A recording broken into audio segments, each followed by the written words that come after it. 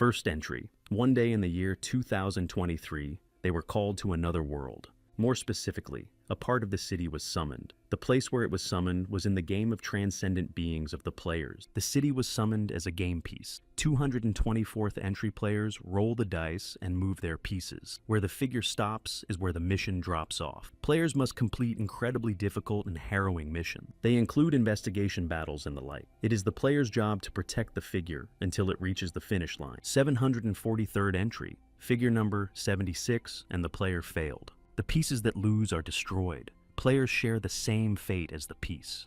It was unknown if the tapes would be released to anyone, but the players hope that others will avoid the same fate as them. The most important rule is not to go against the players. No matter how strong the abilities or weapons are, at the end of the day, players are just pawns. Choi Yul walked over to the figure sitting on the throne and took the notebook lying beside her and opened it. After reading the contents, he threw the notebook on the ground and flew up, thinking he already knew everything. He then flew upward from the small island where the figure was. The spirit next to him gazed at Choi Yul and pointed his spear at him. The spear struck Choi Yul's outstretched arm and broke apart. He then attacked the spirit. There was an explosion and the spirit was thrown back. The players can still be defeated, provided there's a good reference book. Choi Yul decided for himself that he wasn't going to suffer meekly while waiting to die. Before he returns to his world, Choi Yul will be done with the players and this game. That alone would be the finale. The head of the figure sitting on the throne vaporized and the helmet fell to the ground. That day was as ordinary and quiet as any other day. Choi Yul was listening to music on his headphones as he walked down the street. No one expected it to be the last peaceful day in history. Something fell next to Choi Yul's foot and shone a light around him. People around panicked, not knowing what was happening. Some assumed it was a terrorist attack or an earthquake. A cliff formed under Choi Yul's feet. He looked down in surprise. The city appeared as if on a huge colliery standing on a small piece of land. Looking forward, Choi Yul assumed that it was a spatial movement, or a post-world. A gallogram appeared in front of each person. On it was written that the game had started and that it was necessary to roll a die. Looking at the message, Choi Yul didn't realize what the cube was. Suddenly, the girl next to him raised her finger to the sky and shouted that it was there. Everyone raised their head. Above the city, a huge game cube floated in the sky. A message appeared on the gallogram that the 8th piece should go 3 squares forward. The ground beneath my feet began to move. The scrap of earth stood on column number 8. At that moment, Choi Yul realized that they had been called into the game, except that they were not players. The earth stopped. Choi Yul put his hands on the glass that domed the city. He assumed the player was the one who rolled the dice.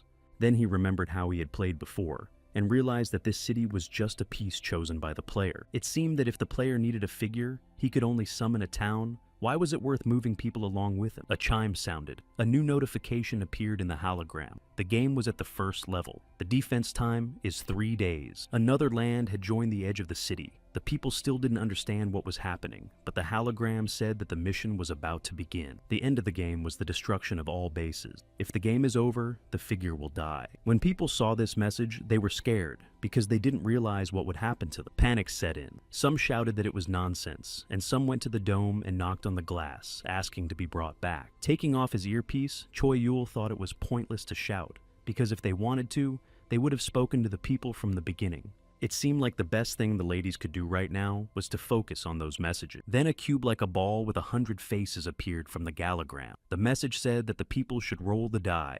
A man standing nearby shouted something approaching. It was clear it wasn't the rescue team. From the forest that joined the city, a horde of monsters ran at the people. When the people saw them, they fled, but the monsters were faster and immediately overtook the last ones to attack them. Behind Choi Yul, a monster appeared behind him, swinging a baton at him. He threw a punch and Choi Yul was thrown forward. That's when it became clear what people are for. They were the troops protecting the figure. People must protect the figures to keep moving toward the goal.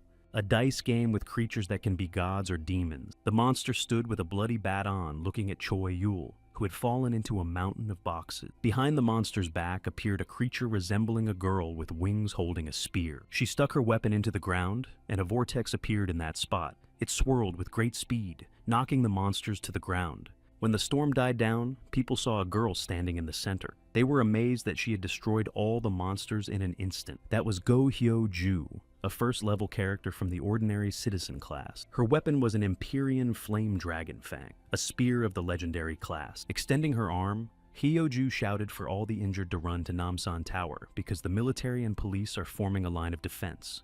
She also asked me to roll the dice as soon as possible. People looked at the ball in her hand and wondered if it was a dice. Hyo-ju explained that if you roll a die, it will turn into equipment according to the number. However, you must retreat if you drop ordinary class equipment, and those with a class higher than magic class must help Hyo-ju. A new wave of monsters rushed towards them. The girl who had gotten the shield shouted that she should do as Hyo-ju said. On that day, people lost their ordinary lives. They began to lead very different lives. On the first day of the new year, countless people lost their lives.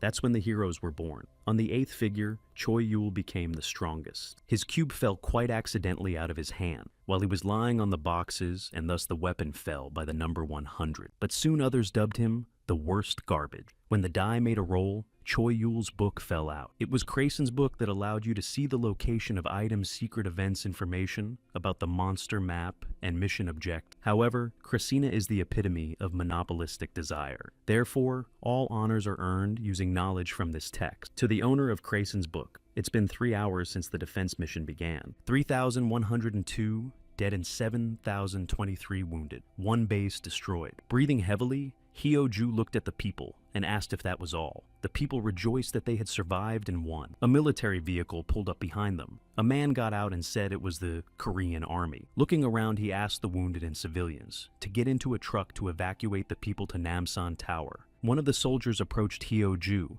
praising her for a good job. Other soldiers helped the wounded get into the truck. Kwon Jae-young told Hyo-ju that because she bought time, the army and police were able to mobilize and were sent to different areas. In response, Hyo-ju asked if it was already over. Jae-young said that the cell phone network and internet are not working, so it's hard to assess the situation. Also, Jae-young said that they are using shortwave radios to keep in touch and will soon be receiving messages from every location. Suddenly, someone shouted no, and Hyo-ju turned around. Jae-young stopped too. With the book open, Choi-yul ran toward them, shouting that this wasn't the end. Blood was running from the wound on his forehead, dripping down to his eye. Choi-yul looked at them and said that the boss would be here soon. Looking at the book, he told me that at least that's what the book said. Choi-yul turned the inside of the book to the interlocutors and said that they could look at it themselves. However, both Hyo-ju and Jae-young replied that they couldn't see anything. To them, the book was completely blank. Turning to Jae-young, Hyo-ju asked if this is a manual that only this guy can read, and he said it must be a reference book. Then Jae-young thought that this item was too powerful because information is the same as strength. Jae-young asked Choi-yul to elaborate because he wanted proof that the contents of the book were true. When Choi-yul opened the book, he read that Helding's helmet was a heroic class item, one of the 6 items Jae-young owned. It was written about Hyo-ju's weapon, that it is a legendary class weapon, and also she likes to sing at Chill Gap Mountain karaoke. After realizing that since the book even contained personal information, Hyo-ju decided that it was true, and Jae-young agreed with her. In that case, there really was still a boss waiting for them. Jae-young picked up the walkie-talkie and said that they had tested the item's capability. He also said he'd contact headquarters, and they'd have to wait a while. Chaeul agreed. Sometimes he thinks about the fact that if this world were a game, he would probably be a character mistake, because the problems of this world are too easy for him. That's why they made him like this. So, it can't get out. It's like the programmer found a bug and isolated it. Someone called out to Choi-yul, and he turned around. It was Jae-young who said that he had received permission from the headquarters. It's a risk for them, but they decided there's no other plan and no time to waste, so they decided to trust Choi-yul's data. Handing the walkie-talkie to Choi-yul, Jae-young asked him to report as much information and countermeasures as possible. Taking the walkie-talkie, Choi clarified his hearing and said that he would now be reporting on the defense mission. In this mission, they must defend the base from an influx of monsters that come every 6 hours. At the end of each wave, a boss comes out. It is a 2-headed ogre that uses melee and magic at the same time. And Choi said that's how they'd win if they defended the base 4 times a day. That's 12 times in 3 days. Choi had all the information on the mission. If they used it and strategized together, they could definitely survive. After that, Choi will look for a way to return to their original world. Looking at his back, Hyo-ju realized that this man was not only thinking about the mission, but also about what would happen next. Now, Choi-yul started. He thought back then he should have double-checked that he couldn't see while he was out. Information about the subject book, Krasen, monopolizes all the honors of those to whom the information was given and into the circle of the knowledgeable. It's not just those who heard the information directly from Choi-yul, but also the people who were passed on by others who heard rumors and stuff. Any information that starts with Choi-yul. Here's what the first wave boss finally came out. When Choi-yul pointed his finger at him, Jae-young raised his weapon. Before Choi-yul could tell Hyo-ju to attack, she jumped up. Jae-young was watching the monster from the fence. The vortex that Hyo-ju used again split the monster into two. The monster was defeated, and Hyo-ju's hair turned golden. Jae-young radioed that the first wave was over. Figure number 8. Total population 193,000. Fictionalized victims of personal gain 176,000 people. 91% of the population was recorded as victims in just one day. This was the beginning of sins that would not end until the last moment of this game. The defense mission is similar to tower defense games. Monsters move towards the bases they need to destroy. Players form an army to stop them. When the monsters came close, Choi-yul said that they should shoot at the monsters with long-range weapons that can hit a large area. While recharging, people should start a second wave of attacks using another ranged weapon. On the first level difficult, monsters have no intelligence. The military shouted that barrage fire was too light and ammunition should be spared. People can make the monsters move in the direction they want. You had to hurt the monsters to get them to split up. And then squads consisting of people with higher levels of equipment will be allowed to destroy these monsters. Choi-yul kept saying over the radio that the military should maintain the same position. Krazen's book knows how to update the current situation in real time as well. Choi-yul just thinks of what he wants to see and turns the page as the information automatically appears. Continuing to stand over the book, Choi-yul gave out instructions. He was sure that he and everyone else would survive. When the operation was over, Jae-young gave orders to the third squad to survey the area. Raising their weapons, the soldiers shouted to eat. At first, the staff commander had the final say after reviewing Choi-yul's suggestions. But now it seemed like Choi-yul himself was in charge. Looking at Choi-yul, Jae-young recalled how he said that that book was just data. Then maybe it's his ability to control an entire city, or maybe it's just another ability in the book. Choi-yul then went to Jae-young and asked him what was wrong. Choi-yul said that it was almost over. In response, Kwon asked if the final wave boss was approaching. When Choi-yu turned around, he waved his hand and said not to worry. In Chai-yul's opinion, Hyo-ju will finish off the boss in one fell swoop. At that time, she was sitting sleeping in the back of the car. The next boss was Billy the Giant. He was very large but lacked combat power. When Hyo-ju woke up, Choi got excited and she asked why they didn't wake her up. Kwon said they had just been left without flares. The truck was trying to get away from the place where the boss was. The giant, in his turn, only growled and tried to swat the truck that was in his way. Seeing the monster strike, Hyo-ju screamed, and Choi replied that this was why they were here, and if they went into the city, the bases would be destroyed at once. The good thing is that the monster is very modded and unstable to any element, so they can win if they just rain attacks on it. When Hyo-ju got out of the car, she said it was just them, but Choi corrected. It wasn't them here, it was just her. Using her weapon, Hyo-ju asked what to do. Opening Choi-yul's book, he read that subjects a grade above heroic have a hidden feature. If certain conditions are met, its form may change, or a hidden skill may be activated. To unlock this feature, they must fulfill these conditions. But this book shows Choi all the conditions for all the subjects. Standing in front of the monster, Hyo-ju asked if Choi-yul was sure. Taking the spear tighter, Hyo-ju said that she really didn't like this idea. Then she stabbed the spear into her stomach, saying that she believed Choi. At that moment, a fist struck the place where she had just stood. When Jae-young saw this, he twitched and cried out, but Choi-yul said she was fine. Then, flashes of red color began to appear around the monster in the ground. All the conditions were met, and now a huge fire dragon appeared above the monster. This was the activation of the hidden skill, Prometheus Fang. Once permission, Hyo-ju can summon the Empyrean Flame Dragon Prometheus. There was a huge explosion at the place where the battle was taking place. If they had used this skill in the city, the damage would have been enormous. In Jae-young's opinion, it was much more dangerous than this skill from Choi-yul's book. When it was over, Choi-yul went over to Hyo-ju to ask if she was okay, but when he touched her, he got burned. There was too much dangerous information in the book, and if used incorrectly, the consequences would be catastrophic. The defense mission was completed, and the hologram notified the residents that those outside the city would be sent back. In addition, the reward would be given to the surviving residents. The total reward was 225 points. Personal rewards were also given out, and afterwards the item store was opened for points. In the healing store, you could heal all damage for 10 points or even restore body parts for 20. Seeing the information about Choi-yul's treatment, he exhaled and thought that the injured would be fine. But suddenly, Choi Hyo Ju and Jae Young had 0 points on their scorecard. The award was cancelled due to the effect of personal gain. However, it turned out that everyone's glasses had been cancelled. Hyo Ju turned to Choi Yul and asked what was going on, but he said he didn't know. Everyone got a new message about the sacrifice of personal gain. During the mission, Seo Yoon Seok and Kang Seung Won stood out. However, first place went to Choi Yul, who had almost 10 billion points. When people saw the list, they were angry with Choi Yul. They immediately rushed to him, asking him why he had so many points. Standing in front of him, Hyo-ju stretched out her arms and asked people to calm down, but the crowd was shouting that he did it on purpose to misappropriate all the points. Looking out from behind Jae-young's shoulder, Choi Yul shouted that he didn't know she had such a feature. Jae-young turned to him and told Choi Yul to calm down, and they needed to heal the injured first. Jae-young also suggested that the glasses could be exchanged or transferred, and maybe Choi Yul would share them between people. Then he added that it was in case Choi Yul didn't do it intentionally. Choi Yul opened his mouth and then immediately agreed. But at the handover, Galagram advised Choi that Christina was refusing to exchange or donate the eyeglasses items. In that case, Choi Yul decided to buy healing items and share them with people, but Christina refused to donate the items or glasses. Throwing the book on the ground, Choi Yul shouted for Hyo-ju to burn it. Hyo-ju took out a spear and held it to the book. It caught fire, and then they threw it away. Choi thought that since they had thrown it away, but he didn't have time to think about it before the book was back in his possession, unharmed.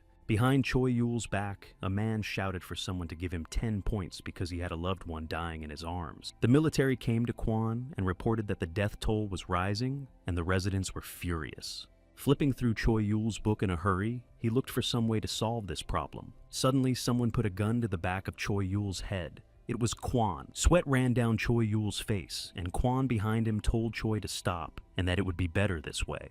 Then Kwon said that Choi Yul had been arrested, but the people demanded that Choi give them all the awards and that he be treated like a fraud. Leaning closer to Choi, Kwon told him to get out of here now and find a way to fix this, and that's the best they can do right now. While the military and Hyo-ju were holding back the angry crowd, Choi Yul had gained a few points of agility. Suddenly, he took off like a rocket into the sky. Kwon remained standing there. When the people saw this, they were even more angry that he had run away. After that, everyone was immediately notified that the next move would begin in 23 hours.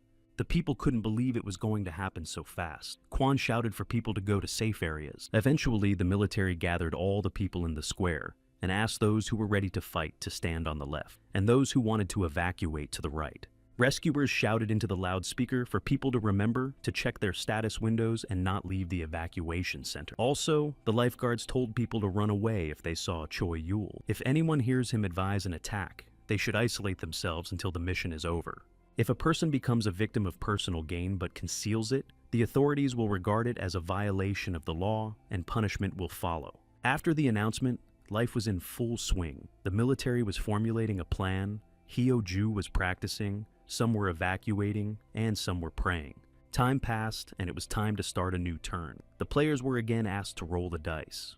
The 8th piece needs to advance 4 squares. Their city stands on the Demon King's seal field. There will be demonic columns that break the seal and column guards. You must destroy all the demonic column. If you don't destroy all the columns in the allotted time, the Demon King will be summoned. The duration of the mission was 5 days. Hyo-ju and Kwon thought that was quite a long time. 3 columns of the first difficulty level have appeared. The first column is a fallen angel wandering in search of his lost destiny. The second pillar is the boss Crazy Brains, a creature that can't stop making things. The more time passes, the better things get. The third pillar was the 3rd level. This made Kwon and Hyo-ju tense. This is Master Sword Goblin Jack, who has reached the pinnacle of martial arts and has undergone a body transformation. He is trying to break the seal of the Demon King. Kwon was radioed that the villagers had begun to attack. The military tried to stop the people, but they were out of control.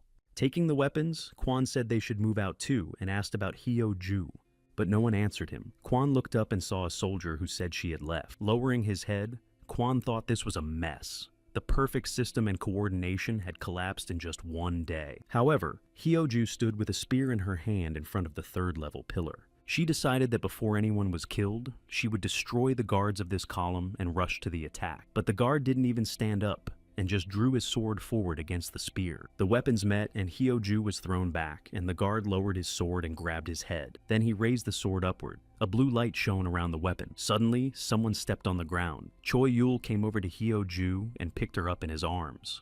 Putting her next to her, Choi Yul asked if she could tell people, and Hyoju asked what. And Choi Yul said that he would use all the people's rewards himself. Hyoju couldn't tell if he was serious or not.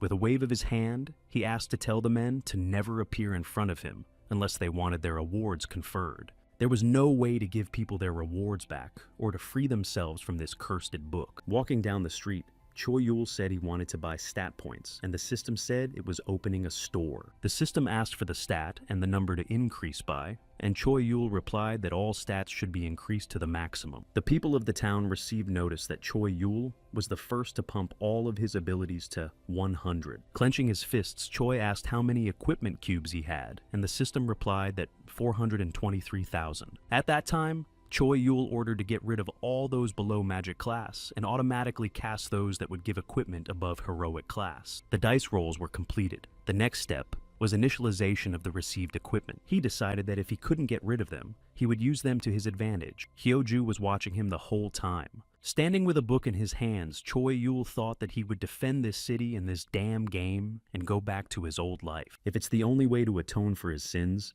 he doesn't care if people treat him badly. Master Sword Goblin Jack, when he notices a strong opponent, smiles and prepares to attack. Turning to Jack, Choi Yul apologized and said he didn't have time to play with him right now. Choi Yul was wearing magic boots and flew upwards and shouted to Jack that he would be back soon and he just had to wait a little longer. Seeing this, Hyoju stood there with her mouth open, not understanding why Choi just walks away. After adjusting his hat, Jack sat down. Hyoju wondered if he was really going to wait. At this time, Choi was jumping like a spider from one building to another. He knew that Goblin Jack wouldn't attack first. In other words, he will not attack you until you attack him. As he approached the other guard, Choi kicked him in the leg. He decided that if Jack was in this situation, he should deal with the other guards first. The people who saw Choi's battle with the guard from far away were not happy that he had come back and spent all their points.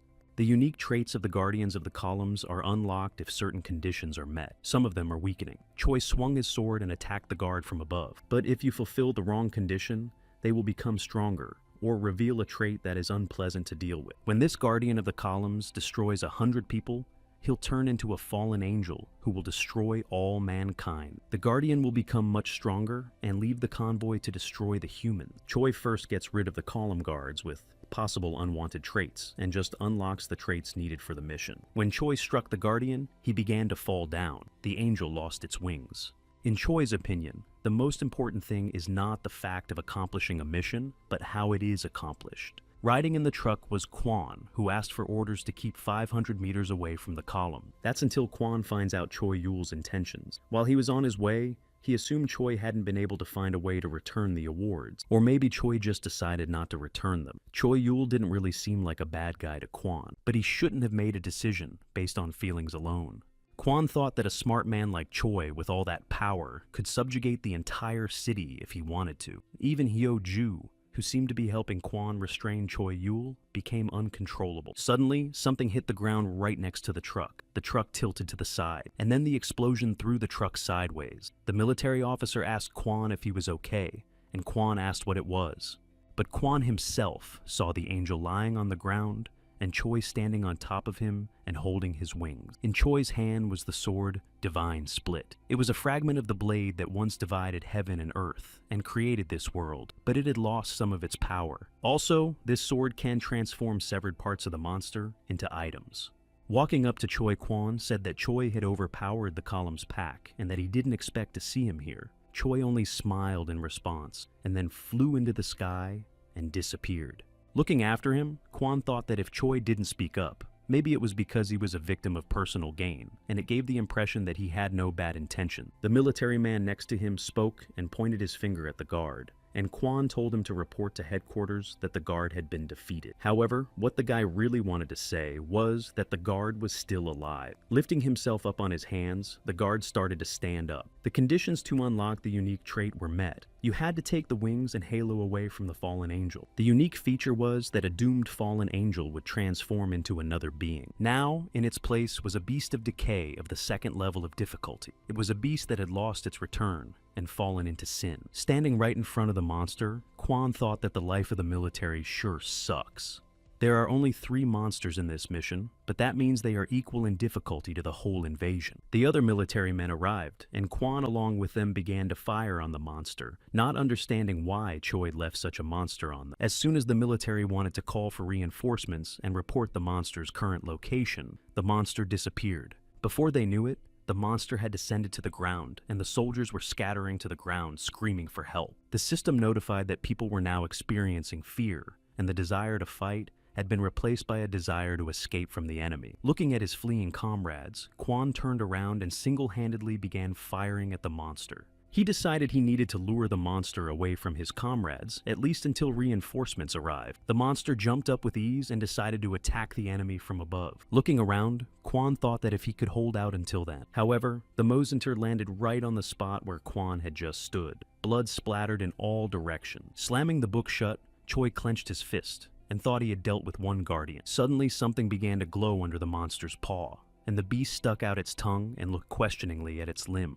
His paw began to burn, and the monster raised it and roared. The dome continued to glow on the ground. The glow was coming from Heldon's helmet. The conditions for activating the hidden skill were met. The conditions were that Quan needed to be on the cusp of dying from a dark-type attack and be the leader of a squad of more than 5 men. Quan's Heldon's ghost skill has been activated. The user is possessed by the ghost of a heretic inquisitor. In addition, the skill was activated for all squad members. A little earlier, the supervisor and Quan had a conversation. Kim Sung asked if they were giving Quan a car, but he was on his own. Quan confirmed these words. Raising his pen, Kim Sung told the Quan that he was brave, and he liked that he had the determination to be straightforward with the battalion commander. Also, Kim Sung said that they have little to no information about the current state of affairs. And in times like these, they need nothing less than a calm observer. Someone who's calm and rational, someone who always looks cool, who is able to make the right decision in an unforeseen situation. A cold, rational observer. Quan gave the order for everyone to go on the attack. Then Kim Sung said that Quan was perfect for them. After defeating the monster, the soldiers shouted that it was in the name of the goddess. From the office, Kim Sung watched the mail where the message came in that the Guardian had won and the leader of the group is Quan Jae-young. Choi, who had seen the news, was glad that he had been right, that the guard had lowered his stamina so much that even Quan's squad had defeated him. Even after decomposition, the monster's stamina remained the same. Looking at Choi's system, thought that while transforming decomposing monsters into new creatures, his progress was gone too. Also, Sergeant Quan was the strongest participant and all the laurels went to him. Looking around, Choi smiled and asked what his interlocutor thought, but Goblin Jack didn't answer him. Choi said it was frustrating not being able to speak, but at least he was listening. Choi sat down and offered the goblin a wager. If he won, he could break the Demon King's seal. At this time, Hyo-ju was fighting the monster anti-human machine MK-05. Dashing like a bullet, he destroyed several monsters at a time. Stopping Hyo-ju, thought that after calling for help, she had arrived at the second column, but there was no end to the monsters. Plus, the monsters keep getting better. Hyo-ju decides that she has to end them before they become even more dangerous. Suddenly, she turned around and shouted that she had to retreat, but people didn't know what she was talking about because they needed glasses too. Striking the monster, the man shouted that he needed the points to save his family, and he wouldn't let them die in vain like last time. Others with crossbows shouted that the guardian of the columns was theirs. It was Arin's crossbow, and the more such items the group had, the higher the attack power. Hyo-ju ran in front of them, attacking the guard. However, the guard repelled the attack. Hyo-ju burned herself with her own fire. Her clothes were burned in places, and her eye was swollen. Turning around to the crossbowmen, Hyo-ju shouted for them to run and hide sooner rather than later. Obedient men rushed out screaming for help. The monster standing in front of Hyo-ju detected the risk factor in her face and started scanning her. The scanning had been completed, and now the monster had improved to anti-Hyo-ju machine. Seeing that the monster was making another new car, Hyo-ju decided that he had to be stopped. But from behind, a new horde of monsters came at her. When Hyo-ju turned around, she realized that they were aiming at her. However, it was even better for her. When Hyo-ju used her powers, she started a fire, and all the monsters were thrown back. Standing in front of the boss monster, Hyoju yelled for all the other people to move back as quickly as possible. In panic, the people rushed back. Hyoju flew up to attack the column from high above. Then there was a huge explosion. The shockwave threw people off. Someone shouted that this girl was going to kill them all. Standing in front of the pillar, Hyoju sighed and thought that this other world was not so simple. There's a new monster that the Guardian created. Anti-Hyoju is a second-level machine. It has invulnerability to fire. Instantly, the monster was behind her back. Before Hyoju could take her spear, the monster struck her. While flying, Hyoju noticed someone attacking the guard and realized it was Choi Yul. Suddenly, Choi stood on guard. Hyoju didn't understand what he was doing. The walking monster Anti-Hyoju reported that the target was lost, but he had detected footprints and started tracking. Choi Yul fulfilled the condition for unlocking the characterization is the destruction of the host's insane brain. Now monster production will not stop until the main target is destroyed. A huge circle resembling a saucer appeared in the sky. On the roof of the building, Choi Yul was watching it. He thought about the fact that the destruction of the base had taken longer than expected, and too many people hid out of fear. First column. As they fired on the column, people shouted at each other that it was too strong and they didn't have enough firepower. The second column. The robot monsters were advancing and the people were shouting that the wounded should move back, and if they died, it was the end. 3 military trucks came from the forest. Quan thought he could easily get rid of them all, but it was pointless. He thought that in order to win for the rest of the game, and not just in this mission, the whole town would have to become stronger. Initially, this requires finding a capable commander and champion. Hyoju, who was lying on the ground, opened her eyes and realized that she was alive. When she got up, she saw a man nearby and asked him if he had saved her. But silence came in response. Jack the Goblin stood beside her. When she realized it was a monster, she screamed, but suddenly the Goblin told her to shut up. When Hyoju heard that, she was surprised at first, and then yelled that he was talking. And Jack replied that he had taken care of her wounds, and they didn't have much time, so they should get started right away. Jack said that Choi Yul saying to meet a great teacher after a defeat and become stronger is a cliché. The monster that had been searching for Hyoju had finally found its target. The distance to the target was 325 meters. After marking the window, the monster set about eliminating it. With his fist, he wanted to blow up the house. But suddenly his hand was grabbed by Choi Yul and laughed, saying that the monster had fallen for it again. In his other hand, Choi Yul had a blocker in the form of a crazy brain that disoriented monsters with the attribute. The monster once again locked onto the target in Hyoju's face. Then an explosion from the monster's attack rang out in the building.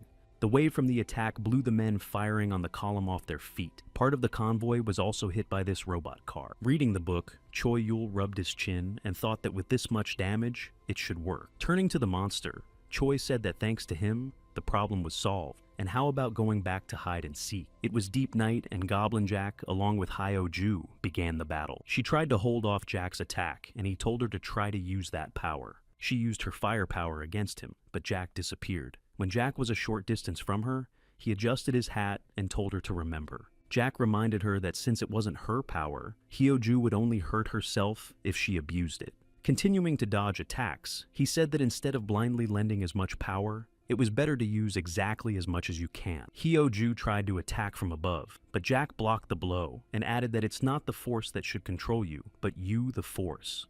Exhausted, Hyoju sat down. She asked Choi Yul, breathing heavily and pausing intermittently, if she could beat that robot.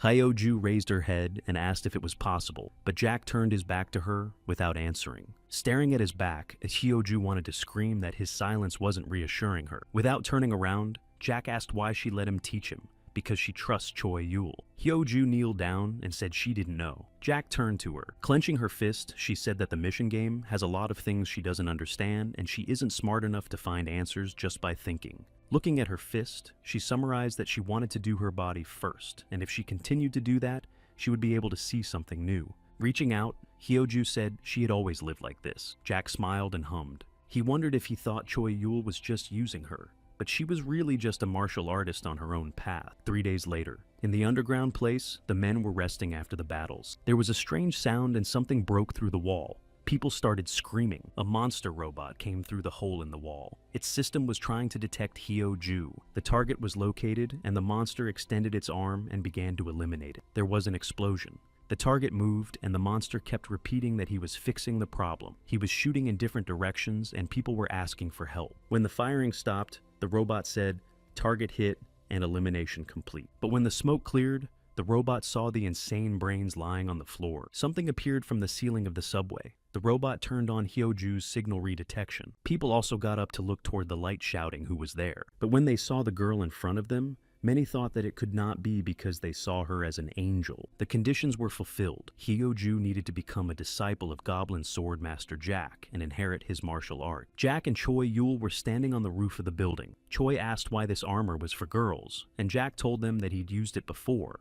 When Choi Yul saw that there was an explosion, he asked what the odds were, and Jack said 50-50. Meanwhile, a battle was going on in the tunnel. It seemed that this metal bastard might be Hyoju's sworn enemy. However, Jack realized that she had now inherited his martial art. If the seed Jack planted blooms in time, that crazy bastard won't be a problem for her anymore. 3 days, 15 hours, and 34 minutes from the start of the mission. The first convoy has been destroyed. 3 days, 17 hours and 21 minutes since the mission began. The Guardian of the second column has been destroyed. 3 days, 21 hours and 1 minute since the mission began. The special monster AGM has been defeated. 4 days, 0 hours and 3 minutes since the mission began. Quan was already pretty hurt, and most of the residents went back to playing. At the head of the army was Hyoju. 4 days, 3 hours and 44 minutes from the start of the mission. Second convoy destroyed. At that moment, people thought they could do it. They were able to accomplish the first mission without Choi Yul's help. That's what people were thinking while Choi Yul was reading a book. Next to him stood Jack, who said that since his student had won, he would fulfill his promise. In the evacuee camp, food was distributed, and the military shouted for everyone to come up for their portion. Quan was told over the radio that he had been sent to survey the area and had returned as a general. Quan apologized, and the man asked if an apology was appropriate. Kim Sung then told Quan to provide protection for his wounded and to mind his own business, while Kim Sung took responsibility. Kim Sung also said that he would promote Quan if he did well, but Quan said he didn't need it. Hyoju walked up to Quan from behind and waved her hand to tell him that it was time to go. In response, Quan asked if she was sure everything would be okay, and Hyoju said she had already promised her master. As Quan walked, he wondered if he could win, a third-level monster that even Hyoju couldn't beat. And many will die, regardless of the outcome. Quan also wondered what Choi Yul was thinking. As Hyoju approached the UFO in the sky, she saw something moving and realized it was Choi Yul. With a fist, Choi struck the flying saucer. The Demon King's seal was shattered. When Quan and Hyoju saw this, they opened their eyes. The system notified everyone that the mission objective had been changed. Many angel-like creatures flew out of the seal. Now the goal is to destroy the Demon King. The end of the game will be in case of failure. A lot of people again didn't understand why Choi Yul was doing this, and grabbed their heads and shouted that he was a psychotic bastard. Sweat broke out on Quan and Hyoju's faces. They didn't know what Choi was thinking when he did it either. Jack was still standing on the roof of the building. He didn't expect Choi Yul to actually do it either. Pulling out his sword, Jack thought a lot of interesting people had shown up this time. With his sword, Jack flew upward toward those creatures and slaughtered them all almost immediately. Looking at Hyoju, Jack said that it's a gift and homework he's leaving to his pupil, so she should make an effort. Meanwhile, Choi was running around with the halo of a fallen angel. He protects the character in the demon realm and in hell. Approaching the unknown creature, Choi Yul said that getting here was easier than he thought. Walking closer, Choi Yul called out to Mr. Demon King, "Hey you!" Then he asked if this mister might be familiar with the Demon King of Krasen's personal favor. Turning around, the monster growled. Turning around, the monster said that he had never listened to Krasen's name before, but he was interested in how the man got into hell. In front of Choi stood the Demon King of Power, Ktumbaba, of the 6th level of complexity, who absorbs the flesh and bones of the opponent he destroys. Closing his eyes, Choi Yul pondered and said that he thought the Demon Kings were interacting with each other. Turning around, Choi Yul reported that he was out of luck, and apparently it would take some time. Leaving, Choi Yul apologized for distracting Tom Bob from his meal, and told him that his opponent was on his way, and would have to wait a bit. However, Kitumbaba swung his huge arm, and saying it was rather awkward, tried to strike, but only scratched the ground. And then Jack appeared, holding his hat as usual. He looked up and saw something. Kitumbaba began to self-destruct after an attempted attack. Blood was spurting all around. Turning to him, Choi Yul said that his instincts told him that it was against the rules. Standing with bloody paws, Katumbaba asked how this could happen. Waving his hands, Choi Yul replied that it was just a misunderstanding, and he swears. However, Katumbaba had already become enraged and was applying his skills with a shout asking how dare the pathetic little man. Looking at Jack Choi, Yul asked if he wanted to switch with him, but Jack said he could, but watching Katumbaba attack Choi Yul, Jack finished by saying that he doesn't think the opponent wishes it. Getting punched in the face, Choi Yul mentally laughed and thought that things had gone downhill at the last minute. If Goblin Jack fights Katumbaba one-on-one, the hidden event of the martial arts master's fate will be fulfilled. Eventually, he will seek joint destruction with Katumbaba. When this happens, the rewards for completion should increase dramatically, and all residents will get a bunch of points. From the impact, Choi Yul fell to the ground. He was wearing an Inheria jacket that regenerates automatically. Choi Yul then decided that there was nothing to be done, and he would just wait for people to accumulate hunting points and finish everything before anyone died. After Jack defeated the angels, Quan ordered the evacuation of the people inside. The military themselves continued to fire on the angelic angels. Quan warned his comrades not to let the monsters get close. These monsters don't have much fighting power, but there are too many of them. It was clear that the defense would not last long, and Choi Yul became the enemy of an entire city just for breaking the king's seal. The people in the car shouted to Hyo-ju that there was a shelter with a signal for help, and she immediately rushed in that direction. Hyo-ju took to the air and quickly attacked the monsters. When some of the enemies were defeated, she descended to the ground and called the wounded to her. One of the guys was walking holding his wound and saying that if Psycho Choi Yul hadn't opened the seal, they would have already accomplished the mission. A girl came up to Hyo-ju and asked if she would really ignore it. Hyo-ju took a deep breath. It was Kang-ji. She said she thought Hyo-ju was going to tear up when she heard her boyfriend being badmouthed. Kang-ju turned to her and exclaimed who said he was her boyfriend, but Kang-ju said she didn't care and let it be as she said. Ju then snickered and repeated that he wasn't her boyfriend and threw Hyo-ju some kind of package. As they left, Kang-ju explained what it was for saving her hide and thanked them for getting them to a safe zone. Turning the package over, Hyo-ju saw only one tiny half. In hell, Juk came forward and raised his sword, telling the young man to step back. Choi Yul wanted to say something, and Jack looked back and asked him if he was starting to like him. When Jack went for the demon, Choi Yul held out his hand and thought he was even kind of sorry. Covering Choi Yul's face with his hand, he thought that even if he had more time, he would feel too guilty. The system notified Choi Yul that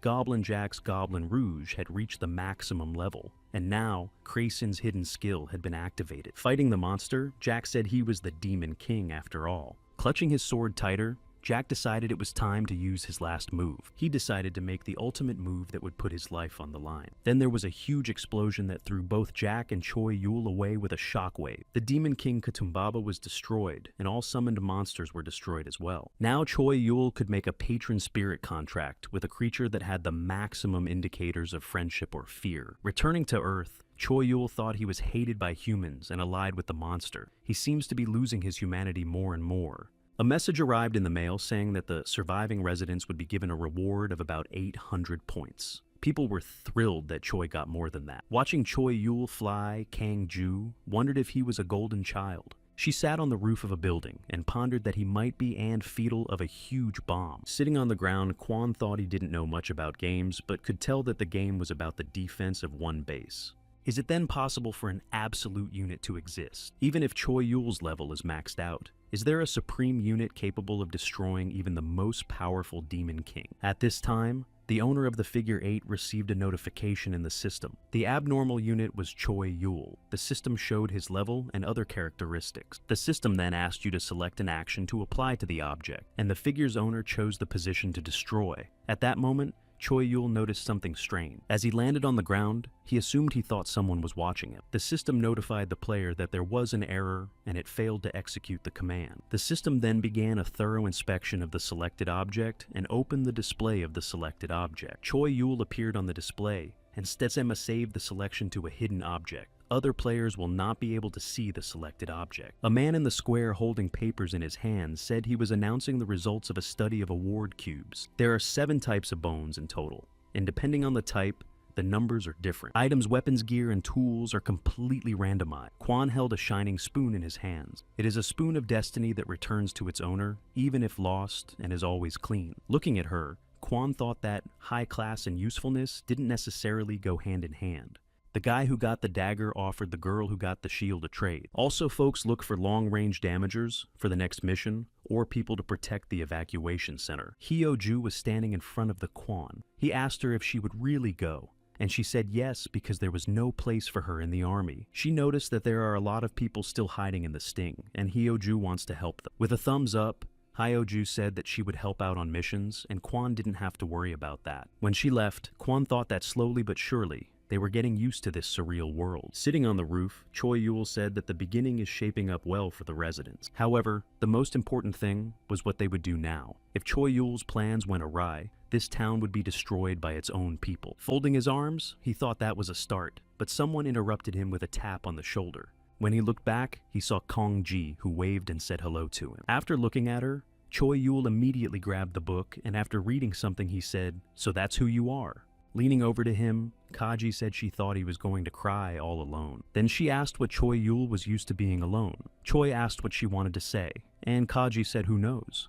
Then she said she couldn't make it tonight, and she'd have to do it again. Not understanding what she meant, Kim Jun asked why she had come in the first place. Leaning toward him again, Kaji asked if he couldn't see it in his little book. Choi Yul replied that consciousness was not part of the data. Unwinding the rope, Kang Ji said it was nice. Finally, she said that she just wanted to look at. Jumping down, Kang Ji added to look at the idiot who had the opportunity to sweep the entire city under his feet, but took the hard way. Choi Yul rushed to the edge with a shriek, but Kang Ji was already gone. Evening came, and all residents were notified that the city's experience had improved to level 1, and living conditions were improving as well. When Hyoju picked up her phone, she saw that there was a new option to add a friend or browse, and she could also call or text. The city's infrastructure has also partially started to recover. Still sitting on Choi Yul's rooftop, he read that the more points residents spent, the more experience the city gained. After scratching his head, Choi Yul realized that the points he used didn't affect the experience of the city. Looking at the book, Choi wondered then where his glasses had gone. A question arose in Choi Yul's mind whether or not it was worth it to continue using this book. Kwon now had a junior lieutenant's badge.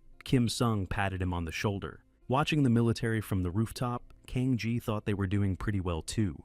Kang Ji thought about where she should go to make herself comfortable. Standing on the rooftop where the two unconscious soldiers who had been guarding the cubes before were sitting, Kang Ji thought she was a fragile resident in a city full of dangers. A new move has begun. Choi Yul was trapped in the space of the Gold God's trap. The God of Gold has taken over the city, and if his demands are not met, the game will be over. God's greed level was level 2, and there were 4 cards in total. The mission would take 2 weeks.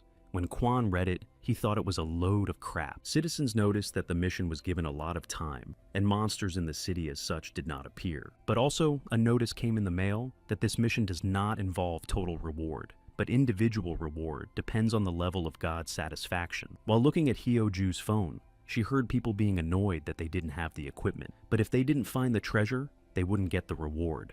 In Hyoju's opinion, there was a lot of detail in this mission. She decided to skip it and move on for now. Taking the spear, Hyoju flew upwards. This was done to see the entire mission map with your own eyes. Looking at Choi Yul's city, he smiled and thought that their player was very lucky when it came to dice. If all goes well, this mission will complete the first phase of the city's development plan. Until then, Choi Yul will use Krasen's book, but suddenly, a hand appeared from the book, holding a sword which it plunged into Choi Yul's chest. However, after a second, everything disappeared. Looking at his hands, Choi Yul didn't realize what was happening, because he had just seen a sword. A pain appeared in his chest, and Choi Yul clutched his heart with clenched teeth. The system notified Choi that this is the Demon King's punishment, and he is scolded about Choi's laziness. Until the user performs the sacrifice of sacrifice, he will experience immense pain, and his health will constantly decrease. If the health indicator reaches 0, and the sacrifice is not made, the user will die, and Kraten's book will choose a new owner. Sector A, Jungle. The group approached a cave, and a man with his finger outstretched shouted that there was a dungeon. Another thought it was not yet registered. Folding his arms, the man said it was fine, because the dungeon was theirs. The young man next to him clarified that they would be all right, and said that if they reported him to the army, they would each earn 50 points. Pulling out a weapon, the man asked what the guy would do with such a small thing. His sword is the Black Flame Dragon. Raising his sword, the man shouted that now that they are in another world, they need to make history. The leader's name is Kang Do-yop. A strange silhouette appeared inside the cave. Kang Do-yop told the others that something was approaching. He assumed it was a monster shapeshifter, and the young man noted that the monster's behavior was rather predictable. After all, they had already attacked squad leaders and guild leaders. This group believed that the whole world was just a playground for them. However, Choi came out of the cave. The participants were shocked, and Choi Yul shouted that the boss was a cripple. He kept shouting that the boss uses poison and antidote is mandatory, and also in the dungeon, there is a hidden room but he was not allowed to finish. Back at the apartment, Kang-do pounded the table and shouted that he couldn't believe they had fallen victim to personal gain on the first day of the mission. Continuing to shout, he asked if this was fair, and they were obligated to do something about it. And the young man asked what they could do against a max-level guy, and with mythic-class weapons, and suggested they just forget this mission. In this isolation camp for victims of personal gain, a girl approached the squad and asked where Choi Yul got them. The guy replied that it was in the jungle area. Another girl with her Choi caught in the canyon. On the other hand, a man said that Choi Yul looked like the devil and was told that this was Choi's true appearance. Choi also told this guy to bring him more victims of personal gain, and the guy almost crapped his pants.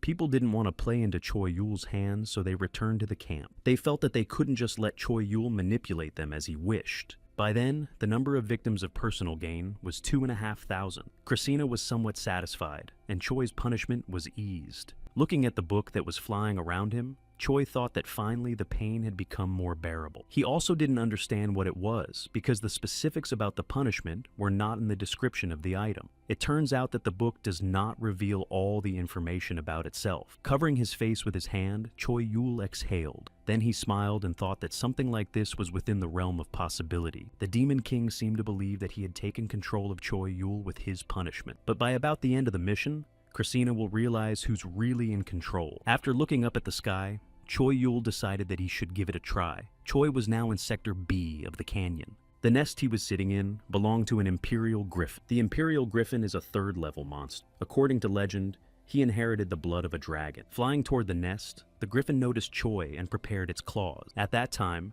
Hyoju was fighting a stone troll. It is a level 2 monster that has evolved to adapt to the living conditions of the canyon. Closing her eyes, Hyoju remembered that strength wasn't meant to be controlled. Jack said to, instead, let it flow and choose its own path. After defeating the troll, Hyoju landed on the ground and mentally thanked the master. Clenching her fist, Hyoju said that the student had become a little stronger. Next to her, Kang-ji was rummaging in the trunk, and Hyoju heard her mumbling and looked around. Then Hyoju said hello to Ms. Kang-ji, and she said she could be on a first-name basis with her. Relieved, Hyoju asked why she was following her and called her a bitch. Kang-ji said that she would make a profit from Hyoju's findings. Kang-ji said it so proudly that Hyoju didn't even know how to answer her. Kang-ji walked forward and, noticing her friend standing still, asked if she would leave a weak resident in this dangerous place. Taking out her phone, Hyoju exhaled and asked Kang-ji to wait for a moment. Through a message, Hyoju sent the coordinates of the treasure to her uncle. The girls didn't even notice another troll watching them from above. But Hyoju noticed that Kang-ji's bag was small, considering she had been following her around all day. Kang-ji replied that quality is more important than quantity. However, Hyoju said that Kang-ji can't judge the treasure until she brings it back to the city and has it appraised. To this, Kang-ji replied that that's why you have to choose something that makes you think this is it. But Hyoju asked how she knows what it is. Turning around, Kang-ji replied that, with her eyes, and put her finger to her lips. Stopping, Hyoju opened her mouth and thought she was a bit of a weirdo, but cool. As she continued walking, Kang-ji asked, what about her friends? And Hyoju said that she got rid of the monsters on the way here. In response, Kang-ji clarified if Hyoju really didn't know anything, and the girl responded with a questioning hum. Turning around again, Kang-ji revealed that it wasn't the monsters that were the enemies on this mission, and furthermore, it wasn't a mission like a treasure hunt. According to Kang-ji, there will be a full-scale individual fight, for there is no common reward. A treasure can only be claimed after an appraisal has been made. Then someone will get the idea that it's easier to attack humans than monsters. At a city motel in one of the rooms, police and investigators were determining the circumstances of the crime. A man came into the room, and the policeman said the detective had finally arrived. When Seo Eun Seok entered the room, he rubbed his neck and asked if it was a case of stealing the treasure. Kang Do-shik walked in next to him. The policeman reported that he must have suddenly lost consciousness while evaluating the treasure and then woke up without it. Seo Yoon replied that they should have given the treasure to the god of gold right away. Kang Do sat down on the bed and agreed,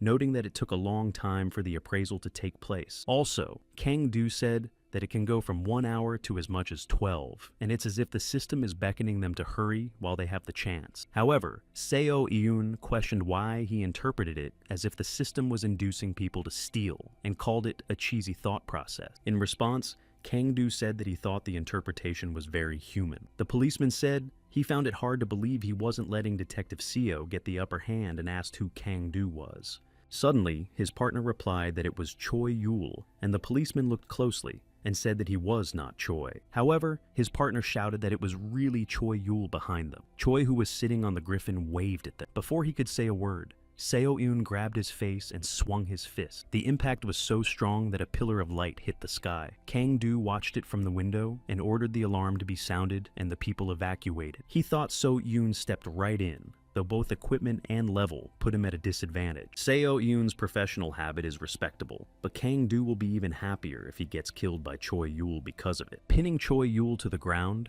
Seo Eun thought that he didn't even dodge or look even a little surprised. The whole town was notified that Choi Yul had just been seen and detained, but someone thought that Choi Yul had such a plan. The men grabbed their weapons, shouting for the others to grab their gear too, because this was their chance. The people wanted to earn as much as they could while Choi Yul was gone. They wanted to get their hands on the treasure. Sector A, Village of Jungle Goblins. There was a battle going on between the humans and the monsters. Raising his axe upwards, Hwang Min-woo informed his partner that the area was clear. As Hwang looked at the fleeing goblins, he thought that it had always been his duty to keep order. His partner was Lee Woo-jin. He used the bow of Elferan's pride against these goblins. They missed one of the goblins, and Hwang said they should have used a different weapon, and Lee Woo replied that a bow and arrow was fine. The last goblin was also defeated. Park Sung-gyu took him down. Sitting in a tree, he said they were idiots for running 10 laps around the range as soon as they got back. A voice sounded in Hwang's earpiece, informing him that the squad was finished with the outer territory. Kwon reported that his squad was almost finished as well. However, a goblin with a crown on his head stood in front of him. Golan laughed and said that their god would soon descend upon them, and once he appeared, no one could escape destruction. Turning to the military, the goblin said that their end was as obvious as trees to a forest. Extending his arm, Kwon's comrade used the explosion ring that allows him to use magic explosion and a recharge time of 30 minutes. The name of the owner of this ring is Kim Kwang-soo. He is an ordinary resident of the 3rd level. There was an explosion. Kwon said that attacking during transformation or summoning is cheating, but they are soldiers, not anime characters. Meanwhile, Hwang had broken into a hut. A subordinate came up to him and informed him that the target had been located. There were 18 citizens in this cabin who were reported missing. Most of them are injured, so they need reinforcements. At the military command headquarters, Kim Sung told the others that he's sending reinforcements. He also told me that the construction team would be arriving as well. The plan was to make this goblin village their outpost. Smiling, Kim Sung said he heard Choi Yul get caught and clarified if Kwon knew what he was planning, but Kwon said he didn't. It wasn't the data in Krasen's book that scared the military, but Choi Yul's brain that absorbs it and knows exactly what to do with it. It's hard to predict the actions of such a person, but they can be sure of one thing: Choi Yul is not their enemy. There was a griffin sleeping in the headquarters parking lot. The staff was puzzled. Meanwhile, Choi Yul was eating soup. Kang-do came up to him and said that apparently even a top-level person like him could get hungry. Through a stuffed mouth, Choi replied, "Aha," and Seo Yoon asked, "Are they seriously chatting?" Folding his arms, Seo Yoon told Choi that he was now a criminal as well as a crook robber and worse. Picking up the spoon, Choi Yul cheerfully said that he acknowledged everything and it was all him. With a smile, Seo Yoon said that he had been working in this field for 20 years, and just a glance at the criminal would be enough for him. Suddenly, Seo Yoon said that Choi Yul wasn't a bad guy. Choi suddenly stopped chewing his food, and Seo Yoon said that everything that happened to him was an accident. Walking up to Choi Kang-do, said that this was the perfect situation for the Good Samaritan law. Smiling, Seo Yoon said, well, that Choi Yul has given up, and he will try to change people's mistaken opinion about him. After finishing his soup, Choi Yul put his hand on the table and replied that he didn't come here for help. Suddenly, a coworker walked into their room and yelled to the detective that they had breaking news. He said there had been an attack and the perpetrator had good equipment, so there was difficulty in arresting him, but they were short of men. After leaving the headquarters, Seo Yoon and Kang-do got on a bus and rushed to the scene of the crime. Kang-do turned around and said that when it came to a mission without a common reward, he believed that cooperation was out of the question. It was meant to be from the beginning. Chaos for a new order corresponding to a new world and a new power. Seo Yoon, who was sitting in front, told Kong-do that he had an attitude like a shithead and advised him to think like a sane person. Putting on the gloves, Seo Yoon said that he doesn't understand the ins and outs of the other world. After stretching his arms, Seo Yoon realized that they were still human beings, whether they were from another world or any other. Arresting those who don't want to behave like human beings is his, or rather, the only mission of a policeman. Taking the criminal to the ground, Seo Yoon said he was arrested for robbery, assault, and attempting to take a man's life. Smiling, Seo Yoon added that if the perpetrator resisted, he would have a hard time, and asked what the man would do. Looking at the huge Seo Yoon, the criminal replied hesitatingly that he was giving up. Seo Yoon grabbed him by the scruff of the neck and led him to board the bus. Turning to him, Kang-do remarked that earthly laws no longer made sense and offered to work together to become the kings of this city. Seo Yoon closed his eyes and said, "That's why he keeps Kang-do around, because he's the most dangerous guy in town." Hearing this, Kang-do thought that he would have agreed with Seo Yoon before. However, Kang-do couldn't know what Choi Yul had in mind. After all, surrendering in front of the public just a day after starting the mission. Smiling, Kang-do said that they would be very busy now, and Seo Yoon clarified why. And Kang-do replied that since Choi Yul was arrested, it's a great chance for people to get into trouble. Seo Eun responded by saying that it would be a mess, but he didn't think that Choi Yul had planned it in advance. But what happens next? People will start hiding from Choi Yul again, as soon as the next mission begins. Sitting in his cell, Choi Yul smiled and thought that all he had to do now was to be patient. Choi Yul then took out a test tube that contained a hair of the Monkey King's tail that can create the user's alter ego. After Choi accepted it, then another Choi Yul appeared in front of him. Putting on the mantle of the unknowing Choi told his twin to be a good substitute. Walking away, he turned around and ordered to hold out without getting caught for as long as possible. Another door opened and the policeman shouted to the doppelganger why it was taking so long and ordered him out. But when the doppelganger turned around, the guy got scared and thought that Choi Yul wanted to make him a victim for personal gain. Behind the policeman stood several colleagues, and he told Choi that they intended to be responsible for him, regardless of his actions. The doppelganger came out and told them to go to the special isolation room that he had heard they had prepared especially for him. At this time in the parking lot, the griffin sensed something and flew upward. The staff who were watching him didn't understand what had happened, and one of them thought they should have taken a picture. Sure enough, Choi Yul, who had come out of his confinement, was going about his business and watching something on the system. Flipping through the book, he saw that the residents had begun to act and thought that the first stage had been a success. And then he decided it was safe to move on to the next stage. In the nigga in front of him was a treasure map. 4 days since the mission began, the inhabitants are divided into 2 camps. The adventurers who venture out of town on a treasure hunt, and guards to keep an eye on what's going on inside the city. Role was free to choose. There were a lot of ads going around town recruiting for one group or another. The inhabitants unable to fight have found their way to survive. This mission seems to be going smoothly. An outpost in the jungle sector, this place was formerly a goblin village. Kwon watched the outpost from the balcony. He reflected on the fact that they had built an outpost of this scale in only 2 days. If those with such power united together, Kwon thought they could easily accomplish the mission. But Kwon remembered the words of Kim Sung, who said that the situation in the city was not good right now. Treasure-related crimes are on the rise, including fraud, pickpocketing, and robbery. The police are trying to do their best, but it's difficult. They don't have enough men or equipment. Kwon asked Kim Sung if the army would make any moves, but he said it was dangerous. In the history of mankind, according to Kim Sung, nothing good has ever come of the army acting as a police force. He also said that, until the police request help officially, they will do what they have to do. Even if there is a request for help, they will only maintain a stance of support for the police. The military can't take over public order functions. Kwon knew that even if the world was changing, people weren't. There was a man in town in an alleyway taunting another man. He said that if they combined like this, it would make such a poison. In the palm of his hand was the missing magic pearl discarded by Imuji, who had worked hard to become a dragon. This gem can create and control various poisons. The more it is used, the stronger the effect becomes. This stranger was completely classified. When the torture was stopped, he smiled and said he would not torture him again. Looking at the pearl, he said he had many more poison combinations he wanted to try. The man on the ground shouted for the stranger to stop saying he would give up all the treasure he had. Holding out his hand, the stranger smiled and replied that adults always say that, but to him, this experience was the greatest treasure. The torment began again. The man screamed and a monster appeared in the stranger's place.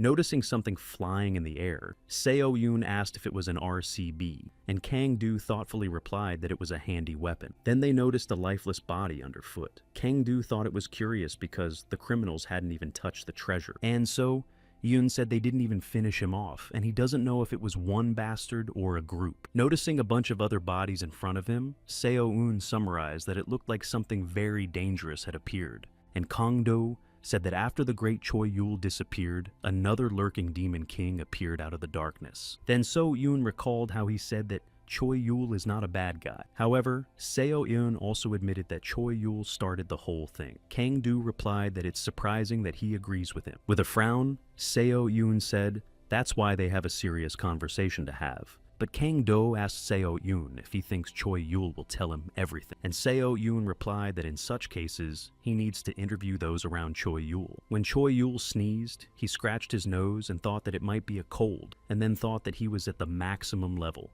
Looking at the satisfaction level of the god, Choi-yul thought that it wasn't much even considering the treasures that were still being evaluated. Flying into the desert sector, Choi-yul thought that there was nothing that could be done. The griffin was barely breathing when Choi-yul arrived where he needed to go. He waved to the griffin and said that he would be back soon, so he could rest. After all, no matter how hard the residents try, Choi-yul has already taken all the valuable treasures. Choi-yul came over and told him to eat more and grow up faster, his own god of gold. Two corporals and a private stood in front of Kwon. They cried and asked the commander to give them the rest, and Kwon replied that he's only going there to report Choi-yul, and they don't need to be so dramatic. As Kwon drove away, the military shouted for him to bring them ice cream and something else to eat. Kwon sighed heavily. Glancing after him, the military saw that Kwon had traveled far enough away and decided it was party time. Sergeant Park Seung-gyu was watching them. With his hands folded, he thought that one day was enough, and the time for a large-scale dungeon raid was almost here. The soldiers came up to him and danced, but Park Sung was worried about the commander because he was all alone. But his comrades kept shouting to bring the alcohol they had hidden, to have a real battle party. Several punches flew at Choi-yul with such force that he even fell down. In front of him stood the goblin Jack, who informed him that he had hit the pain points, and now it shouldn't be so bad. Jumping up, Choi started waving his arms and thanking Jack. However, Jack said it would only dull the pain, not stop it. Choi-yul replied that it was enough. Jack just accepted the fact that he was one of the four lords as if it were something ordinary. And Choi-yul wants to know a lot of things, but he'll ask questions after things settle down a bit. Meanwhile, with Sergeant Kwon in town, it's time to loot the empty houses in the jungle sector. Suddenly, Kwon twitched and turned to Private Sekyungmin. He asked what was wrong, and Kwon loaded his weapon and ordered the car to turn around, saying it was an ambush. At that moment, there was an explosion near the car. They were attacked by two men. They drank a mana potion and used a rod of low magic to attack. Looking up, Kwon thought they were crazy to be attacking the military. Leafing through the system, Kwon thought that if they retaliated against the civilians, there would be chaos. And Kwon asked if the private would be able to evade the attacks until reinforcements arrived. The private said he could. As they drove, Kwon thought that the crime rate in the city was worse than he had imagined. The strong men have left the city, leaving only police and civilians. It's the perfect environment for criminals. Kwon also thought that if really strong villains appeared now, the city would turn into the most dangerous place of all in an instant. Suddenly, the private shouted that an obviously very oopsinous-looking man was chasing them. The shadow was catching up to the car, and the private was yelling that it was too fast. At that moment, Choi-yul was fighting a level 3 abyss monster lizard. Then Choi's attack exploded, and he thought that the pain point technique was really good. Resting his sword on Choi-yul's shoulder, he came to the conclusion that his body felt much lighter. Jack came over to him and told Choi-yul not to overdo it. Looking at the gate, Jack said that the aura of this mesa is similar to that of the demon realm, and all demons are stronger being there. Raising his hand, Choi-yul looked at it and remembered that the demon king was also a devil, and his strength would be the same. Clenching his fist, Choi-yul realized that the demon king's punishment would be more powerful. Therefore, he would like to hurry up and leave this place along with the treasure. Taking the mask, Choi said that satisfying the god of gold isn't the most important thing. It's just the easiest way to accomplish the mission. It also meant that he would get the minimum number of awards, but Choi wanted to get the opposite as much as possible. Second Lieutenant Kwon and Hyo-ju and the chaos in the city right now. They're all part of Choi-yul's plan to collect said awards. The private kept trying to get away, stepping on the gas. Kwon was sitting next to him, examining an object. Kwon's mind flashed back to the time he'd asked Kim Sung what it was, pointing to the box. He said it was a gift in honor of his promotion. He said he got it as a reward for the mission, but thought Kwon needed it more. He also said that he had also provided Kwon's subordinates with good equipment. When Kwon took the box and stood in front of him, Kim Sung asked if she wanted anything else. And Kwon replied that he just couldn't get used to the fact that the army was well funded. The object in Kwon's hand was an instant cover. This item creates a safety zone of 3 meters and an effective time of 3 minutes. Suddenly, Kwon told the private to stop saying that they would have an accident if they acted rashly. A man jumped on the hood of the car. The private screamed, and Kwon took aim. This masked stranger addressed Kwon, calling him Mr. Military. Then the black shadow that had caught up with them began to condense towards where the man was sitting. Grabbing Kwon's neck, the private shouted that it was melting and begged for help, and Kwon pondered whether it was corrosive fog or poison. He didn't know exactly what it was, but it was clear that it had a wide range and was dangerous. Thinking that he needed to worry about his own survival right now, Kwon looked at the object that had cracked. Then Kwon said he could surrender if the stranger would listen to their condition. The stranger put his hand on the glass and mumbled questioningly. Folding his arms, Kwon offered the appointee to volunteer to be his subordinate, because he sees that he's out of his mind and he'll make him human. Smiling, the stranger said Mr. Soldier had just stepped over the line. The private shouted why Kwon continued, and he replied to create a gap for reinforcements. Then a hurricane came up, and the stranger rose into the air. With a cluck, the stranger wondered if he had been playing around. He tried to use the pearl, but he couldn't control the smoke because of the wind. He didn't know who was doing it, but his opponent's compatibility with him was complete shit. After that, the stranger picked up a slingshot called the Giant Slayer. It's the weapon of the little boy who slayed the giant. Taking aim at his opponent, the stranger thought he liked it. Looking up, Seo-eun thought that the stranger wasn't a child why he had taken the slingshot, but Kwon had already swept him off his feet. The laser hit the spot where Seo-eun was standing. He and Kwon fell to the ground together.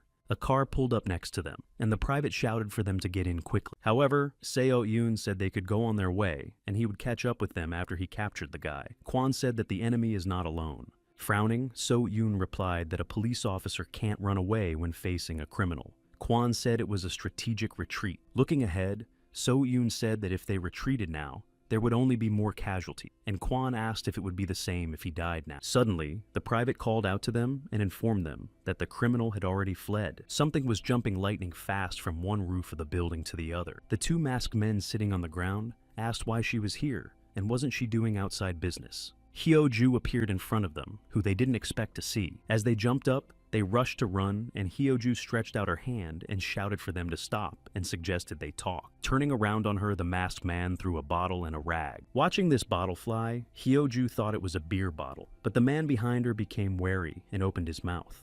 Then he yelled that it was poison, and if the bottle broke, but Hyo-ju already understood. Before the bottle touched the ground, Hyo-ju tossed it into the air with her spear. Then she caught it, and the man saw it and exhaled in relief. He told her that she was lucky to be in the city. Hyo-ju turned to him and asked who he was and who those people were.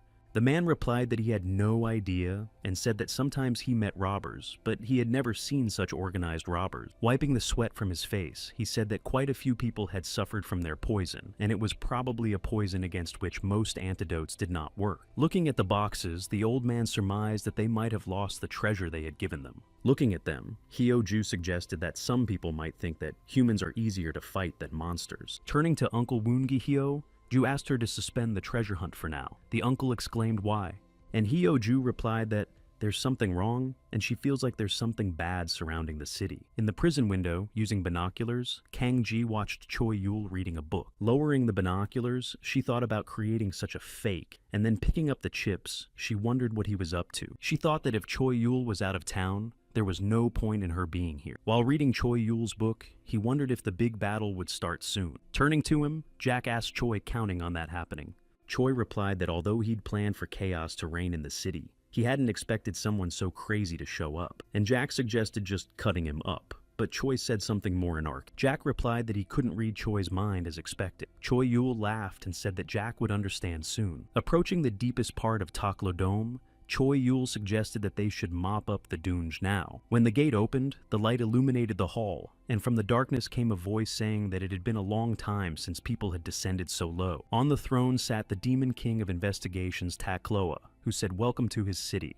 Taking the sword, Choi-yul replied that he didn't care, and clarified if Takloa knew the Demon King Krasen. However, Takloa said that he extremely dislikes the manner in which Choi Yul asks this question. Flying upwards, Choi Yul shouted that Tekloa would dislike his behavior even more. But right in front of Choi Yul's face, a shield seal appeared, and he crashed into it. Laughing, Takloa said indeed his behavior left a lot to be desired. A pile of cobblestones flew at Choi Yul, but Choi Yul stepped back. He realized that in front of him was a magical barrier neutralizing all physical attacks and magic that instantly blocks high-level spells. The magic type Akloa Demon King is completely different from the martial type Katumbaba. It's the opposite of 2nd Lieutenant Kwan's physically oriented group. If Lieutenant Kwan brings his army here, they'll be wiped out in a second. Besides the king, there are countless other dangers here, cursed objects and plague-ridden monsters. Choi Yul decided that he would get rid of all the dangers and reset the difficulty level for this entire area. To do so, he took the musculus axe, elevated to godhood by pushing his body to extreme limits. The axe converts all physical attack weakness into magic attack, strength commensurate with the strength value. Attacking Takloa, Choi Yul thought he would change the difficulty Euroin for the residents to novice. There was an explosion. At that time in the city, Seo Yoon stood in the negotiation room and introduced himself as a homicide officer. He said he called them here because of Choi Yul, but the situation has changed and there's a crazy asshole in town, and so far they call him Imugi. Nearby, Kangdu picked up the bottle and said that they should arrest this Imugi, but with their current police force, it was impossible. Clenching his fists, Seo Yoon said he is proposing a joint operation involving the police army and able-bodied citizens. After hearing this, Hyo-ju replied that she agreed, because those people looked very dangerous. Kwan didn't say anything. At this point, he was thinking that a showdown between civilians was inappropriate, and the longer it went on, the worse it got. In his opinion, let them win the battle. If the mission fails, everyone dies. The fact that they started the mission knowing this truth means that they are confident in defeating what's going on in the city, as well as fighting Choi Yul. He has been summoned many times, resulting in the burning of countless cities, and brought suffering and death to many mortals. For a long time,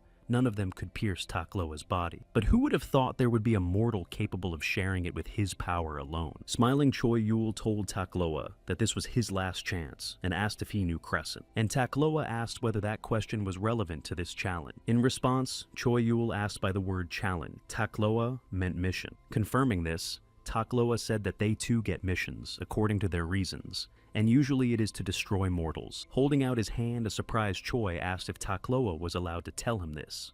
The monster's eyes lit up, and he replied that it didn't matter. He said that the more a mortal who has this book knows, the sooner he meets his doom. Choi Yul realized that Takloa knew about the book, and then asked if he knew about Grayson. Takloa laughed and said what a pity. Around Takloa, everything glowed, and he said he could see the apparent doom that would follow this book. With his hand out, Choi yelled what he knew, but Jack put his hand on his shoulder and said they needed to leave now. Smiling, Takloa said that thanks to the fact that he was able to see Choi in turmoil, the end of this call is not so bitter. Choi kept yelling for Takloa to stop, but Jack held him back. A tree in the middle of the field shook so that birds flew up. And then there was an explosion, and the tree flew away, and in its place appeared a pillar of light hitting the sky. Griffon flew up to this pillar, and from there, Takloa said that he would wait for the Doom figure number 8 summoned by him. On top of the griffin sat Choi. Jack put a hand on his shoulder and asked if he was all right. Choi said yes, thinking about it. He kept thinking that the more he learned, the closer he got to collapse. It's a book that brings certain doom. Jack asked, Choi wants to gather more information, and he said no, because Takloa is the only Demon King on this mission. It was enough for Choi that there was a Demon King who knew Dai, and he offered to take care of their original goal of adjusting the difficulty of the field. 2 adventurers were standing in the forest and felt a slight tremor, thinking it was an earthquake, and Jack wondered if they could survive 3 days. He thought about his students. 3 days later, waving his baton, the policeman shouted that the security zone was this way, and the Imuga gang was on the loose. At the hospital, a nurse approached the doctor and informed him that they were out of potions and antidotes. The doctor responded by asking if that made sense. There are fewer mission casualties than casualties from fights between people. Meanwhile, in the city, a battle was going on between Seo Yoon Hyo-ju and Imugi, sitting on Imugi's truck telling them to just give up, because they wouldn't be able to catch him, even with 2 men in high-end gear. He told them to look at the state of the city. Even when a battle like this broke out, the bastards didn't care and only wanted the treasure. There are only those who hide and try to take advantage, and all because there is no leader, an absolute leader who would lead the people. And obviously a leader is a role for the strongest man. Pointing her finger at him, Hyo-ju shouted that the strongest person was Choi Yul, and Imugi replied that the fact that Choi Yul hasn't shown up yet must be because he's not sure he's going to win. When he said he had prepared a gift for Choi Yul, he was attacked. However, the bullet that hit him began to melt, emitting steam. Watching him from the window, Kwon realized that Imugi had high density enough to block bullets with passive defense. It seemed the longer they fought him, the more skills he gained. Imugi attacked where Kwon was, and the captain rushed to escape, deciding that he needed to deal with the enemy before it was too late. Smiling, Imugi said that he was not like Choi Yul, and he could share points and items as much as they needed, and pass missions easily. His condition was that they all just had to listen to what he said, and also automatically say yes to him. Swinging his fist, Seo-yoon shouted that if he had enough time to think about such nonsense. Seo-yoon shouted for Imugi to go outside and search for the treasure in that case, and then gave a powerful blow. Preparing to strike back, Imugi apologized and said with a smile that it wouldn't work anymore. With great speed, something swept at Seo-yoon and Hyo-ju underground. The snakes attacked them from all sides. There were so many of them that they formed a tangle of snakes. However, Hyo-ju applied her fire and the snakes began to melt. Outside, Imugi approached the snakes, saying that they could no longer fight off his poison with fire or wind. Applying another skill, Imugi said that after he marinates them, he will leave alive whoever screams the nicest. Suddenly, the snakes parted, and Seo-yoon and Hyo-ju were outside. Immediately, Seo-yoon took off his jacket and threw it on Hyo-ju. She started to yell that she was above the level, but Seo-yoon told her to shut up. The poison penetrated Seo-yoon. His veins were swollen, and his mouth and eyes were bleeding. He said that whether it was age or work, it was the right thing to do. Applying Imugi's skill said that it wasn't, or rather it wasn't what he wanted. A powerful shockwave hit Seo-yoon and Hyo-ju. However, it wasn't Imugi's attack. Fixing his mask and coughing, Imugi wondered what bastard did it. Hyo-ju looked up too, hoping to figure out who had done it. Drawing his sword, Jack told his students it was a pity. He couldn't believe they couldn't stand up to a third-rate like Imugi. When Hyo-ju saw him, she opened her mouth and realized that she was a master, but Seo-yoon only saw a monster. Imugi was also surprised by the appearance of the column guard from the post mission and asked why he was here. Turning to the students, Jack said they needed discipline, but the time was right, so they would put the matter off for another time. All residents of the city have received an emergency notification that another god of gold has been found. Now, the kid has reached the level of maturity and can enter the battle for supremacy, and so his existence has become known to all. Due to this, the content of the mission has also changed. From now on, one can choose which god of gold they want to offer the treasure to, and the winner will be the god of gold, who will be offered the most treasures before the end of the mission. The inhabitants of the victorious gold god will receive a non-zero reward, and the loser will receive nothing. The city god of gold had 34,000 members, and the desert god had one, but there were millions of times more treasures. People immediately realized it was Choi Yul's doing. Imugi was also annoyed, to say the least. Creating a villain who will unite the city is a trivial but sure way to do it.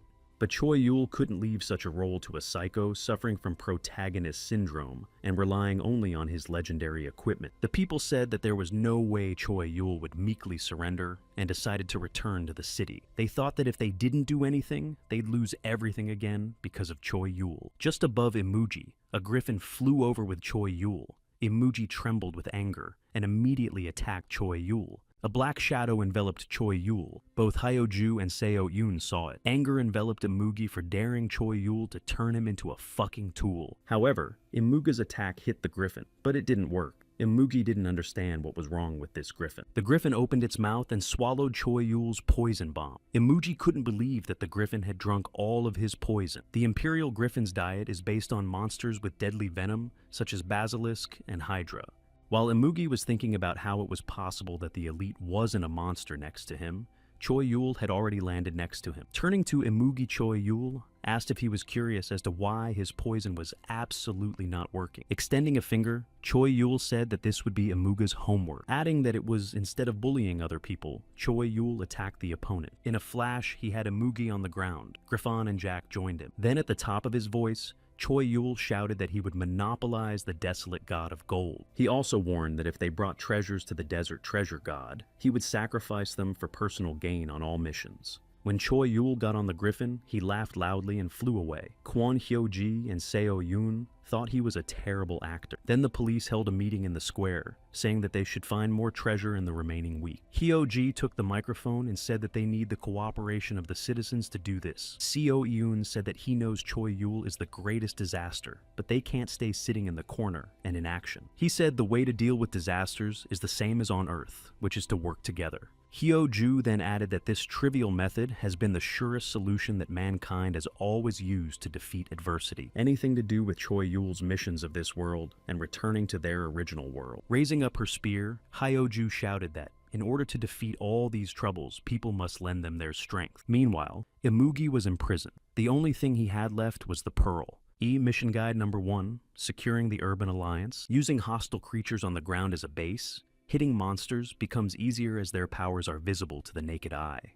The value of the treasure was small, but sometimes they managed to hit the jackpot. A dungeon is a general term for cave or basement buildings that cannot be immediately seen in their entirety. Although the value of the treasure is often high, there are many variables due to the high threat level. Entry alone is forbidden. It is recommended that military and trained adventurers cooperate and go inside. Woongi, writing down the treasure box, asked if it was the last one, and ordered the young man to hurry up and load it. The cars full of jewels hit the road, and at that moment, they were attacked by monsters. In the back of the car were defenders who shouted that you need to protect the prey while shooting off monster attacks. At the border post, people saw cars and monsters approaching. The order was to open fire and clear the way for the vehicle. The Treasure Appraisal Center is a place where treasures are hunkered down during their appraisal. Military, police, and private citizens are stationed here for security purposes. The man raised up a true god idol and shouted that it was a legendary grade treasure. Kang Song wrote on the board how many treasures each god has and noted that the difference doesn't shrink at all. Scratching his head,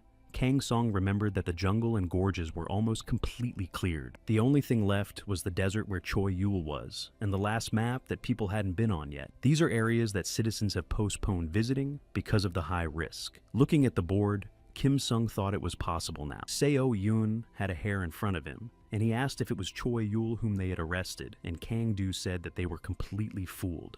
Taking a hair, Sang-do said that if he had dealt with the desolate goal god from the beginning, people wouldn't have moved. In response, Seo Eun said that Choi Yul was using himself as bait to get people to act. Kang-do agreed with him. Then Seo Eun kicked the table, breaking it into 2 pieces, shouting that they couldn't leave it like that. Clenching his fist, he said that if Choi Yul used this method, no matter how the mission ended. Clenching his teeth, he agreed that Choi Yul would become even more isolated from the city. Taking out a cigarette, Kang-do thought that he now seemed to understand what kind of person Choi Yul was. According to Kang-do, Choi not only plays the card lying in front of the person, but rather subordinates the whole game by holding the other cards in his hand. If that's the case, then they need the people to unite and become stronger, because Choi has definitely prepared a move in case of victory. And it won't be a corny map like join forces and find treasure. Looking at the huge stone, Kong-ji thoughtfully said the mission to find the treasure trove. There were pictures drawn on this stone, and Kong-ji realized that the mission could be accomplished in this way as well. She decided she would sell that information for a very high price.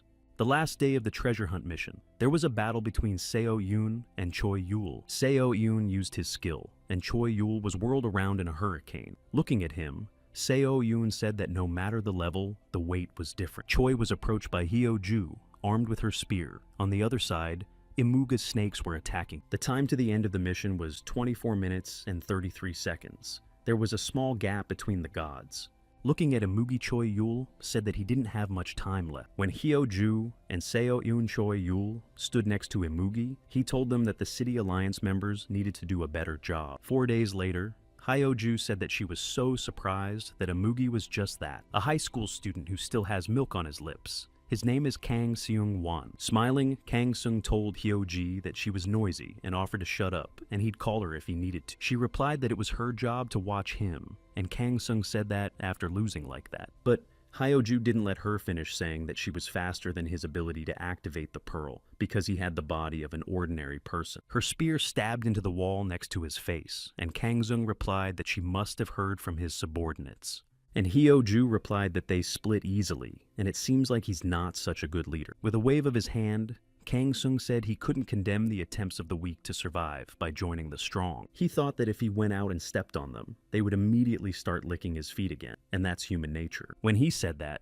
Hyoju replied that she was clear, and he had 8th grade syndrome. Looking at his hand, Kong Seo said that his pearl is a mythical class item, and it's still in development, which is why Choi Go won. Once Kang Seung finishes developing this thing into a true mythic class, even Choi Yul won't be able to resist her. Which means, according to Kang Seong, the city will belong to him sooner or later. Hearing that, Hyoju thought that if it wasn't for Choi Yul, everyone would be in danger. But according to Kang Seon, the pearl is still in development, and Hyoju thought she should just leave that jerk alone. While passing by the treasure appraisal center, Kang Ji heard a man saying that they almost died in Dunge, but still won. Nearby, a policeman was asking an adventurer to pay a fine for exposing his sword. Listening to all this, Kang Ji thought that in a few days, the city had become suffused with the spirit of fighting, and it would be difficult for her to sell information. Suddenly, she received a call, and Kang Ji thought there was no better time to call than now. She received a call from Hyoju, who asked if Kang Ji was okay, and added that she was worried. While Hyoju turned away to talk on the phone,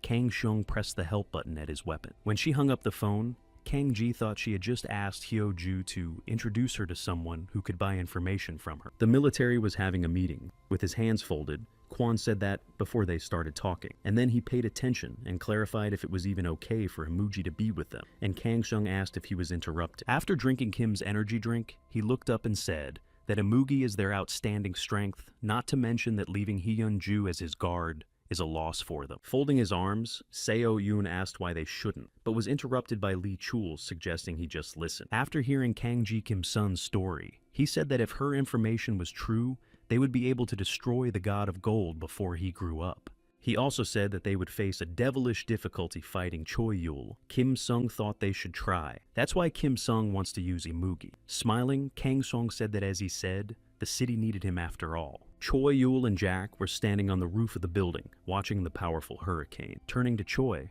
Jack asked could they increase the victim's personal gain. In response, Choi Yul snorted, and Jack, making a move, said that the Demon King's punishments count. Things backfired. Choi Yul said that a lot of people in the city need to be rewarded because the people he turned into victims this time. Unlucky enough to find yourself in dangerous dungeons or going after cursed treasure, and they became the ones who should have been isolated before this mission. When Jack noticed a military Grizovic approaching them, he informed them that they had guests. Kang Seung Hyo Ju and Seo Yoon were sitting in the truck. Kwon, who was driving, said that they were in place and needed to get ready to fight. Gruzvik, the next following, also got the message to be ready for battle, and the military responded that they were ready. Jack had already gotten up, but Choi Yul said not yet. He said that since ancient times, the weakest have been sent to the last stage. Choi Yul's loyal griffin was the first to attack. Hyoju raised her spear against him in defense. Suddenly, a black shadow enveloped Hyoju and Seo Yoon. It was Kang Seon's pearl. Then Kim Sung tossed them in the air. Hyoju shouted what he was doing, and Seo Yoon reminded him that he was just a brainless dog. Using their skills, they attacked the griffin from both sides. Kwon ran out of the car and shouted to the others to hide as well. He told Nahod that when they found the place, they should open covering fire. While the military covered their own, Imugi climbed into the building and thought it was okay to not waste energy now, because Choi Yul wasn't the ultimate target.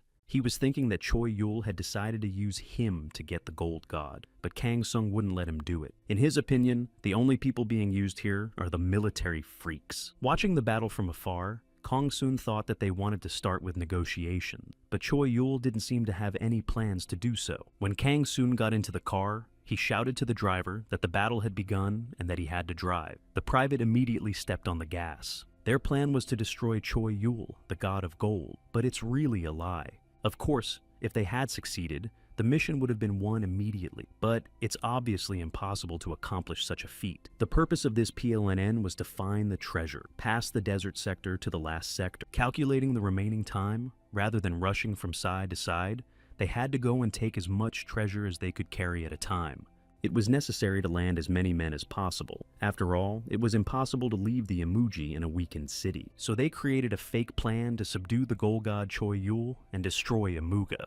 Getting out of the car, Kang Song couldn't believe that the last sector was in front of them. He saw the ruined buildings, and Kim Sung didn't understand how this was an ordinary earthly city. When Kim Sung entered one of the houses and saw the picture on the floor, he realized that his suspicions that they weren't the only ones who had been summoned were correct. But who would have thought that the confirmation of his hunch would be like this? People have not fallen thanks to outside forces. They were isolated and divided. They ended after they stopped fighting among themselves. Approaching the skeletons, the adventurer held out his hand and informed them that they were at least a year old. Turning to him, Kim Sung said that it turns out for them, the mission lasted for several years. Suddenly, the adventurer said that even though the game started on the same day, they could assume that the two cities spent time differently. It's too early to be sure, but the assumption is correct. So the players who created this game and summoned them are those who can control time. Meanwhile, Seo Yoon continued to attack the griffin and used a jab-jab hook combination. This allowed Hyo-ju to climb the bird, and she swung her spear at him. Glaring at him, she shouted for the griffon to excuse them, because they had come for victory. She stabbed her spear into the griffin, and the two of them were enveloped in flames. Choi Yul was watching with Jack. Looking at them, he thought that Empyrean Fang and Funbuck's gloves were the best equipment even among the legendary class. They not only have great attack and strength characteristics, but also give extra stats to their user. The downside is that most attacks hit square and can cause massive destruction. To control and master such power, they will need to work as well as possible as a team to prepare for it. They would need veterans and those who had already played on the team. Thinking that the griffin had been struck, Hyo-ju and Seo Yoon started to leave, but suddenly there were sounds behind them. They turned around and saw Choi Yul, who congratulated them on passing the first stage by stroking the griffin. Clenching his fist, Seo Yoon shouted for Choi Lei to stop because he wasn't here for the god of gold. Looking at Seo Yoon, Choi Yul was puzzled because he said he had come to save him, until Choi Yul finally isolated himself from the city. Choi Yul just smiled at that. While preparing for the fight, Choi Yul told Seo Yoon to arrest him in that case, but only if Seo Yoon has the talent. Then Choi Yul disappeared, raising a puff of dust. Seo Yoon squinted at Choi Yul and cursed. Suddenly, Hyo-ju jumped forward with a shout of caution. She was able to deflect the blow that came at them. Clutching his sword, Jack said that the only one who flinched was the inexperienced apprentice. Watching them, he thought he'd have to be more careful, or he'd destroy them all. And Quan analyzed the enemy is the Swordmaster Goblin, the Pillar Guard from the last mission, and the raid boss who has a higher level than the other guards. Hundreds of people spent half a day making efforts to capture the exhausted guard. Can they defeat a stronger opponent with so many men, and without a Muga? Canyon Sector, the nest of the Imperial Griffin. Inside, Choi Yul told the Griffin that he had done a good job and could rest. Approaching him, Choi Yul put his hand on him and said that he, thanks to his regenerative abilities, would recover quickly. He then apologized for using it that way and added that he didn't think it would cover his guilt, but promised to protect the nest for the rest of the mission. When I remembered Seo Yoon's words about saving Choi, I thought I expected the strongest officer in the city to come, but I didn't expect him to say that. Even though Choi Yul can anticipate actions, it's hard to guess a person's feelings. After a while, Quan and the other military men were broken, and Jack stood up on the wall of the building and asked, "That's all." Looking at him, Seo Eun thought they were capable of something more. Hyo-ji answered him, asking the master to let them pass. But Jack said that if she wanted to convince the wrestler, she should fight. Suddenly, a voice behind Hyo-ji's back told her to retreat. When she turned around, she saw Quan, and was surprised that he was alive. Looking at her, Quan said that they still had a few more days, and the enemy was in no mood to destroy them without talking, so they couldn't rush. They left, and Choi Yul joined Jack and said it was over faster than he expected. Jack replied that Quan was an incredibly smart man. Quan thinks like a general, not a wrestler who does and then thinks. A raid is not the place for a single mix. Strategy and facilitation are necessary. Looking at Jack Choi, you'll thought that they should accumulate raid experience points on this mission. They will then divide those points among several groups. You can't allow too much power in one hand. When Choi Yul came up to him, Jack asked what he did to Imugi, and Choi said he was going to go follow him now. Jack then reminded me that Imuga was having a hard time getting older. Standing on the cliff, Kangzhong clucked and said that the dude's wind was a light breeze. But he was confident that if he went through this storm, he could deal with the god of gold while the others dealt with Choi Yul. In the city, Kangdu's subordinate, holding something in his hands, exclaimed that it worked and asked the boss how he had thought of it. In response, Kangdu said that Choi Yul is not following the purpose of the mission at all and is using the mission to get more reward. Turning around, Kangdu summarized that he had tried to think like Choi Yul. Before simply offering the treasure, Kangdu nudged his cost as high as he could. The result was a resounding success, as you can see, so they'll be able to surpass the value of Choi Yul's treasure. whether the expedition to the Sand God of Gold will succeed. If among the two cases the one in which the ordinary inhabitants win. In the treasure square, meanwhile, a commotion had risen. Kang Du told the weapons to be repaired and ordered the canyon sector to be illuminated. After listening to the instructions, the policeman and the private bowed to him in a hurry to carry out the order. Meanwhile, in the desert, Hyo-ju and Seo-yoon sat down to eat and discussed that Kang Du was strong. In Seo-yoon's opinion, there is no word better than resourcefulness to describe Kang Du. With a wince, Seo-yoon looked at the ground and said that was why Kang Du was more dangerous. Holding the noodles in his hands, Seo-yoon said that even if things were different, he wouldn't leave him alone in the city. Seo-yoon picked up the jar and poured the noodles into his mouth, adding that words couldn't help as before, and suggested that we get down to business. At this time, Kang Sung tried his best to do something. However, he failed and flew backwards. As he stood up, he wiped the sweat from his face and thought about why he felt that his skill at using the pearl was not improving. He thought it was a matter of practice. Reading the book, Choi Yul was clucking and thinking that he gives a Mugi an opportunity and he doesn't even use it. He knew that Kang Seon wouldn't be able to improve his skill by hunting weak mobs. He would have to deal with the stronger one. Until now, he only hid by fighting weak mobs or humans. His poison won't even work on elite monsters. Putting his hands behind his head, Choi Yul cheerfully said that a Mugi would grow up if he fought Hyun Ju, but he's not going to tell him that. Again, Jack prepared for battle armed himself and landed on the wall of the ruined building. Everything lit up with a purple light. The private called out to Officer Seo-eun, extending his finger with the ring. Entering the fight, Seo-eun struck with a fist strike using his gloves. A hurricane appeared in front of the military, and they were yelling that it was blocking their view, so the order was given to open fire to divert it. It was as if a comet flew from the sky into the center of the storm. Kwan, who was sitting in the shelter, told everyone that he was coming, and that the posts needed to get ready. There was a huge explosion.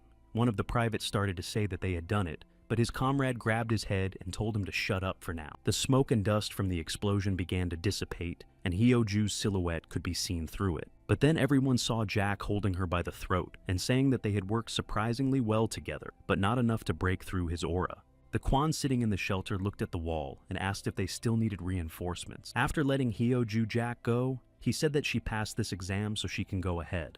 He also said that apparently she seems to have mastered the martial arts of this world. Calling out to her, Jack admonished, "It's good to band together when you're weak." When Jack left, he said that if she was his student, she should stand on her own 2 feet. Hyo-ju knelt down and shouted that she would do her best. Jack stayed where he was, but the military men got in the car and drove off. As they drove, Kwan thought about the word surrendered, assuming Jack was testing them or training them. But if that's the case, what would happen if she didn't pass? After getting out of the car, Hyo-ju said that it would be harder to go on. The soldiers in hiding reported that they couldn't see either Choi Yul or Imugi, and Kwan replied that Choi Yul knew they were coming, and so they shouldn't let their guard down. A tornado appeared in front of the team, and Kwan asked Hyo-ju if she could jump over it. Hyo-ju started waving her arms, saying she couldn't. Seo-yoon sat down and began to use one of the skills, and said that he thought it would work. Hyo-ju clarified what he meant. Seo-eun raised his hands and shouted. Hyo-ju and Kwan saw that Seo-eun had picked up the wind,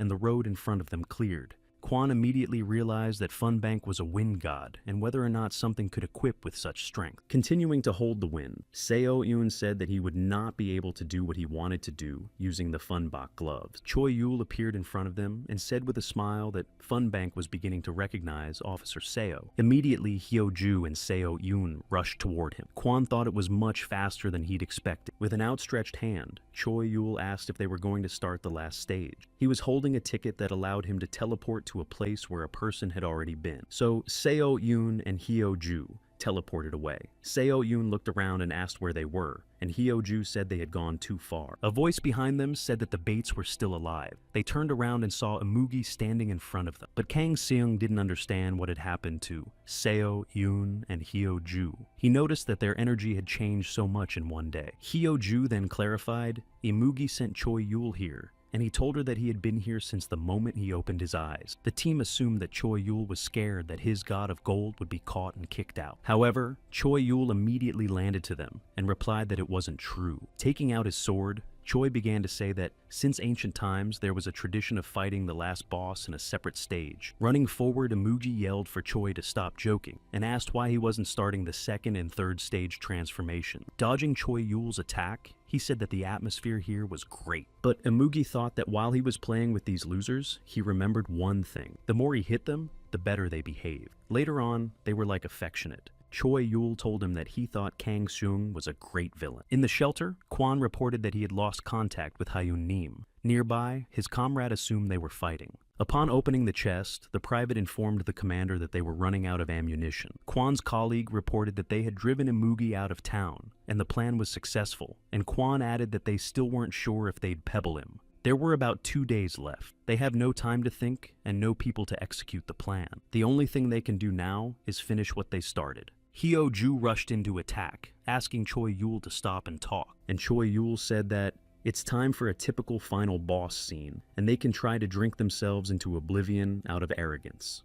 Then he told me that the Gold God had tremendous stamina, but was almost powerless in battle. By teaming up with these people, Hyo-ju will defeat him in one moment. If anyone touches Choi Yul even once, he'll send him to the God of Gold. Relieved, Imugi raised his hand and asked if he could hit him once. Releasing the snakes, Kang Seung shouted that one time wouldn't suit him. Looking at the black shadow approaching him, Choi Yul realized that it was a large-scale attack of maximum power. Swinging his sword, Choi Yul shouted that it was too easy and struck at Imugi's face. Kang Seung fell down, and Choi Yul asked, "And what do they need? Can they rest to gather or run to the God of Gold?" Hyo-ju looked at Seo Yoon and said that there was a gap between their goals and Imuga's, but they wouldn't mind hitting him. As Woon-gi closed the car, he asked Kim Sung if he would be okay. Kim Sung replied that they had too much treasure and couldn't take it all. Kim Sung also ordered the guards and residents to be taken to the city. Kang Ji sat in the truck looking at the jewelry in the sun. He said he would go with the volunteers and walk back with the rest of the treasure. If they drop the treasure and pick it up in the desert, they can buy time. As he left, Kim Sung looked back at the ruined city and put his hand to his head and saluted. Seo Yoon rushed to attack Choi Yul, but he repelled the attack, surprising his opponent. Smiling, Choi Yul said that such an attack wouldn't do anything to him, reminding him that he was stronger than Jack. Looking at the opponent, Hyo-ju said that because of these shoes, they can't understand where he will fly in the next moment. Landing next to him, Seo Yoon asked Choi Yul Dragonfly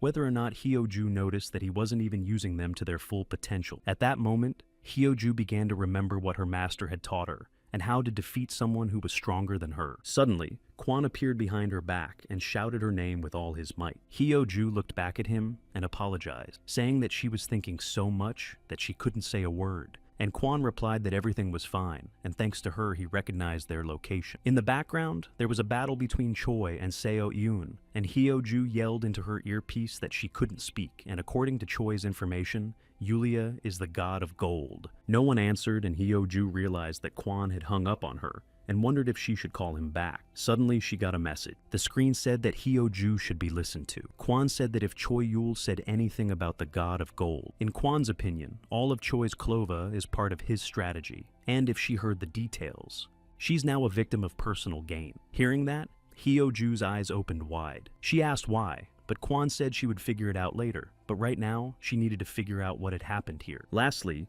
Kwon said that he would come up with a plan and send it out later, and they needed to stall for time. Watching the battle, Hyo-ju thought about how she could stall for time, to keep fighting. But isn't that a waste of energy? Taking the spear, Hyo-ju breathed heavily, thinking that she had no other ideas but to just keep fighting. The sun was already setting when Kang Sung regained consciousness. He stood up and grabbed his head. Then he noticed that Hyo-ju and Seo Yoon were lying at his feet and thought they had screwed up. He laughed and said that they were idiots and they were useless. Standing up, he walked over to Choi Yul and asked if he would agree with him. But Choi said something to himself about an abandoned magic pearl. Kang Sung looked at him questioningly. After closing the book, Choi Yul said that it requires focus on how to develop it, and added that if he used it mindlessly, it would eat him up. Activating the pearl, Kang Sung shouted, "What the hell is this nonsense?" Armed, Choi Yul said that he had already warned Kang Seong, but Imugi just sent him away. Meanwhile, in Hyo-ju's earpiece, Kwon spoke up, saying that he would soon fill her in on the details of his plan. Already at night,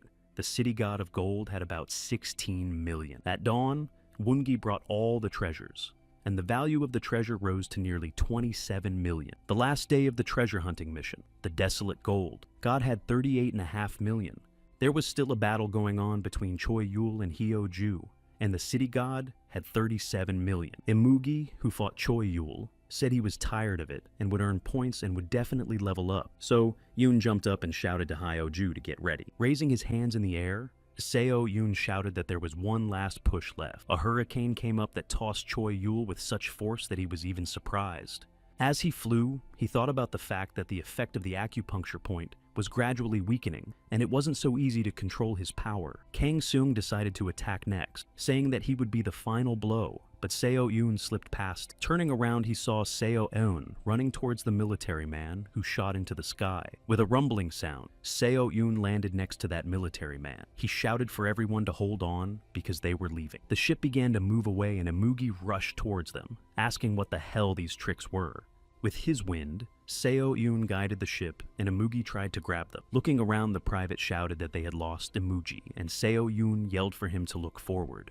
Continuing to push the ship, Seo Yoon said that they had no time and needed to chase as hard as they could. However, Imuga's hand had already reached them. There was still 15 minutes of time left. With a wave of his sword, Choi Yul asked the action coming to an end. Watching Hyo Ju open a bunch of vials, Choi Yul asked first. She was here for the sake of, then laughed and clarified. It was stamina potion. Taking the spear, Hyo Ju replied that during the first mission, Choi Yul had taught her the hidden skill Fong. Frowning, Choi Yul remembered the fire dragon, thinking that this skill. Raising her spear upwards, Hyo Ju said that when your stamina is 100%, you should pierce yourself with a fang. However, Choi Yul shouted that this was not the case at all, and tried to explain that the main condition was not met, and if she uses this skill now, then. Flames swirled around Hyo Ju. She pointed her spear at her chest. When Choi Yul finished his sentence by saying that she would die, it was too late. Hyo Ju stabbed the spear into herself. Empyrean Fang, a spear possessing the high-ranking fire property of Prometheus's dragon power. Upon reaching the hidden condition, the user can summon Prometheus and use a powerful breath. Empyrean Flame Dragon also bears the name Solar.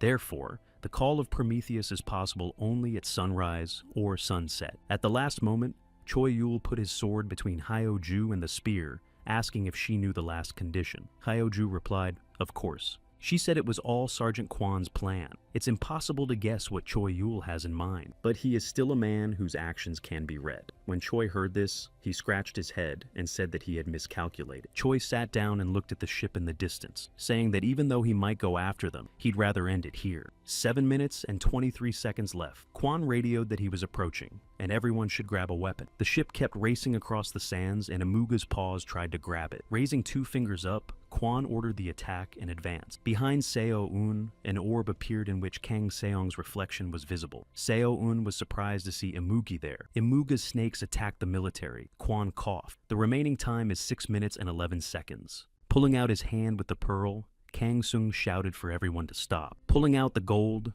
God Imugi shouted for everyone to come out. Seo Yoon ran towards him from behind. Everyone raised their weapons upwards, pointing at the gold god, and Kwan shouted to attack. Meanwhile, in the city, people were repairing the armor. The man asked if they were finished, and the other man said they should show it to the god of gold. There was 4 minutes left. Kwan yelled that they didn't have time, so he grabbed a grenade. While So Yoon was holding the god of gold, Imugi attacked him from above. The time remaining was 1 minute and 35 seconds. Looking up at the sky, Choi Yul turned to Hyo Ju and asked if he could ask her something. He said that people would end the divisiveness with distrust fights and despair. According to him, that's what humanity is. 25 seconds remaining. People in the city were repairing weapons, other luxuries until the last second. Kang Ji was watching the commotion from the rooftop, eating chips.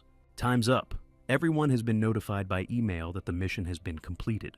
The city god of gold was victorious. Standing on the desolate gold, Imugi shouted that he had won. He thought with a bounty like that, he'd be pumped, but he got a message in his email. Then the ordinary residents who found themselves outside the city limits were forcibly returned. Kwan shook Seo Eun's hand and said that they had done a great job, and he replied that all that was left was to get drunk. Because of the blessing of the city god of gold, the reward points will be doubled. Looking around, Hyo Ju didn't realize where Choi Yul was. Kang Ji Woo came in 3rd place with 33,500 points.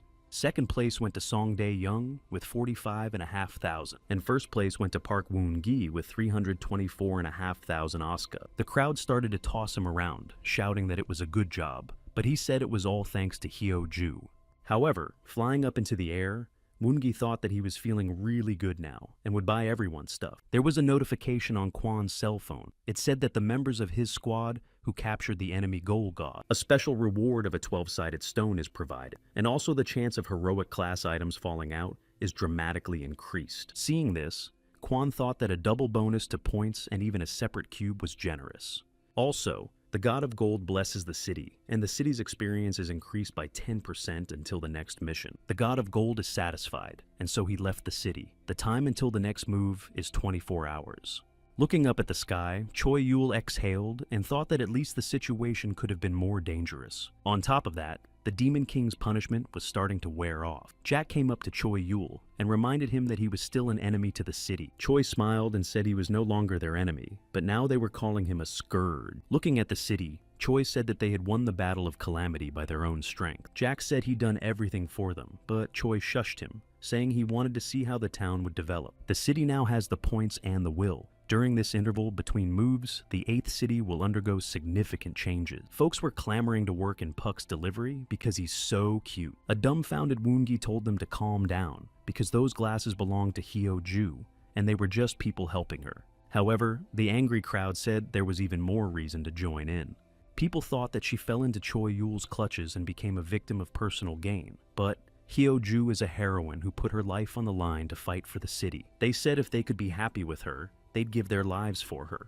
From the window, Hyo-ju watched the crowd and remembered Choi Yul's request. When people will fall into despair once more, when it is hard to lift their heads from sorrow after seeing hopelessness, Hyo-ju should be their hope and support that will make them rise again. She came out of her hiding place and the crowd cheered her. Hyo-ju said to the people that she was not as beautiful as they thought she was, but she sees their desire to defend the pride alongside her, so they can follow her and she will gladly fight alongside them. Guild, a term denoting an association of merchants and artisans in medieval Europe. In gamification, the term refers to an organized gathering of people with similar ideas and goals. After hearing this, Seo-yoon asked if it was like a club, and Kang-do said it was some kind of club. But every guild is different. Guild members can be bandits, mercenaries, traders, or just good friends. The feature was available from the beginning of the game, but they didn't have enough points.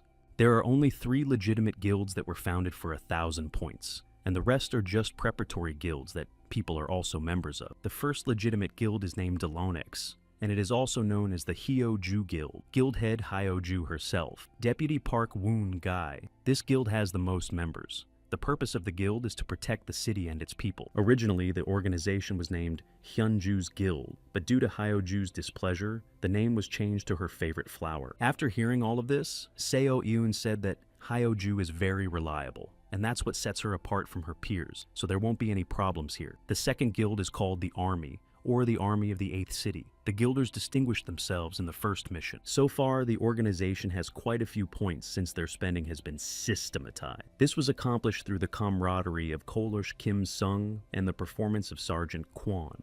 Closing his eyes, Seo-yoon replied that these two were also as good as anyone, and one could not fear for the future of their army. The last legitimate guild is the Kingdom, also called the Imuga Guild. After their loss to Choi Yul, they still retain legendary class weapons like Choi Yul himself. However, let's not forget that their guild has almost taken control of the city, and that's impressive. There's a lot of power-hungry scum among the members. The guild has only one goal: to kill Choi Yul and take over the city. The guild leader is an opportunist whose confidence is overflowing and who won't rest until Choi Yul is defeated. That's what Seo-yoon said. He added that they too needed to get stronger, and Kang-do replied that they were busy and didn't have enough points to stop the guild. Seo-yoon went to the window and asked if this was the reason why Kang-do had started the preparation. The people in the square shouted that they wanted to serve at Kang-doong's place, that is, in the police force, and asked to be accepted.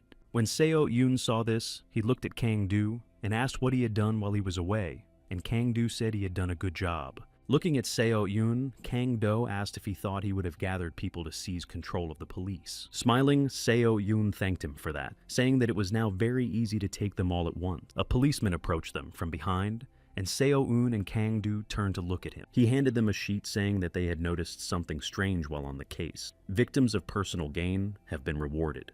Taking the paper, Seo-eun looked at the list. The list contained former criminals and those who were wanted for committing serious crimes on Earth. When Kang-do heard this, he said that he was thinking just why there are no other villains besides Imuga. But it turns out there is a reason. Kang-do also suggested that if the police could no longer be the protector of the townspeople, and this infuriated Seo-eun, he yelled that he was taking everyone in. Raising his middle finger, Seo-eun turned away and told Kang-do that they were all being taken over by the police. Kang-do responded as he pleased. Taking out a cigarette, Kang-do thought that Choi-yul was not only a deterrent to Imuji. Choi-yul has his long-range plan gradual and calibrated. In this method, Kang-do was completely confident. The next day, looking at the lists, Kim Sung hummed thoughtfully, not understanding why there were so few volunteers. Sitting across from him was Kwon, who suggested that maybe people were intimidated by the return to service wording. To appease the chief, Kwon said that those who would serve them faithfully no matter what, and Kim Sung agreed. Looking at Kwon, Kim Sung reminded him that he had some sort of conversation, and Kwon informed him that they were running out of fuel and ammunition. After hearing Kim Sung say that he had already received the report, but Kwon added that there wasn't enough food. The only thing they're supplied with is electricity. Everything they consume belongs to this world. In Kwon's opinion, it's time to start replacing them, to be self-sufficient. The irony is that their civilization is in decline, and they're lucky that the inhabitants are overflowing with energy. And that's why they won't resist. After Kim Sung finished speaking, he added that there was one more thing.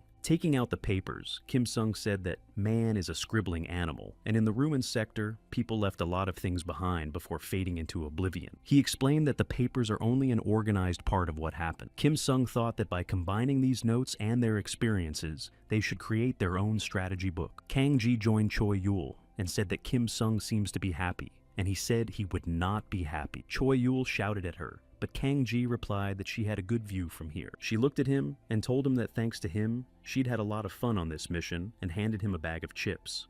She asked him if he was creating a guild, and Choi-yul said that all the members would be victims of personal gain, so why create one? And Kang-ji replied that he was preparing something for the victim's personal gain, and if he resolved this issue, would he accept her as the first member of his guild? Choi-yul replied that he couldn't give a definite answer. Kang-ji jumped up and said that was enough favor for today. Taking up her rope again, Kang-ji said that if he needed help, he could call her any time. Flying down, she added that if he could believe in her honesty, she would be his victim for personal gain. That surprised Choi-yul.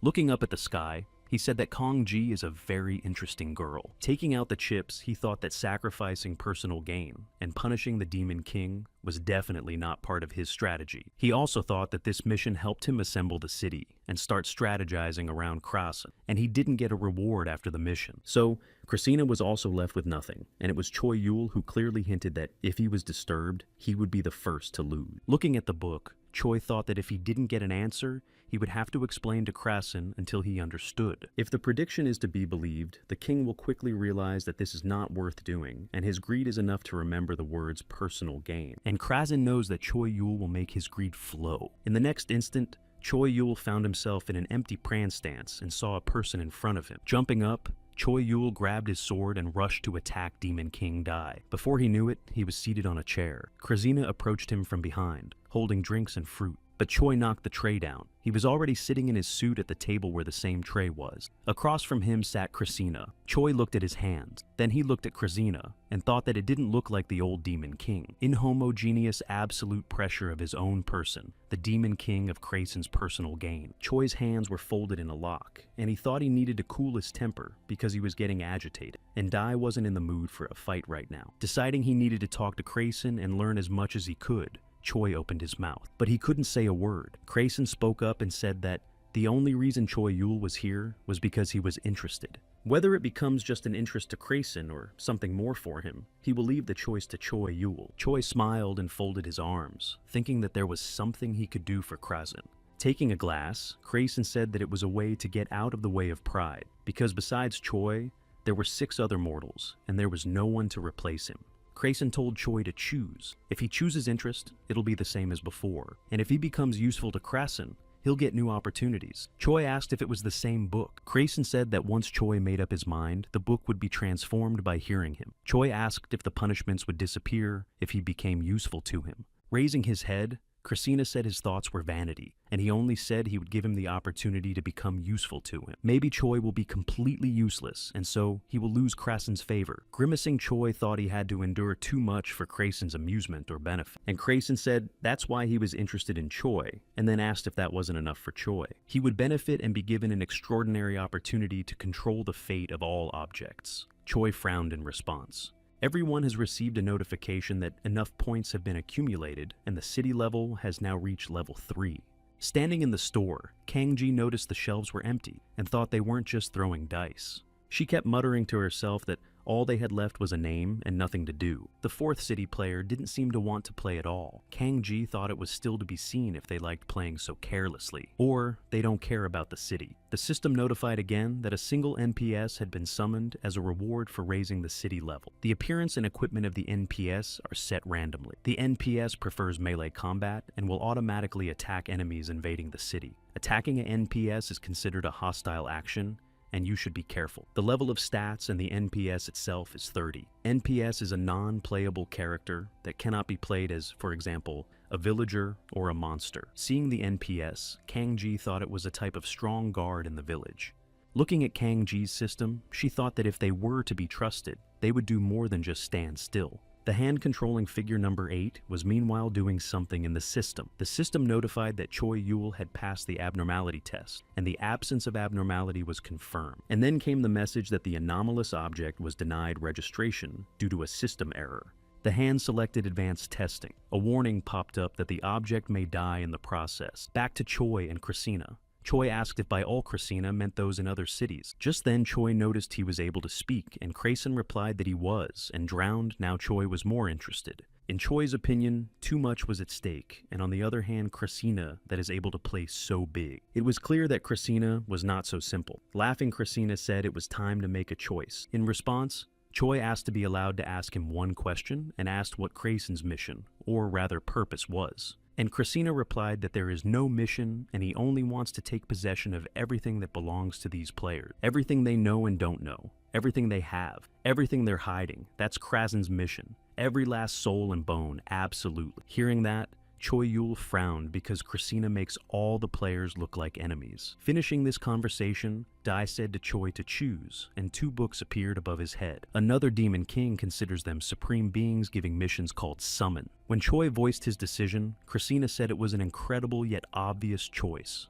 Then Kraina said that Choi would forget this conversation as if it wasn't in his memory because they can't be seen together.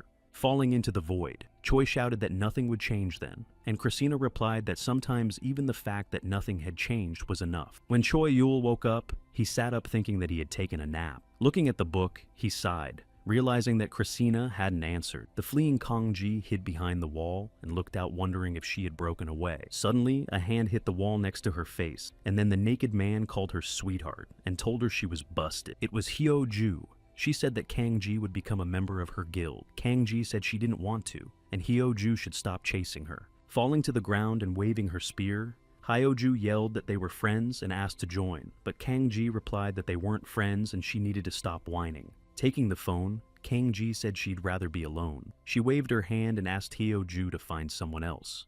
Grabbing her by the waist, H-ju yelled that she didn't want to lose Kang-ji and called her a little cutie. Kang-ji screamed that she was a lecher. There was a military training session in the square. Their captain said that anyone with serious injuries should use the recovery in 30 minutes. This feature not only heals wounds, but also restores stamina. It's as if the person taking it has had a good night's sleep. The function gives a person a better physical condition. This feature will allow you to spend the next 24 hours with unprecedented efficiency. They were preparing and recovering again. People didn't need sleep. They devoted the entire 24 hours to the last second of preparation. The people of this city felt it firsthand. Those 24 hours were crucial to their survival. At this time, Kang Sung was having fun with guys and girls drinking. He and his companions set up bare-knuckle fights, confident that they would heal the injured for 10 points.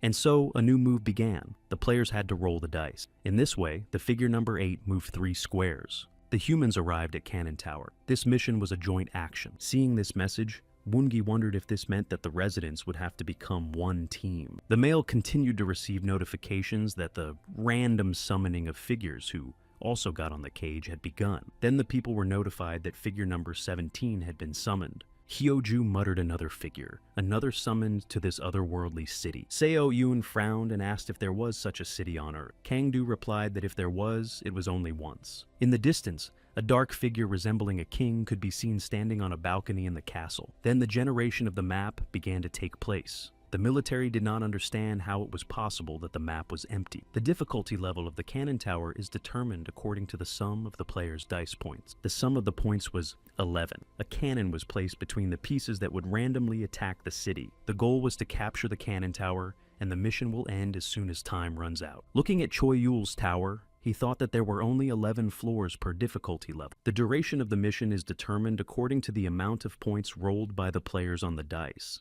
That's 7 days. The mission began, and the cannon started firing on different sides. Seo Yoon and Hyo-ju joined the attack against the shells. Hyo-ju thrust her spear into the projectile, but she was thrown back by the shockwave, activating his gloves. So, Yoon shouted for them not to try to crumble the cores if they failed. His instructions were to throw the cannonballs where no one was. When Hyo-ju saw the explosion, she was worried about the town. But Seo Yoon reassured her that everything was fine, because there were no casualties. Kangdu came over to them and said that Seo On was not doing well. Seo On didn't understand him. And then Kangdu reminded me that the point of the game is to protect the city, not the citizen. Residents were notified in the mail that the remaining strength level is 91%. Watching the city being destroyed, Choi Yul thought that no matter how many inhabitants were left, if the city lay in ruins, the game was over. Choi Yul then decided to look at the progress of another figure, and there, people were praying to the almighty city god protector. They said that God is a dice thrower, and they, smiling and enduring for his sake, asked him to perform a miracle of the Lord for his servant. Also, the city has applied protection against direct physical attacks, and the card will be destroyed if the limit is exceeded.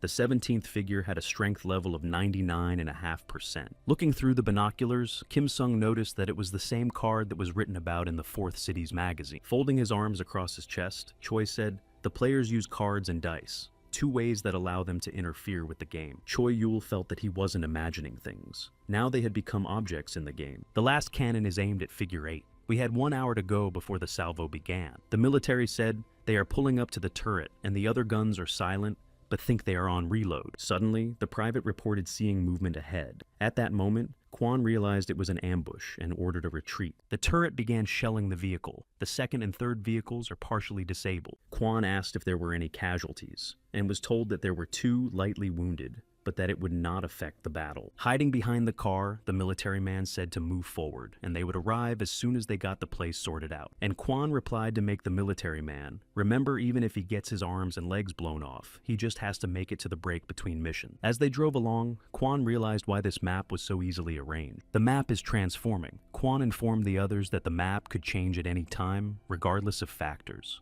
The driver asked if they should have brought Hyo-ju with them, but Kwon said it would be unnecessary. He explained that if she went with them, there would be no one left to defend the city from the cannon. Kwon was sure that Seo Un and Hyo-ju would be better off staying in the city for the duration of the mission. Imuji appeared next to the window, and Kwon informed them that they were now moving to the tower and making a reconnaissance, and that he would familiarize them with the plan later. Imugi gave them the middle finger, and Kwon continued to say that for now, they needed to unite with the people of the 17th city. While Kwon thought they should make a good first impression, Imugi climbed into some girl's convertible. 3 convertibles and a military vehicle with black flags were pulling up to the towers. Putting his hand up, Imugi yelled that he was busy and could not be distracted. Watching Imuga's actions, Kwon asked the driver if he thought a battle was imminent, but got no answer because the driver just hiccuped. It was 47 minutes until the last gun was fired. Kwon got out of the car and looked at them. Then he wondered if 3 shots meant that each gun reloaded differently. The military officer told him that Imuji had already gotten there. A man approached them saying they were late, and Kwon turned around and immediately pointed his gun at him. The guy standing across the street smiled and said it was probably the first generation talking about them. Of course, Kwon didn't understand what the stranger was talking about, and the guy apologized for the late greeting and introduced himself as Robel, and then extended his hand. He offered the city an alliance in the name of the Lexus dynasty, which has guarded this city by God's grace for 150 years.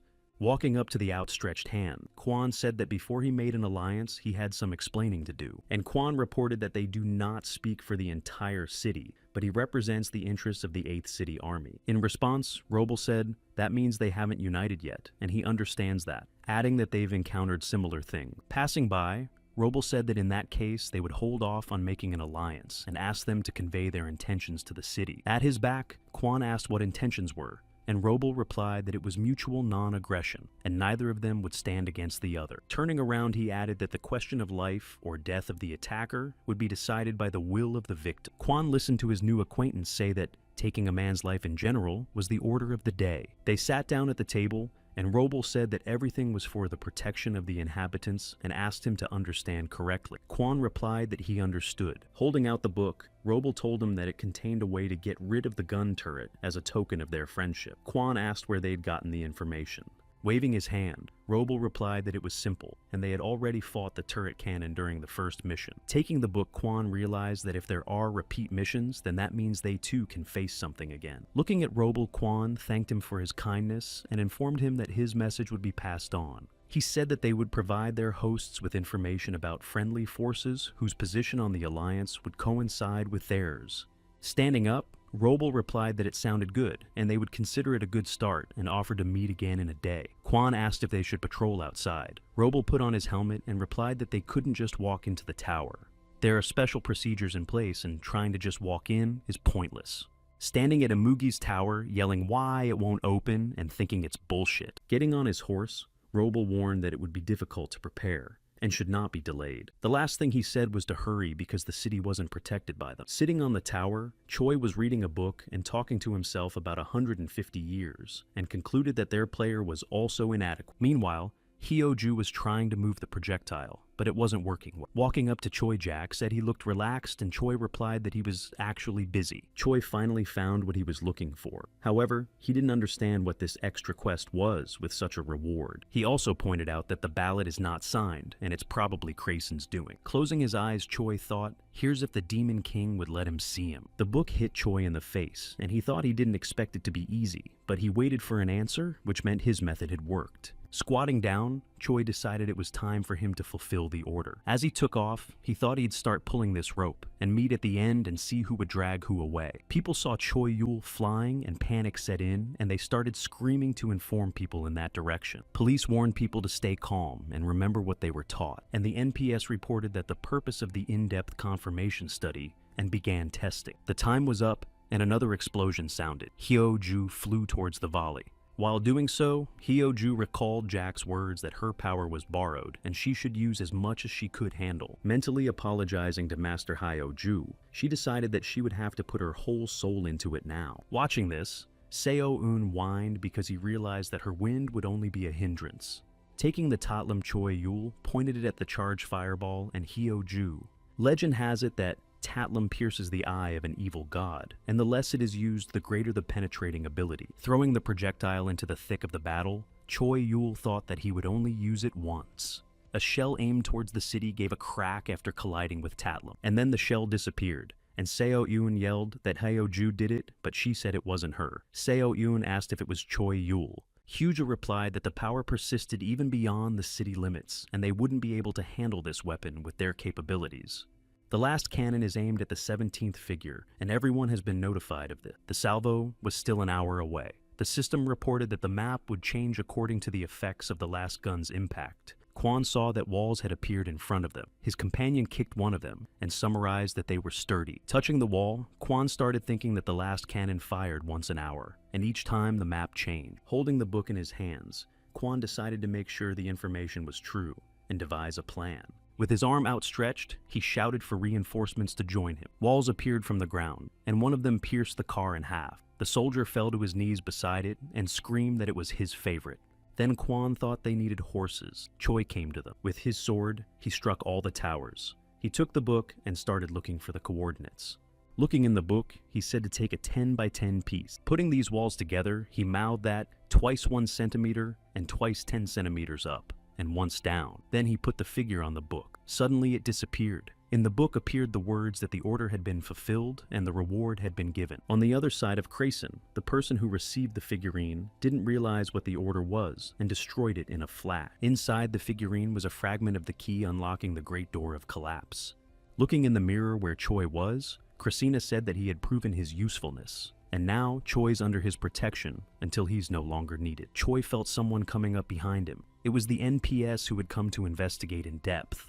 Choi turned around and asked glumly why the NPS were out of town. The NPS had been given the right to act autonomously. She pointed a weapon at him, but Choi managed to intercept it and asked what the glitch was and what was wrong with her after all. But the NPC's abilities had been upgraded to level 600. Equal to the ability level of the research target. Choi couldn't fend off his opponent's attack for long, and it managed to pierce his shoulder. The NPS then informed me that this was the first stage of an in-depth study, more specifically, the beginning of a physiologic study. Looking at her hand, Choi thought that normally NPCs were 180th level, but it was unclear why this one was so strong. Suddenly, they started falling into the abyss. The NPS said that the isolation zone was open. As they were falling, Choi kicked the NPS in the face. She let go of him and started to fall separately. Deciding he needed to get out of here first, Choi pushed off the wall and flew upward.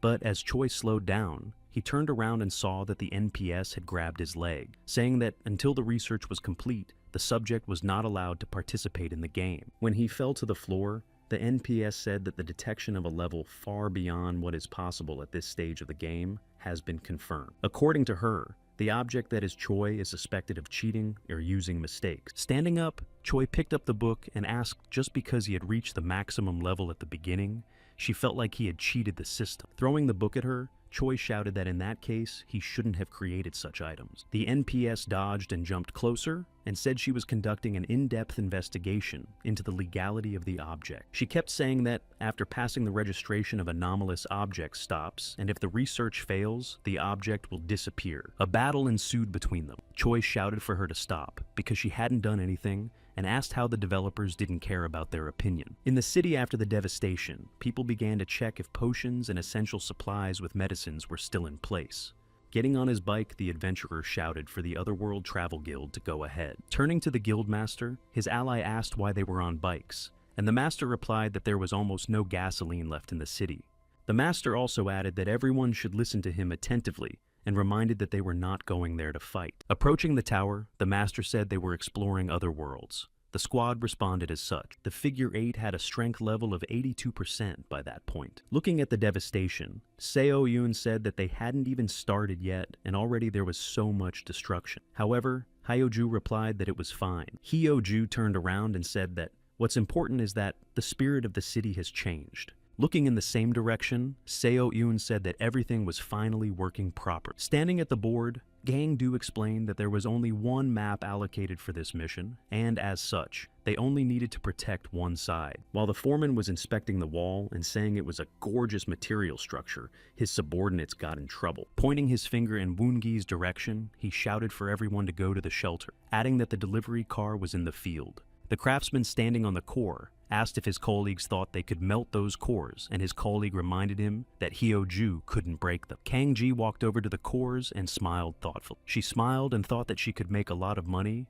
or points with this information. She started thinking about who she could sell it to for more money. There were Choi and Emuji. Looking around the city, Seo Yoon said they would lock down the cores and stall for time. He and Hyoju didn't notice the stranger sneaking up on them. Hiding in the hiding place was a man in the guise of a shadow. This is the garb of the Disciples of Darkness, perfect for secret forays. It was time to fire. It hit the shield like the previous ones, so the strength level of the 17th figure was unaffected. Looking at the system, Roble sighed, saying that this city had the makings of a city not even a month after they'd settled in. Hank Seth asked if they had given them much to know, but he was told it was a joint mission. Behind his back, Emma Hilt said that if they let them develop, they'd be better off because fewer of their own people would die. Kane joined the conversation, saying that if it had been another mission, they would have been swept out of the way, and it would have ended differently. Roble, who was in front, laughed and asked not to run ahead of events. In Roble's opinion, everything was going according to his plan so far. The god rolled the die,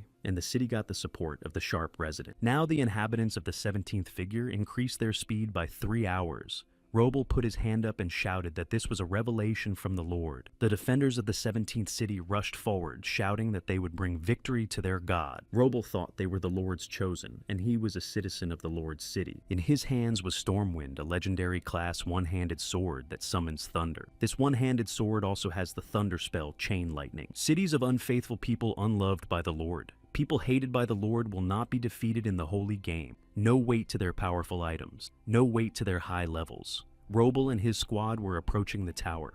The stricken Choi was pressed to the ground by the NPS and shouted for her to remove her foot already. She flew upward doing a somersault, and Choi screamed that he didn't care about it. Watching the NPS land, he figured she was already maxed out. Choi cringed, thinking that now he had met someone who was his equal, but he was afraid to fight her. The NPCs moved around him with great speed, and Choi thought that even though he had learned martial arts from Jack, he still hadn't grasped the science. She threw a punch and Choi screamed when she was done with her research already. Approaching again, the NPS said that item 1 was a 98% chance of cheating the system. From different sides, the NPS struck and said that the second point is to confirm the possibility of repeated errors in different situations.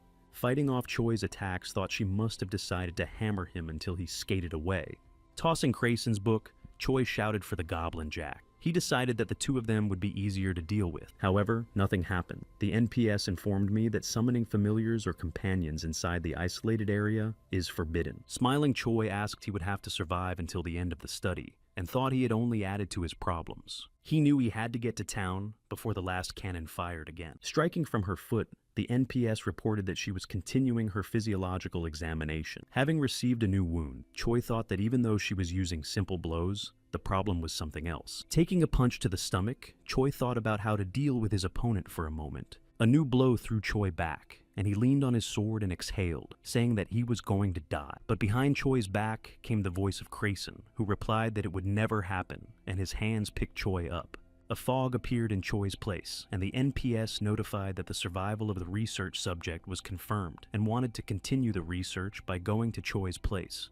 Again, the NPS tried to strike, but Choi was unlocked the new skill of the Book of Dai and repelled her attack. Choi can now possess one of the approved lords and use their abilities, while the chosen lord cannot be summoned on a mission. As Jack slipped Choi's robes over his shoulders, he asked him why he hadn't told him it was okay to do this before. Choi can now use Goblin Jack's Goblin Swordmaster abilities. Looking at the NPS, he said he hated him. But since Choi will finally be able to put an end to this foolishness, he changes his mind about punching Krasen in the face as soon as he meets him. With their blades ready, the NPS went at Choi again. He in turn drew his sword, and the battle began. Level and weapons are not the key to absolute power. In any game, even if a player is low level or has bad items, control will allow him to be on top. In that case, Jack's martial arts are much closer to perfect control. Martial arts combined with maximum level physical strength. Seeing a ghost nearby, who said hopelessly, Choi screamed, and the ghost disappeared. Suddenly, Choi realized that he was possessed by this ghost because of the skill, and the ghost reappeared saying that Choi had scared him too. And Choi asked what the ghost meant by scrapping hopelessly. Looking at the NPS, he asked she was stronger than the ghost. And the ghost said that with Choi's body, she can't be defeated, so it's hopeless. Inhaling, Choi apologized, and his system clarified whether he was confirming the transfer of control of his body. Choi then struck the NPS and took away her arm. This is one of Jack's foot movement techniques. The NPS turned around and tried to strike from above, but Choi ducked and attacked her from below. As Choi clipped her, the NPS flew upwards, falling on her back. Choi had the Heavenly Wolf Saber in his hand. He applied the Wolf Fang Moon Attack, one of Jack's blade techniques. Swinging, Choi inwardly thought to himself that one shouldn't take the life of an NPS. The next blow was a 3-part sword chi shot. The NPC was hit in the thigh and under the ribs. The ghost told Choi that he should have said earlier that Choi wanted to keep her alive, but Choi replied that he didn't even have time to say a word. After opening the system, the ghost said they didn't have time for that right now and needed to get down to business. If you use the fitting function, the NPCs will stop counting Choi as an enemy, and they will be forcibly sent back to the original location. The trouble is, you have to first apprehend the NPS to pull this off. It doesn't matter how they do it. It's all about apprehension. And Choi asked the study to stop after he pressed that button. He clicked, but nothing happened, and he asked why, adding that he didn't like it. Finally, the voice of the NPS said that the physiological examination was over, and no abnormalities were found according to the results. Then it sounded like she was beginning the final exploration. Choi realized the sound was coming from above, but then he decided the sound was going to hell because he was stressed by more research. Reading Robal's gift, Kwon generally understood everything. He slammed it shut and told his colleagues that they were going to check it out now. With a wave of his hand, Kwon said that he would lead Minwoo should follow him, and the others should cover them. Seeing what was worn on Kwon's arm, Minwoo enthusiastically said that it was the new Goal God bone thing. Among the weapons provided, there are some that you will have to carry with you at all times, even when not in use. There are also those that are called for, but if the equipment is of the non-conscript type, it will be a bit difficult to do it, and you can't carry it in the car. In Kwon's hands was the shield of Helden. The expert heretic and the faith of his followers can work miracles. The cannons began firing and Kwon and Minwoo approached them covered by a shield, preliminary preparation of the entrance to the gun turret. If you enter through the door located on the mini turret, you can see the goblin in charge of this turret. Kwon destroyed that goblin. When the goblin is destroyed at the workstation, you need to find a low-level ID card. If you collect 100 of them, they turn into a high-level card. If you collect 100 more high-level ones, they turn into a master card. With this card, you can enter the cannon tower. One restriction in the group of entrants cannot be more than 10 people. You need to collect as many wizard cards as you can and take enough people with you. Looking out for something, Imuji ducked down and said that this game was stupid. The girl next to him calmed him down by saying that she would think of something. Kang Ji walked up to them and said hello to Imugi. Kang Sung looked at her questioningly. Leaning against the car, Kang Ji said she had information that he would really like. Woo Seol marveled that the Kang Ji in front of them was one of the best in the treasure hunting mission. Kang Ji Kang Seong asked how dare she do business with him, and said that if she didn't want to get punched in the face, then let her do it. But Kang Ji asked if he was afraid to talk like that, and added that even when these cases now determine how they will treat each other. Letting her go, Imugi asked again, and Kang Ji explained that in the last mission, she had gotten information about the God of Gold, which proved her abilities. Then Woo Seol asked if they would pay attention to her, since Kang Ji came forcefully knowing who Kang Sung was. But she warned that it should be enough to listen to Kang Ji, and if she starts talking nonsense, they'll kill her. In response, Kang Ji called Woo Seol a sweetheart and said that they would have a conversation because she's a big girl. As Woo Seol came closer, she said that she hoped Kang Ji wouldn't make her sad, and she told Woo Seol to keep smiling so sweetly. Extending his arm, Robo used magic to toss domino-like card. He's been dealt a card. It's a high-level ID card. Hank, standing next to me, said 12 cards is not bad. And Robo asked how many men they had lost, and Hank said 42 dead, and 123 wounded. Closing his eyes, Hank remembered warning people to be careful, but their eagerness was unstoppable. Smiling, he added that although through their sacrifice they had made great strides in this mission. Tightening the reins, Roble shouted that it would be known to all that one should not die for the gods but live for them. He and his loyal allies set off again. Roble knew from Kwon that the strongest man in their city was Choi Yul, but for some reason, people stopped seeing him. Roble thought that even if Choi Yul had a dangerous weapon, he didn't have enough power of his own. And one thing they know is that he's still not using it for the city's benefit. In Roble's opinion, Choi's cowardice doesn't correlate with his abilities at all. Meanwhile, rings formed around Choi, and the system notified her that all effects would be temporarily removed for the duration of the study. Clenching his teeth, Choi said he couldn't move. Something began to happen, and Choi closed his eyes and screamed. The NPS began to probe his memory, and Choi's mind began to flicker back to the events that had happened to him during that time. They tested everything: sensory memory, expletive memory, and subconsciousness. The veins in Choi's face swelled with pain, and he screamed. In all surveyed memories of the anomalous object, a being contrary to the game system is found guilty. In Choi's mind, he heard the voices of people when they first learned that there were victims of personal gain, and the voice of a man asking for 10 points to save his wife. Continuing to clench his teeth, Choi listened as the NPS said there was no contact with atypical class creatures. NPS then began to expand the field of memory research. She began researching pre-game memory, so Choi sits shirtless in front of his computer. His parents called him, and he's out. A game was running on a tablet lying next to the workstation. Continuing the conversation, Che scratched the back of his head and smiled, and replied that he was definitely doing fine. Choi went to the window and asked how he was doing. Mom said he was strong and could handle it. Choi looked at the family photo and said he was smarter than him. Putting his bag on his shoulder, he said he had to go to his part-time job and passed out. Grabbing the ring, Choi wondered how much longer the NPS was going to torture him. When he tried to remove the shackles, the NPS shouted that the object was resisting examination. Due to the possibility of tampering with the equipment, she stopped, Investigation for contacts with atypical class creatures was completed, and no anomalies were found. The facility was then cleared to play and returned to the mission in the appropriate time slot. As Choi lay there, his health bonus restored his stamina. When Choi opened his eyes, he wondered if he couldn't have done it sooner. Thinking about it, Choi remembered that during the Demon King's punishment, he couldn't recover either. When Choi put on the gloves, he thought that even if his level was maxed out, he was only as strong as the game allowed him to be. Choi then decided that he would become even stronger and surpass the boundaries set for ordinary citizens and objectors.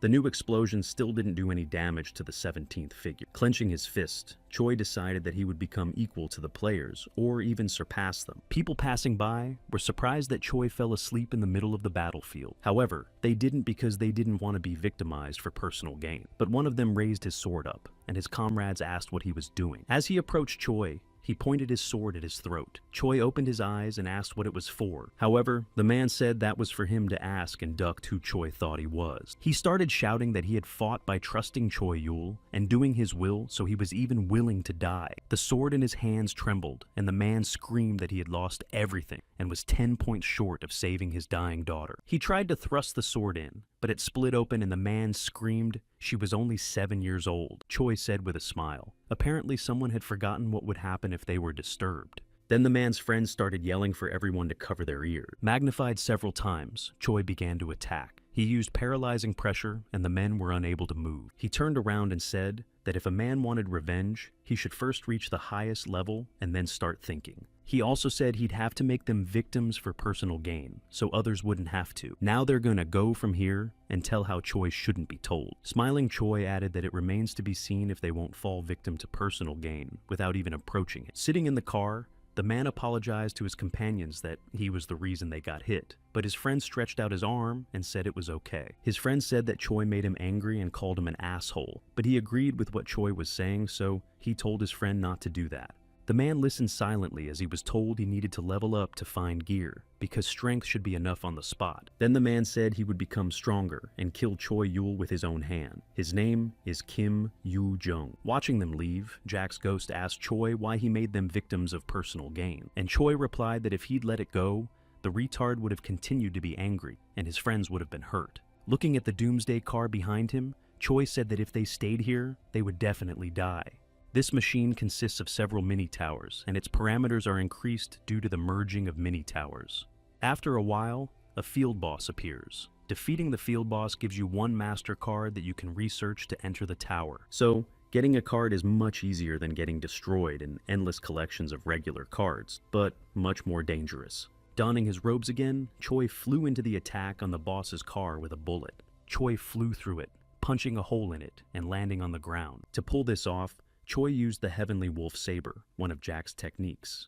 Looking at the satisfied Choi, Jack said that there were too many unnecessary movements on top of knowing how to use chi energy is to use it effectively. Jack also said that this happens when you want to learn something quickly, but cold reason is a friend and haste is the nemesis. Choi closed his eyes and thanked Jack for his advice. Jack asked if Choi would enter the tower since he had the map, but Choi said it was too early. He explained that if he went in now, he wouldn't come out until the end of the mission, and the choice was victory or death. Choi felt that before he went in, he needed to finish all the unfinished business. Jack responded by saying that Choi was always making things up, and it was unclear what to expect from him. They entered the castle, and Jack replied that he never thought Choi would break into Alliance headquarters. The king sitting on the throne said that Choi came when he wanted to, and now he wants to see their god. However, Choi said he had a few words for their player, and he asked if it was true that they had tried to betray them from the beginning. The guards drew their swords and Coral hummed thoughtfully and asked what Choi meant. Then Choi replied that he already knew everything, even the fact that the villagers were languishing in their armor, and the fact that many of their own people were invading the 8th city. Choi told the king that they were only thinking of stabbing them in the back at the end of the mission. The king lowered his head in silence. Then leaning forward, the king said that there was another conversation to be had, but since this book was here, there was no point in changing the subject, and Choi asked him to stop the rampage, warning him that all might be lost in his tight grip. The king stood up and said that Choi had a lot of bluster, and he had heard of his strength, and moreover, had seen it in action. In the king's opinion, Choi had never had to fight real gods before. The king used the duel ability, which allows you to summon a user object and another on the battlefield. When Choi was on the battlefield, the system informed him that his level would be adjusted to the lower limit of the object's level. Now, his and King Lemel's levels had leveled up to 99. Then Lemel took the weapon Jupiter is a Zweihänder, engraved with the name of a god, and rushed to attack Choi. Shouting that the book told Choi too much, Lemul struck, and there was an explosion. He said that even if Choi had the highest level, he was still a little thing who had spent a measly month of his life in battle. Swinging Lemel said that Choi, on equal footing, would not be able to beat him. Choi leaned back to dodge the blow, and then he attacked. Behind Lemel's back, Choi pushed him. Lemel flew forward and Choi said he hadn't spent half his life fighting. Jack's ghost appeared nearby, and Choi replied that Jack then spent half his life and prepared to strike again. With great force, he struck Lemel in the stomach. It was as if a ghostly dragon had passed through his opponent. All of Lemel's armor crumbled, and Choi looked up and said he hoped the 17th player understood. When they entered the castle, the guards pointed guns at Choi, and he left saying that they were now on a joint action mission according to the rules. Seeing that Lemel was dead, the 17th player clenched his hand into a fist. Choi and Jack felt a strange energy. The eyes of the guards were bloodshot, as if they were bloodlust or madness. Kwan met one of the guards near the tower. Sitting in the shelter, he heard the man behind the wall growl. Sweat broke out on his face because he didn't understand what was going on. When he looked out, he saw the army retreating into the city. The system said it was now a crazy town. The townspeople have gone mad and are attacking other creatures, and the ability levels of the townspeople are increasing dramatically. Flying out of the window, Choi said that these people's dastardly plan had come to fruition. A distraught Lemul flew after him. Choi thought, how could this be such a reckless move? With a rumble, Choi squatted down and said hello to the two people who approached him. In front of him stood a smiling family with guns pointed at Choi. He knew that people were just pawns in the hands of the players. A huge crowd of people gathered around Choi. Choi was thinking at the same time that aiming the gun turret was a day's work. Even so, the first ones to battle these creatures are the ordinary citizens. Jack came up to Choi and asked if he would give him the case, but Choi said no. Taking up his weapon, Choi said he'd have to deal with this one personally. There was a huge explosion that threw people upwards. Choi took the rest of the people's lives.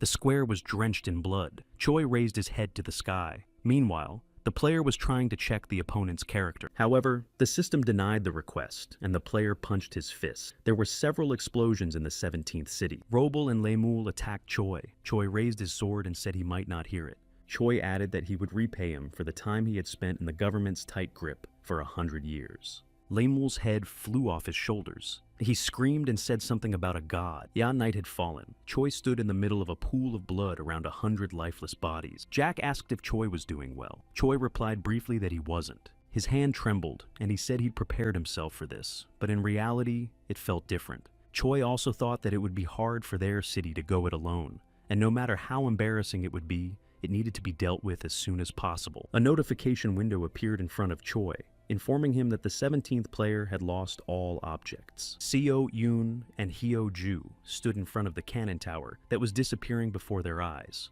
The player also irretrievably lost all the objects. The player is then eliminated and transforms into a boss of the greatest difficulty, the City Eater. At this news, Choi even opened his mouth to look at the sky. Then he realized that the players were not supreme beings. The 17th player had 45,000 objects left, but this number was decreasing every second. At that moment, the 17th player decided to complain to the 8th player for having Choi in his ranks. However, the system notified him that no anomalies of bugs or system cheating had been detected. The system then informed him that the player had lost. And so, the player became a City Eater. The system thanked him for playing. The Eater raised his weapon above his head, preparing to strike the figures. At that moment, the 8th player logged in. He wanted to use the escape ability. However, in such a case, all rewards received during the mission are cancelled. Seeing the Devourer, Choi rushed towards him. Seo Yoon and Hyo Ju also decided to attack him, and then the Devourer struck. Choi fell to the ground before he could get to it. Then he found himself in an empty space, not realizing where the city had gone. Suddenly he saw in front of him a man he didn't know, but it was Christina. When he realized who was in front of him, he screamed, and Christina poked him in the forehead with her finger. Immediately afterward, Choi remembered that they had previously had a meeting, and Christina said he did as they agreed. Now Choi's being given a chance for his usefulness. And Choi realized what had happened to the others, and Christina confirmed his fears by saying that the city was destroyed and all the facilities fell with it. Dai then explained that the City Eater is a special version of the player, and no matter how hard the objects try, they are powerless. Since the only ones who can handle the Devourer city are the players, Choi's defeat was destined. Jumping up, Choi shouted what this game was and who these players were.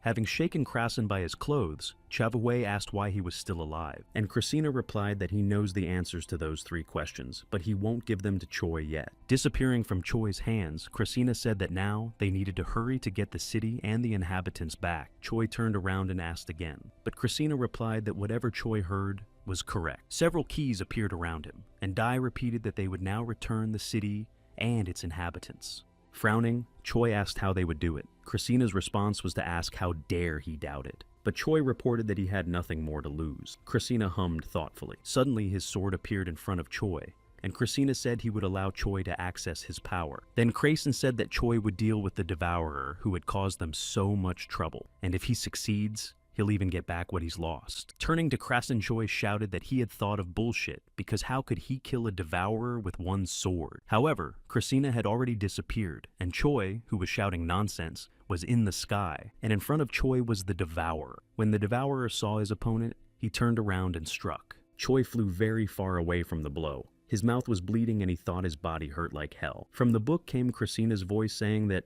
the City Eater is the strongest creature in the game, and even players avoid battles with it. Though Christina has given Choi enough power to match the City Eater, Christina can't give a drop more, and Choi starts yelling that Christina wants to say that if he loses, it's his own fault. The Eater raised his hand to summon a meteorite, and a rain of firestones rained down on Choi. With his sword, Choi slashed those meteors that flew towards him. And Christina said that Choi is now equal in power to the players, and all his items and skills are endowed with the same power as the players' cards. Rushing to attack his opponent, Choi set up his elbow to strike the Devourer. The impact was quite strong, and there was even a flash of light. Cracks appeared on the Eater's face. He started to fall, and Choi thought it had worked. However, the Eater tried to grab Choi with its tentacles. Making a few turns around, Choi cut them. Then Choi turned to Dai, asking if all Eaters and players looked like that.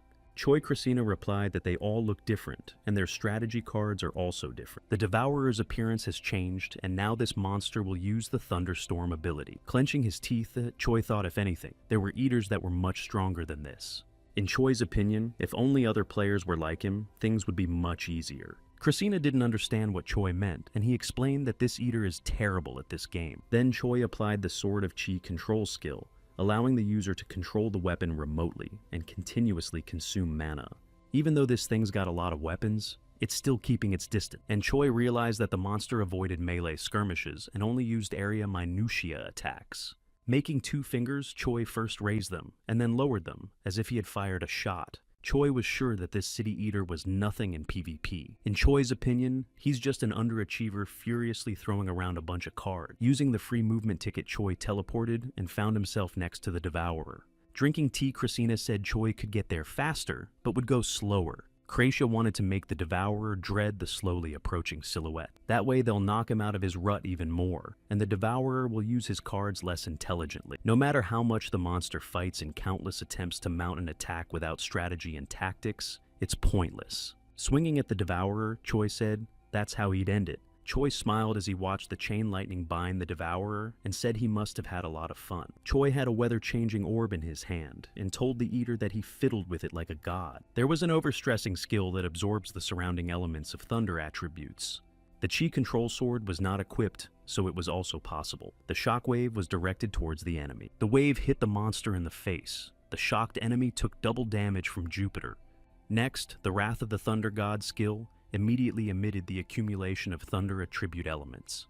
The Devourer returned to his form. Choi stood on his shoulder and said that he was surprisingly resilient. Raising his sword, Choi said that he had so much to learn, but right now, he needed to revive everyone. After Choi thrust his sword into his opponent's shoulder, the stone mass seemed to swallow the weapon, and Choi was confused. Suddenly, Christina told Choi to back off because he's still needed. A ball resembling an egg appeared in the place of the Devourer, causing Choi to be even more confused. The orb split open, and the silhouette of a man could be seen inside. Coming out to Choi, Christina smiled and said that he hadn't breathed air in 1,000 years.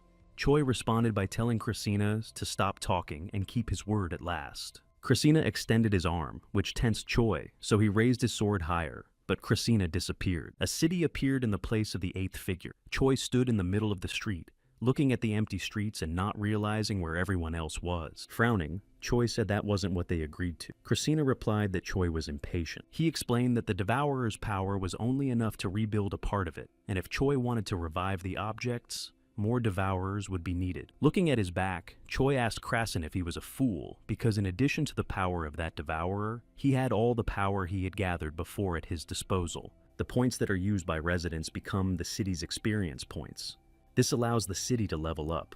In the process, players get some sort of money. This money is used to buy cards. This is the cycle of points in the game, and this is how players establish new strategies and cards. Clenching his fists, Choi said that the THKI he had spent had not been given to the city and asked where it had gone then. Raising his head to the sky, Christina laughed and then said unbelievably. He said that eyes seeing beyond the despair of the city's death, even during a battle with a creature of absolute order Devourers. Krasin then said that Choi guessed he had the power, and the thing is, now is not the time to use it. Holding out his hand, Dai said to Choi not to doubt that his vow would be fulfilled. Once again, Choi found himself in the sky above the figure of the city. Krasin told Choi to look, and he turned around. Krasin said, "This is what the game looks like from the outside." Choi thought he didn't see it while he was fighting the Eater. And Christina explained that everything that is allowed to see the Choi exists, and the rest doesn't exist. There were more monsters under Choi's feet, or rather Devourers. And Dai said he needed 3 more bodies. Right away, Choi rushed into battle. Christina said that if he returned with them following his vow, he would revive all the objects. Clenching his fist, Dai added that after that, 8th gourd will be back in the game. Rolling the die, he said that in the body of the new player, Krasin figures. To begin with, Choi applied flight as a skill that grants the user the ability to fly for a certain amount of time. He approached the Devourer with his sword. However, it eluded him, and Choi thought it was very fast. Suddenly, the monster split and had 2 heads. They split, and another monster like it appeared. They rushed past Choi, and he couldn't believe there were now 3 Eaters. Choi then decided to use the Force Barrier card, and the 3 Devourers were caged. Looking at them, Choi was glad that he had just 1 card enough for everyone to have barriers. So, they're not all 3, they're all part of 1 Eater. The monsters tried to attack Choi, but he held them back, thinking they were coming through with their barrier. Choi also used the half-sword card and stabbed it into 1 monster. The effect of the cards is shared between them, and only 1 is enough. Now Choi understood about the Devourer. Taking a glass of wine, Krasin thought that humans that Devourers have different talents and abilities. Mentally, he asked Choi not to disappoint him, and if he lost to the Town Hunter, the loser of this pathetic game, Choi's future wouldn't be so bright. Choi heard all this through the book, so he shouted for Christina to shut her mouth. He said Christina was in the way, so let him bother to shut up and be ready to save everyone. Swirling the wine in his glass, Christina laughed and told Choi that he didn't have to worry about that. Everything that had to be prepared on the Christina side is ready. Looking at her hands, Hyo-ju asked if they were dead, and Kang-ji said she didn't think so because the surroundings are dim and it's not a paradise. Christina appeared in front of the crowd and said, "Hear me." The crowd bowed to him. Sitting on the throne, he revealed that he was eating Krasin, and he is both salvation and resurrection. He also said that he was now a figure 8 player. Sitting on the floor, Imugi asked if he was the final boss. When Kang Seung stood up, he took the pearl and said that he would become stronger if he could get rid of Christina. Looking at him, Woo-seol didn't understand what was going on, as Kang Seung became silent or frozen, as if time had stopped. Standing up, Christina said he was ordered to listen, not rant. He told me that they were all on the brink between life and death. Pointing to a door, he said if they went through it, they'd be back in the game. It's the door of life. On the other side is the door of death, and if they go through it, they will meet a painless end. Unfolding his arms, Christina said that when the door swings open, it's up to them to decide which way to go. Lying on the floor, people did not understand why Christina offered them death, and decided that if they returned, they would again fall into this hellish mission. A hand went up in the crowd, and the girl announced that she had a question. Yi Christina said he could talk. Hyo-ju asked when the doors would open. Then Dai snapped his fingers, and a large screen appeared in front of the people where Choi's battle with the Devourers could be seen. When Hyo-ju saw that, she screamed, and Kwan said he was wondering where Choi had gone. And Christina said that once Choi wins, the door will open. Hyo-ju asked who to beat. In response, Dai said the epitome of the hopelessness they would meet with upon their return. Lastly, he said to choose wisely because objects unwilling to fight her have no place in his city. All three devourers rushed at Choi, and he used a gravity sphere that sucked in everything in the vicinity. Once the eaters were in one place, Choi quickly struck at each one. The monster merged together, and there was an explosion, and then it fell. Choi continued to hold the sword.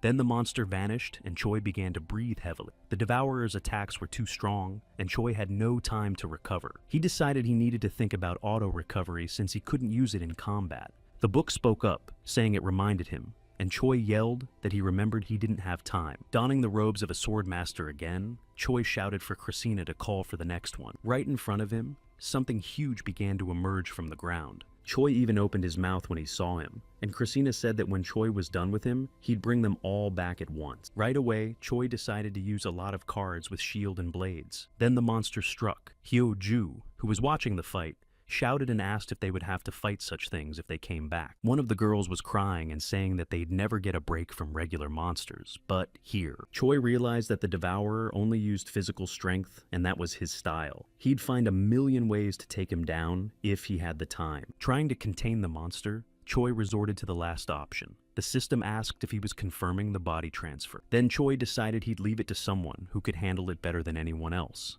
When Jack's spirit struck, the monster was wounded and roared, and Jack said that Choi was always teaching him something. And Choi said he could explain, but Jack replied that it wasn't necessary. Jack saw who he had to chop into pieces. He went straight for the devourer, striking him repeatedly. The monster was defeated, and Dai said the mortal doors are open, and the choice is theirs. A life of despair or peace after death. And now, Choi found himself on a city street, but the streets were still empty. Christina told Choi to understand him correctly, and to tell him that he had kept his word. He said that now people have a choice to make that only they can make. After listening, Choi said that this is at least the end of the mission with the gun turret. Christina replied that of course it wasn't. According to Christina, the mission is still going on right now. When the city fell and the 8th player fled with his tail between his legs, Christina took control, though Dai didn't have the power to return to a time when the city wasn't destroyed yet. And Choi turns out Christina barely became a player, and he already lacks resources. Before the game ends, a countdown is displayed for the player. This is the time given to Choi as well, and all those objects that took any kind of action. And so, the figure is assembled and the 8th player is back in the game. The mission resumed and the remaining time ticked away. 1 hour and 6 minutes to go. Jumping down from the tower, Choi clarified he may not worry about victims of personal gain, Christina confirmed. He said that since this city was his now, no more sacrifices were needed. Choi asked how the town was his. In Choi's opinion, the real owners of the city are its people. Climbing up on one of the towers, Kang-ji watched Choi fly away. There was an explosion and Hyo-ju appeared. She was informed through the earpiece that it was on its way. The Earthworm Doomsday Machine has emerged from the ground. It's an autonomous vehicle made up of several towers. Flying upwards, Hyo-ju shouted, confirming the start. The young man shouted for people to stay out of the target's path and not attract her attention. Turning around, Hyo-ju realized that there was a distance of 500 meters between her and the monster at 11 o'clock. Then there was an explosion. The monster's head broke off the body. Hyo-ju said that he was very sharp. Smiling, Choi replied that it was all thanks to her getting stronger. Standing outside the bunker, Choi said he'd be done with it soon, and Hyo-ju should get busy defending the city. MasterCard status is confirmed, and Choi is allowed to enter. The bunker has opened. Once inside, it is forbidden to leave the building until the end of the mission. In the first floor area was a small goblin town. Looking at him, Choi said it's much more profitable to go through this mission slowly, and Christina replied for Choi to leave greed for later. Holding out his hand, Christina said it was only a small sacrifice on the way to a great victory. In the tower sat a goblin who was firing at people laughing. 2 more goblins appeared behind him. The system notified them that the boss of the top floor of the cannon tower had been defeated,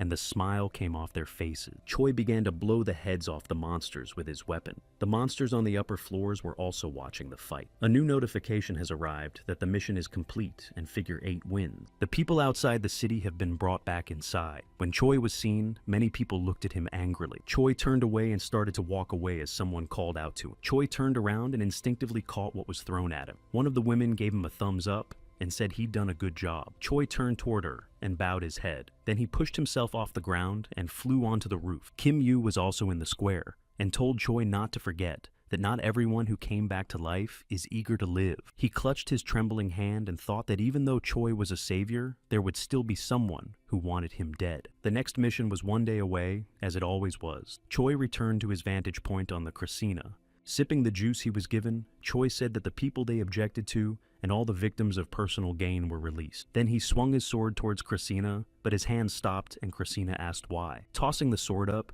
Choi said that it wasn't even Cressina's real body after all, and he also still needed it. Then Cressina asked what Choi's next plan was, and he said it wasn't him to ask, but Cressina said that Egma needed to get to the end of the game. Besides, in Cressina's opinion, Choi knew the city better, and Choi asked now that Cressina had leveled with the players he would do it.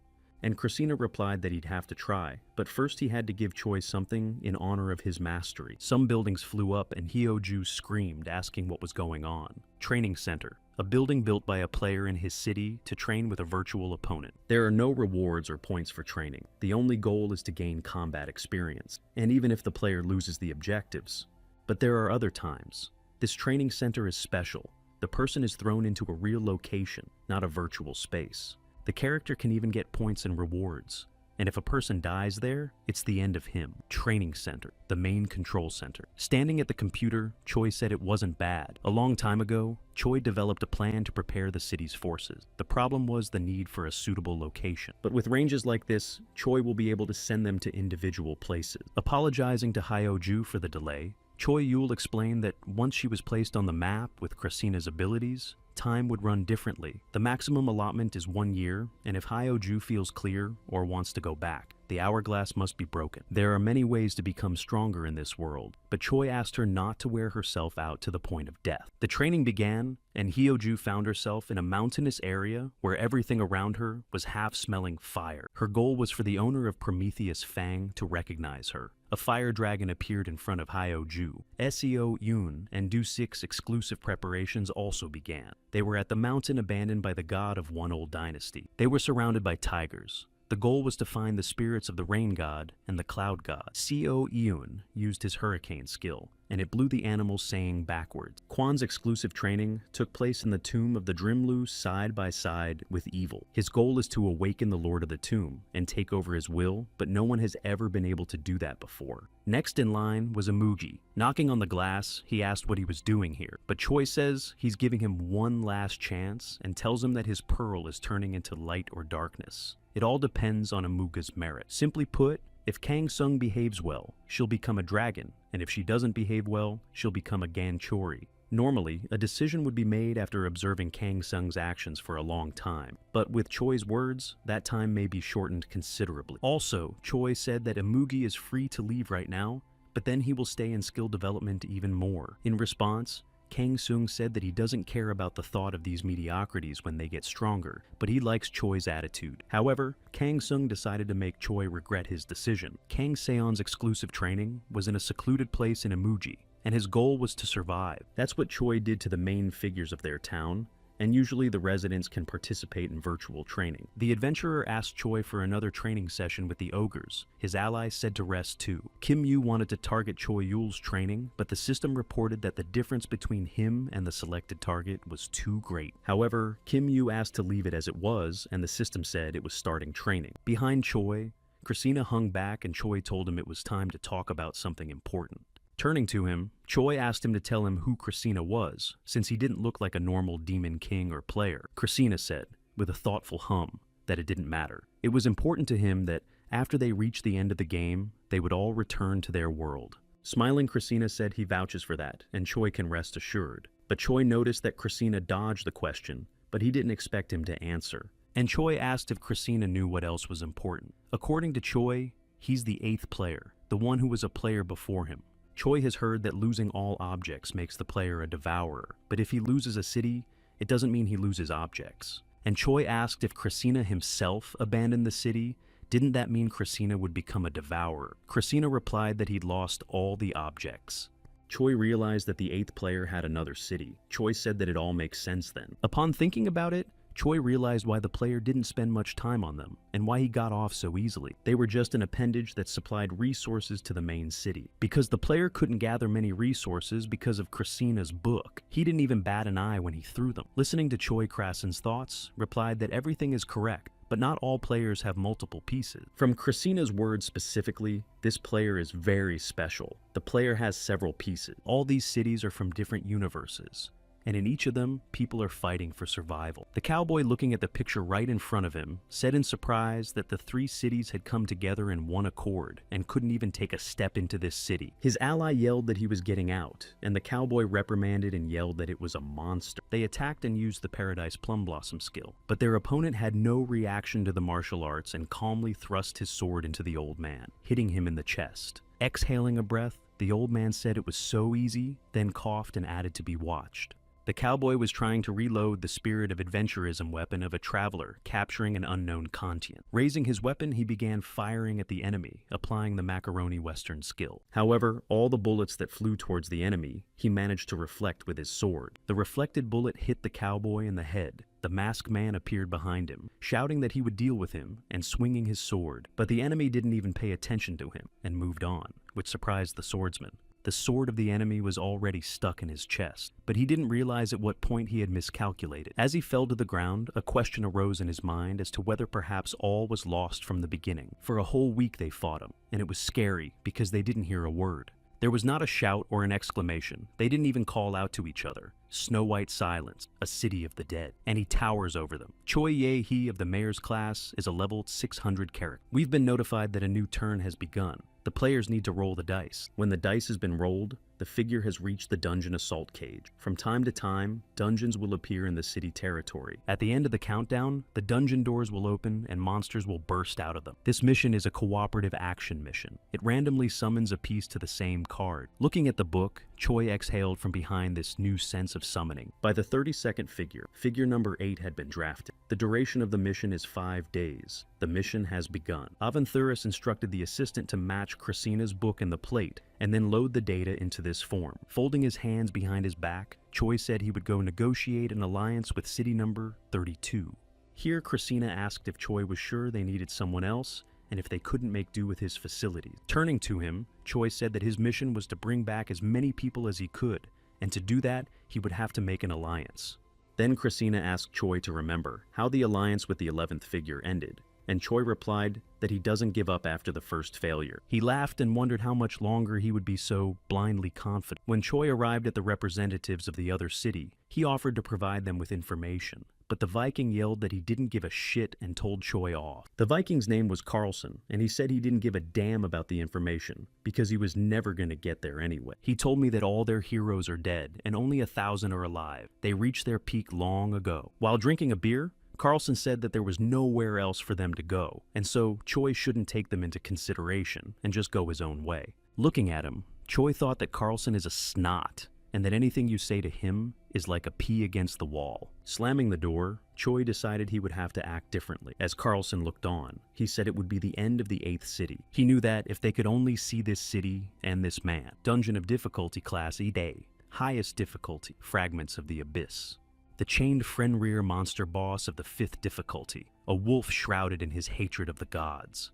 Raising her spear, Hyo-ju said that the strength she had gained over the past year in dangerous battles with Prometheus Fang. It's not just that she's borrowing the power itself, but that she's taking over a part of his body. Hyo-ju's body turned half dragon-like. There were flames frantically flaring around it. The dungeon has been cleared. The best user was Go Hyo-ju. Holding the coffee in his hands, Christina said that the skill of this object had grown surprisingly fast, and he was not wrong in handing him authority in this area. Choi responded by saying that it would be hard to negotiate with that city right now. Christina said that they would not interfere with them, and isn't that enough? However, Choi knew that if they abandoned them, they wouldn't live to see the end of the game. Closing her eyes, Christina asked Choi to dispense with the foreplay, saying the Lord was paying attention. Choi said, pointing his finger backward, that he was thinking about stealing the town. After leaving the dungeon, Hyo-ju immediately started searching the system for the following. Raising her head, she saw something huge in front of her. It was a magic missile. Magic that shoots clots of mana. Despite its low power, it always hits the mark. There are only 2 events after which the player descends to the playing field. First, the player loses all his objects and becomes a devourer. Second, PvP time. Though it requires the consent of 2 players, Christina can use her power to force the other player to agree. Using magic, Choi stabbed his sword into another player, player number 32 is defeated. The system then asks Krayson to choose a way to eliminate the 32nd figure. Though it is the easiest thing to dismantle the figure and use its resources, Krayson cannot refuse such serious requests. Choi came up to him and said he didn't ask for anything, and Krayson asked him to remember that he was doing it at a loss. Choi reminded that Krayson could absorb that player's power, but the latter replied that he wasn't interested in her. It's really interesting that this piece of the key has already been used, and Choi remembered that this was the piece Krayson used every time he did something against the rules. It became clear that Krayson was cheating with his help. Krayson then asked if it would work. Figure number 32 has disappeared, and all of her dungeons are moving. The 8th city now had twice as many dungeons. Looking at the book, Choi asked even so. The people of the 8th city are ready to act on their own, but they can't follow Choi's plan and make everything perfect. And Krayson clarified Choi believes that some people are still against him, but Choi asked him not to pour salt on the wound. Krayson then applied the overview card, which allows you to see some information about the player according to the selected number. The former 8th player now owned the 99th piece. He wanted the information about Krasen's number 8 player to be passed on to the others. A new turn has begun. The player arrived at the cops and thieves map. Seo Yoon, meanwhile, was destroying the goblin. Dropping him to the ground, Seo Yoon started handcuffing him, and the goblin called Seo Yoon a disgrace. Another goblin flew overhead shouting that So Yoon would have to catch them all. Goblins were in different parts of the city shouting that all the stolen glasses and clothes would become them. Turning around, the goblin shouted that this was a lovely town to hide in, and all thanks to the fact that it had grown quickly. A man appeared in front of the goblin and shined a flashlight in his face and said that the goblin had been caught. The whole town was catching the brazen creatures en masse. The goblins looked at Kang-do and asked him if he thought he was so tough to catch them. Sitting at the table, Choi was reading Crescent's book, and on the table in front of him was figure number 32. After that, things started to get quieter. The usual missions were led by Choi with the help of Krasina's book, while the residents dealt with the cleanup. The mission finally ended, and Krasina used her player abilities to upgrade the city. Then they got cheater items and destroyed devourers for the sake of boosting their abilities. Speaking of those missions that were done in conjunction with other cities, they destroyed the player and stole the city. After another fight, Choi sat down and exhaled and said that this one was stronger. Between missions, the inhabitants practiced constantly. The result was an unprecedented strengthening of the 8th city. There were several new zones in the city. In some cases, they didn't even need Choi's advice. Watching the town, Jack also thought things looked secure. But as always, trouble comes when you don't expect it. The figure has arrived on the dueling field. There was a random call from the first to the third figure. The goal was to destroy all objects of other figures. Watching this, Kwon remembered that there had been similar missions before. Kang-do realized that they were now in a battle of objects. Looking up, Seo-in replied that nevertheless people would have to take each other's lives. Kang-seung thought it was fun. He thought it was a great mission and just what he needed. Looking at Choi Dai said that even if he fought them, 3 wouldn't be able to pull them out, and suggested reducing the number of pieces in advance. Choi responded by asking if they were going to stand by. Krasina said he better not say that, but Choi said it happened before the deal. People in other cities are already armed and saddled up, screaming that they're gonna cut everyone's heads off. Watching the 3 cities approach them, Choi was surprised, and Krasina said that the enemies were united in an alliance.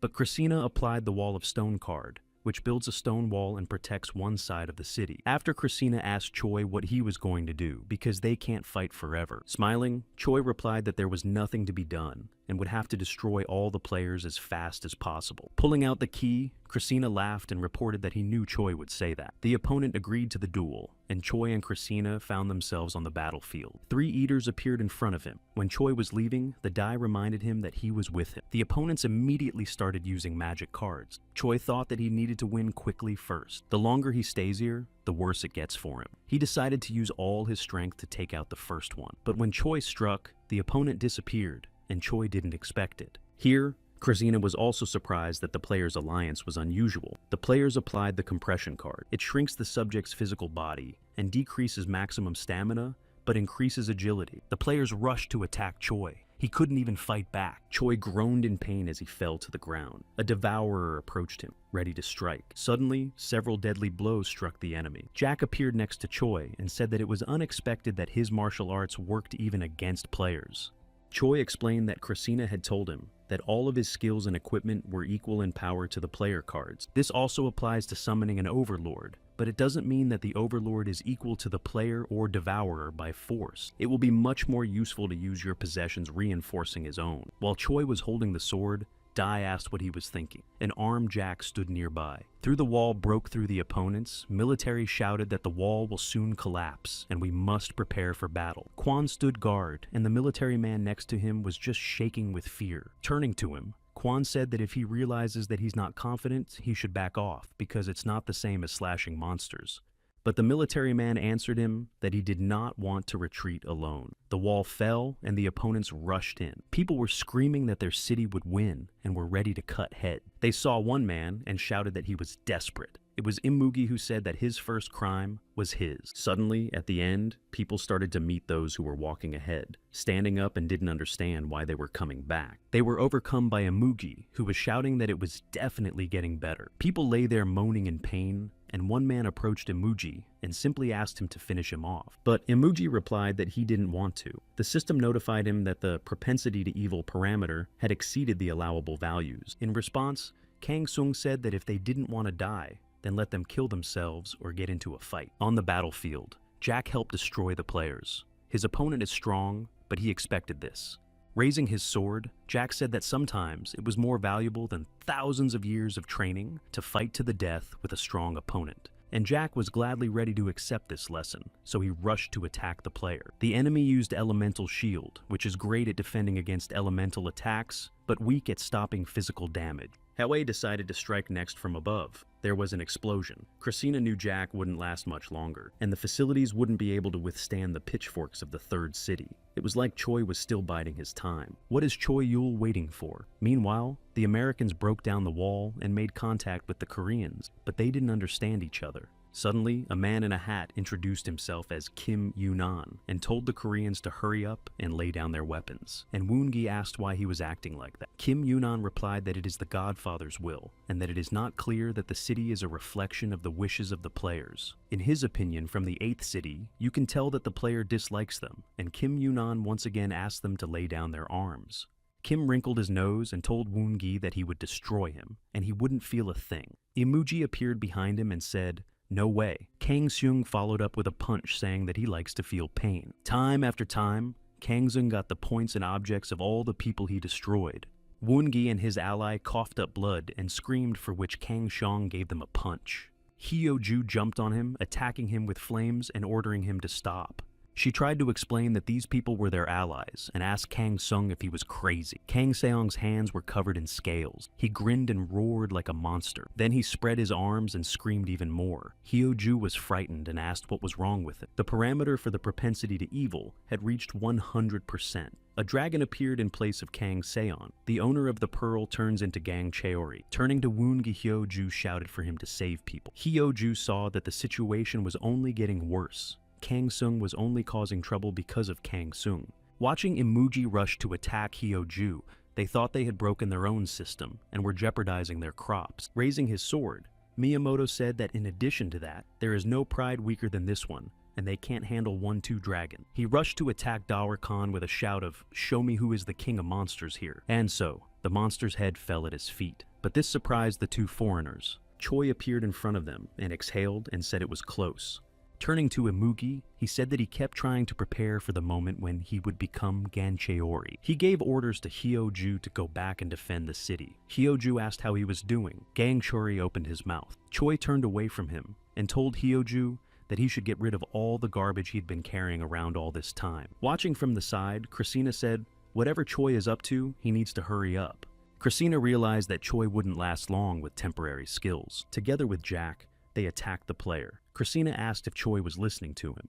In the city, Choi was throwing punches at Gancheori, knocking him to the ground. Continuing to beat his fists, Choi said, well, Kang Seung became Gancheori because he comes out much more useful than the dragon in his plan. The owner of the magic pearl will turn into an Imuji, depending on karma from becoming either a dragon or a Gancheori. Choi was worried about what would happen if Kang Seung changed his mind and became a dragon, but he thanked him for the stubbornness of an idiot and the dregs of this world. Gancheori's fear has peaked, and so contracting has become available. The system asked if Choi wanted to sign a contract with Gancheori. Jack fighting the players had no arm left, and his weapon broke. Approaching another player, Jack said he could hold off for now. Choi came back to him and apologized, explaining that it was taking a long time to get rid of the trash. In all games, as people level up, they gain power beyond the limitations of weapons and skills, and increase the characteristics based on their desires and skills. There are few among them who wear unique kits. The use of such kits confers considerable power, but make a mistake and the price could be death. Double or nothing, or else. Choi then applied a passive skill from the Gangcheori essence, activating the incarnation of self-destruction. Players' health points will gradually decrease. Characteristics will increase according to the number of anomalies. The more time a character spends in the incarnation state, the more extra. Therefore, the more anomalies, the faster Choi's characteristics grow. Mythic class is high rice, but the reward is also higher. Choi has struck out at the player. Next, Choi created an unknown complex potion. Unlike Imuga's poison, Kanchori's poison ignores the enemy's resistance to them. A poison of unknown origin paralyzes the player's body. His reaction speed, attack power, and ability to defend himself are reduced. Suddenly, Choi shouted to Jack that something was waiting for him from above. Jack looked up. Jack's sword glowed with a golden light. Choi warned that the poison's effect on the player would soon wear off. Jack, too. He had a magic dart sticking out of his back. Jack had been poisoned with an unidentified complex poison. All of his stats are temporarily doubled. The player shuddered. Jack exhaled, saying he could barely save his face. Something hit him in the back and his mouth bled. A complex unidentified poison dried him up. Jack fell, and Choi continued to fight the last player. The barrier is incredibly reinforced thanks to several shields. If Choi doesn't kill them, the barrier will continue to regenerate. It all has to be done in one go. Because of the effect of the self-destructive embodiment, Choi was influenced by disturbance. Also, because of this effect, the poison state progresses to a severely poisoned state, and Choi is affected by the decreased resistance. There was blood running down Choi's face, but he knew he wasn't doing enough. Looking at the figures in his hand, Christina said that Choi was letting people take the easy way out and taking the hard way in. He asked if it was about guilt or if it was human nature. In Christina's opinion, it would be so glorious if Choi used intelligence without hesitation. Christina assumed Choi was being held back by human nature. Choi had a huge list of active anomalies. His characteristics will grow according to the number of his anomalies. Approaching the player, Choi thought he had a lot of enhanced characteristics from the anomalies. Touching it, Choi knew that the bonuses of self-destruction incarnate were far more significant. Digging his fingers into the player's body, Choi told the player to stay still. Choi's eyes were covered with a gray film, and he couldn't see anything. The player squeezed him from both sides. There was a white flash of light, and Choi split the player's body in half. There were now 3 pieces in Christina's hand. The system notified that Choi had defeated all the players. Gangcheori's domain has been cleared. Leaning on his knees, Choi exhaled. Jack asked if Choi was okay, and he said he wasn't, but he'd be okay soon. It had become a good workout for Jack, and he thanked Choi. Raising his head, Choi laughed and apologized, saying he could take Jupiter for it. Picking up the sword, Jack looked at it and said he wouldn't say no because he liked it. A dragon appeared on Choi's shoulder, and Jack asked if it was his new lord. Choi replied that he was a little rough, but he'd be fine as a helper. By the way, why did Choi choose Gangcheori? He's the emoji who couldn't become a dragon, and Gangcheori cannot possess the magic pearl. That means the woman will get a new emoji. The pearl that was lying on the ground was picked up by Kim Yu. He grinned and clenched his fist. Looking at Kang Do, Seo Yoon asked what was going on. Kang Ji also noticed something strange with Hyo Ju. Choi Yul also asked why the mission didn't end. The system notified that a new player was invading the mission. A new figure, 99, appeared, led by Choi Ye. Christina looked up and said he didn't think he'd see him again soon.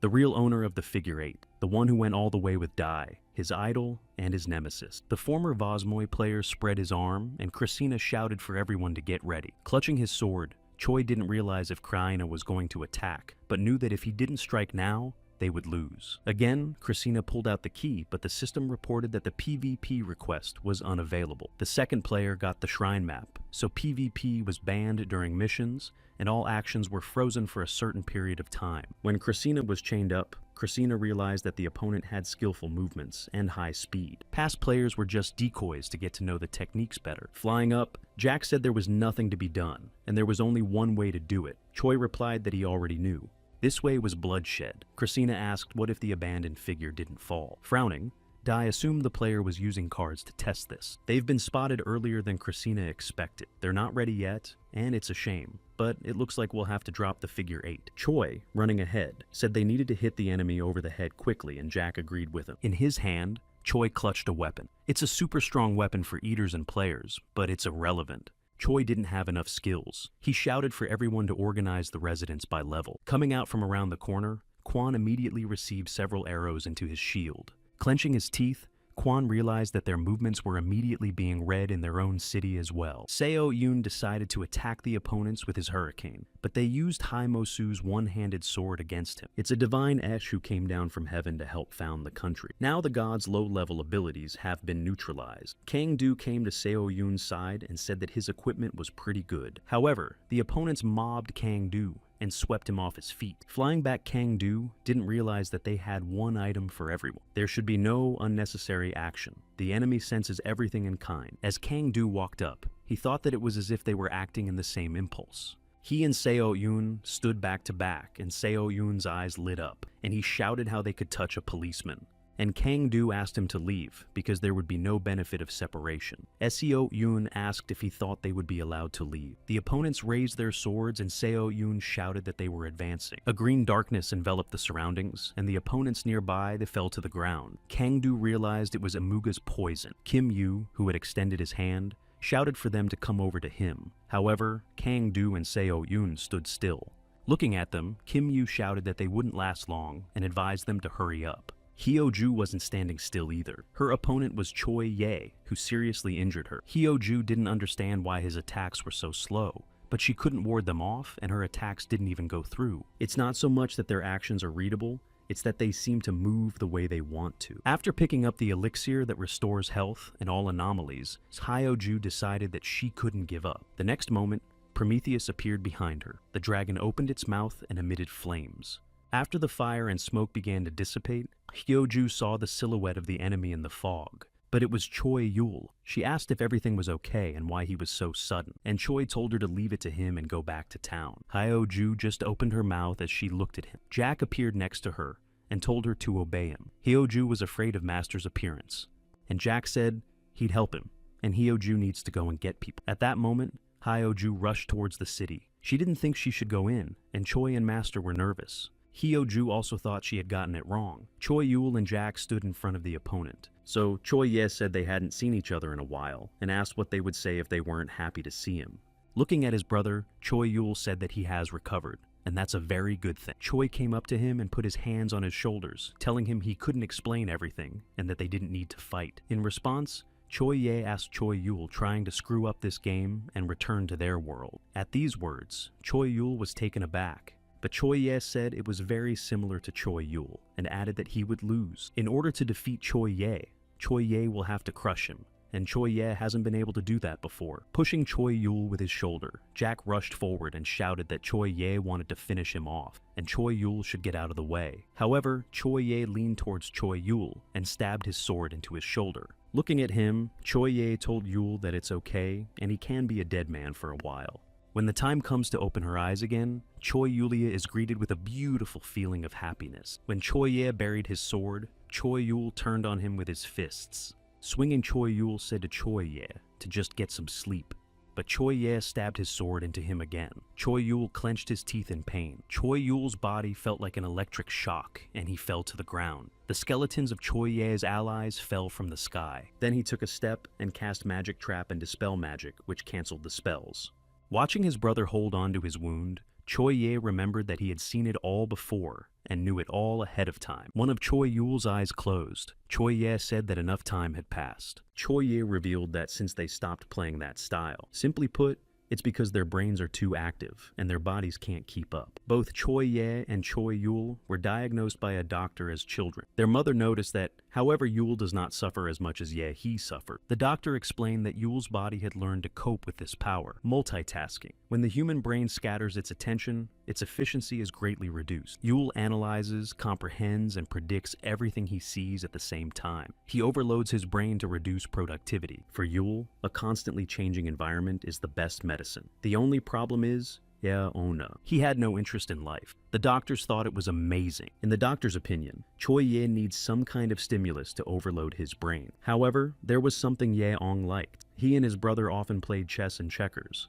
Looking down, Christina said that he probably had a reason to throw out his best object, Choi Yul. The player has an object with an unprecedentedly good compatibility. Choi looked at his brother and thought it was time for him to leave. After reading his thoughts, Christina laughed and said that he would love to, but there was no way out of here. Choi then told him to use the cheats and asked if Christina wanted to leave him to rot. Suddenly, Choi shouted for Christina not to tell him, but he interrupted him, and closing his eyes replied that he had thought about it, but still wouldn't. Although Christina wasn't lying when he said there was no way out of here. If they had the Lord's powers, Choi Yul would have killed Choi Ye. Apologizing, Choi flew upward in a somersault. He thought that even if he had those powers, nothing would change. Choi Yi attacked Choi Yul, but Choi Yul dodged the blow. Choi then went on the attack. He told Choi Yi that on Earth they had a way of dealing with such situations. The Absolute Seal began to lose its power. Time expired, and Christina tossed the card. This magic card was Armageddon, which broadcast the beginning of great destruction. The cities and all the figures lit up. The player hastily started searching for something in the system. Taking out Krasen's key said he knew it wouldn't do much. Raising his hand, Christina reported that his subject was a little angry. 2 devourers rushed to destroy the city. Clutching the card, Choi said, "So this is how Christina twirls thimbles in her foul play. Of course it wouldn't work on E1." The player was still thinking about what action to take. Christina, who watched him, said he always calculated his every move, what you lose and gain in battle, and the conclusion is the result of this calculation. Raising his sword, Choi Ye said that it was trivial. Dropping the sword, he said that it was a torment to be the object of such a low-level player. But then Choi Ye realized that Christina was using cheats. The player pulled out a map of the Great Escape.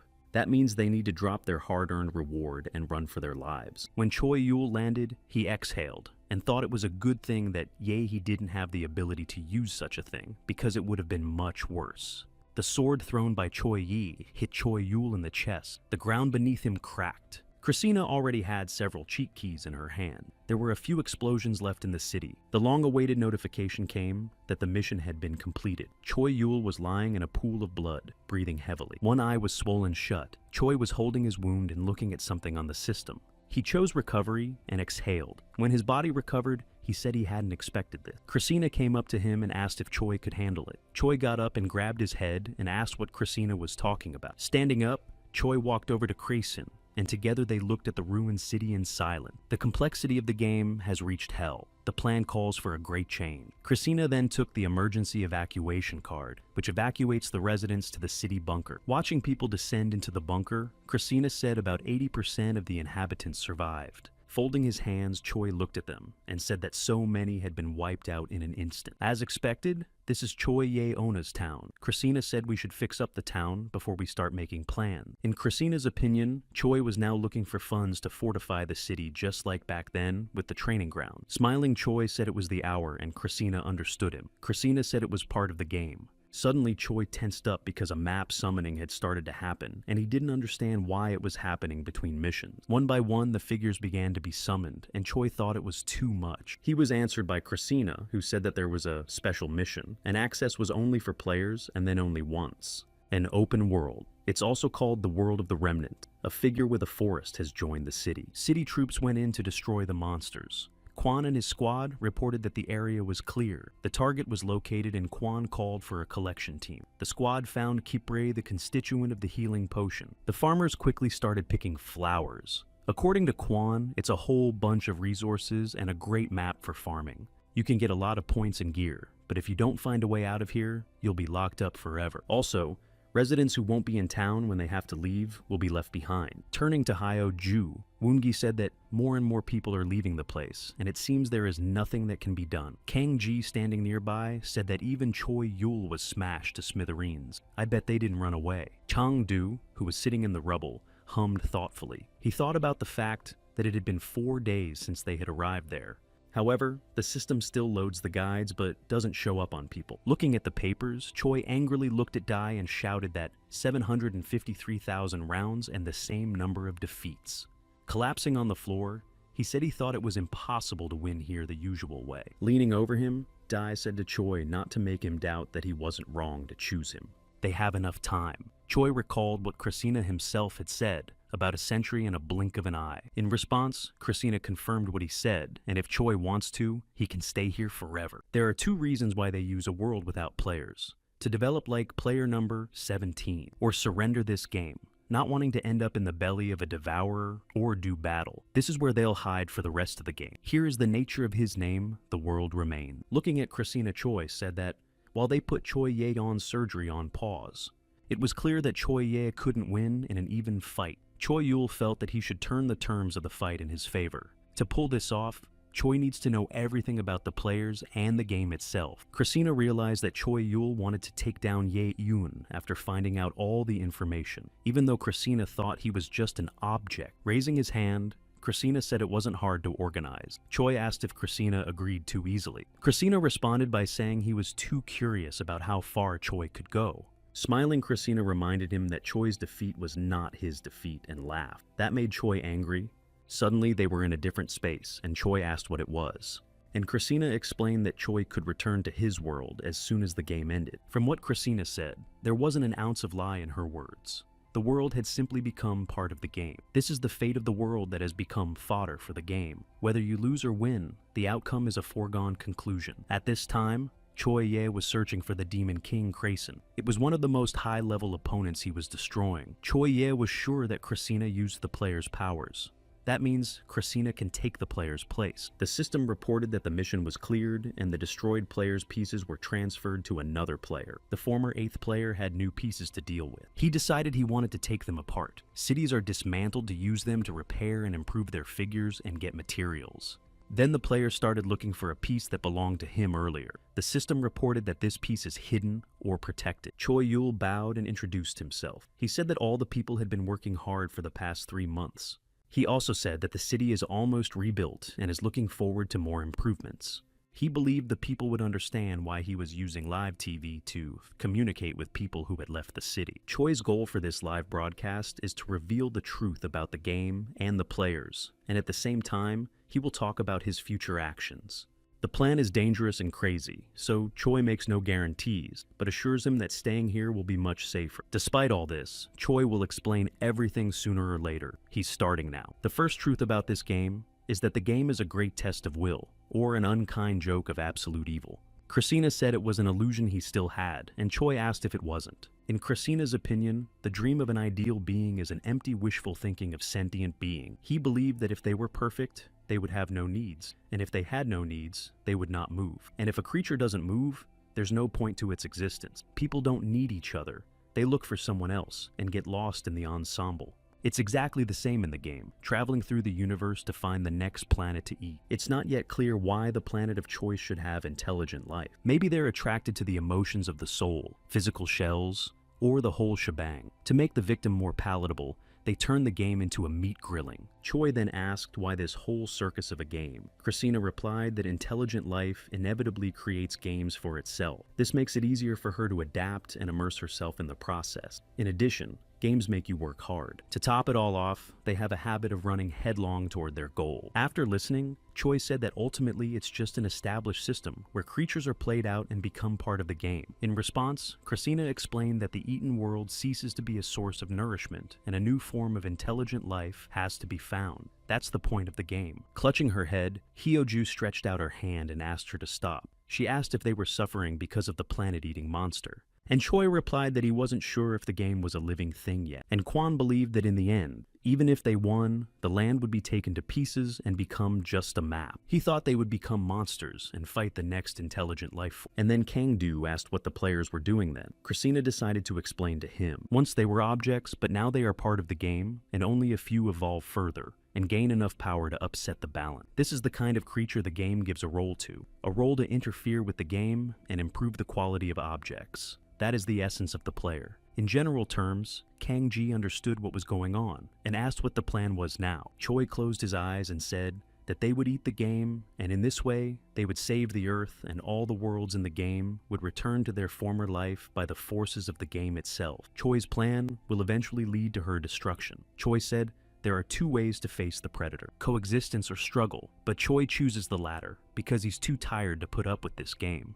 The choice is now up to the people, to stay in the city and fight the game until its destruction, or surrender to the will of the villainous abyss and live being part of the game. Looking at the city, Choi said he had a question, and Christina clarified what happened. And Choi asked Krasin if he was a player. He said he was, and then added that he was a player. He was also a demon king and an object like Choi Yul. He craved for something more than a player's power. But he was defeated by player number 199, who played by the rules, forcing Krasin to seal his Mila and use it as a demon king. Choi asked what Dai wanted. He said that Choi would understand as soon as the seal was broken. Either way, they have an alliance until the game is ruined. Christina added that Choi doesn't have to worry about that.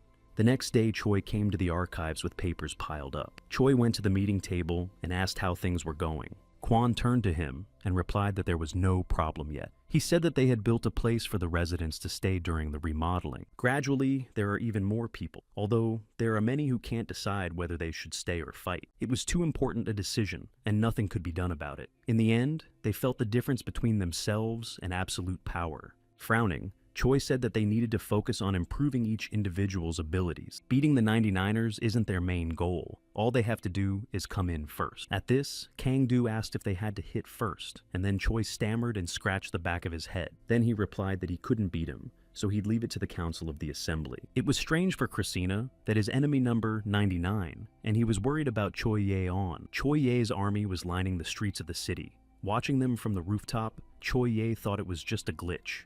Raising his hand, he cast a spell and thought that sometimes in games there are mistakes that even the developers can't calculate. Choi Ye knew that Christina had found them and took advantage of it, using certain items and skills along with calculated timings. Standing in the player's seat, Choi Ye asked if this was really the player's seat. Looking at Choi Ye's hand, he smiled and said how familiar it was. This equipment is not in the game data, so it was made by hand. If the brother created this armor himself, it's for one purpose only. Choi Ye then thrust his sword into the player. The impact sent cracks in different directions. For Choi Ye, it was clear that the players were artificial intelligence. And finally, the game. Looking at little Choi E's little self, Choi E said that they are the same, and little Choi E just wants to live. He asked to be chosen until there was a player capable of opposing his brother. Once again, Choi Ye drew his sword. His hand clenched and he asked this game decision. A human silhouette appeared in place of a hand, and then a flash of light appeared in the sky. It seemed like the player just wanted to find out who the strongest player was. So Choi pulled out some cards that began to swirl around him. An abandoned world, 200 years later. The grown-up Choi looked off into the distance. He asked again. Next to him, Christina directed him to the cheat keys. Going back a few years, Choi said this was his fourth regression. Kwon got up from his wheelchair. His fellow Arestum broke his cane. Choi said it was time to roll back his physical body, and the rest of the residents too.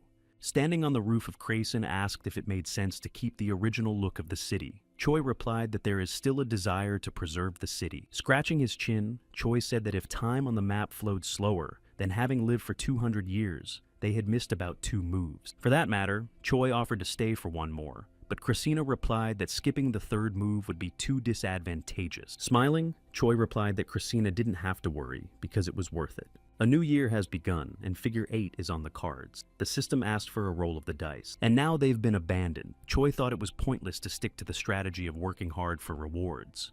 This will only increase their gap with Choi Ye-on. They should get to his cortex as soon as possible. During a speedrun, it takes 3 turns to effectively increase characteristics. The 8th figure has entered the flag capture zone. If the people bring the flag to their town, they will win. The current mission is a one-on-one battle with another figure. Figures are summoned randomly. A 60-second figure joined them, and a long bridge was formed between them. Sanchez Miguel laughed and said that the city cannon blueprint obtained during the Cannon Tower mission truly beautified their city.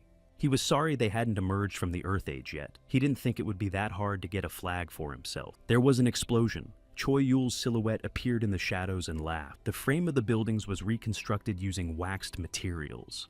With the help of magic and science that had been developed over 300 years, this protective barrier had been erected around the city. The military has picked up the Peregrine K2. Weapon is a weapon made by the technology of the 8th city, since they were able to produce heroic class gear themselves.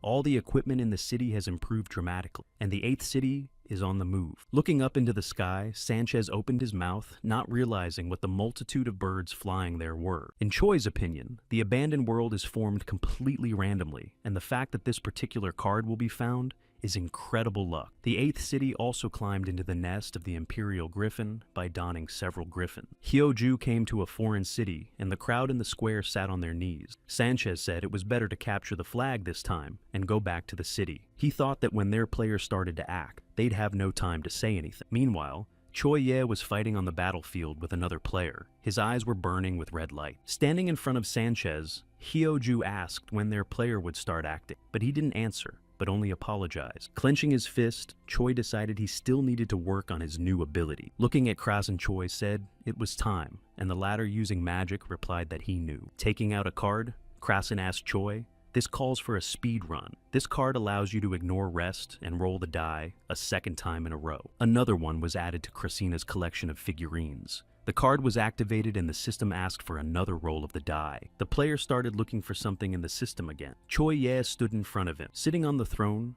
Choi Ye thought that now he could see the end. In front of him was a field surrounded by pillars. The 5th move, after returning from the abandoned world, Kang Ji flew upwards and pressed the button. 13 moves later, 25 moves later, 31 moves later, a few more moves later, and now a notification came to the mail that Krasina was the first player to reach the final stage. In Choi's opinion, everything's going according to plan so far. There's still one last push left. Final mission. The higher the player rises, the more difficult the missions become. After reaching the topmost floor, the player has the opportunity to pass the last mission. Taking Dai's cube, he suggested we begin, not just to complete the game, but to finish it completely. The die has been cast. There are 4 paths to the top floor. If you're unlucky, you can wander forever. They decided to trust their luck that got them this far. The 8th piece hit an empty cage and Choi screamed that Krasina is a loser. The system notified that the player had reached the Demon King seal area. The goal was to destroy all demonic columns.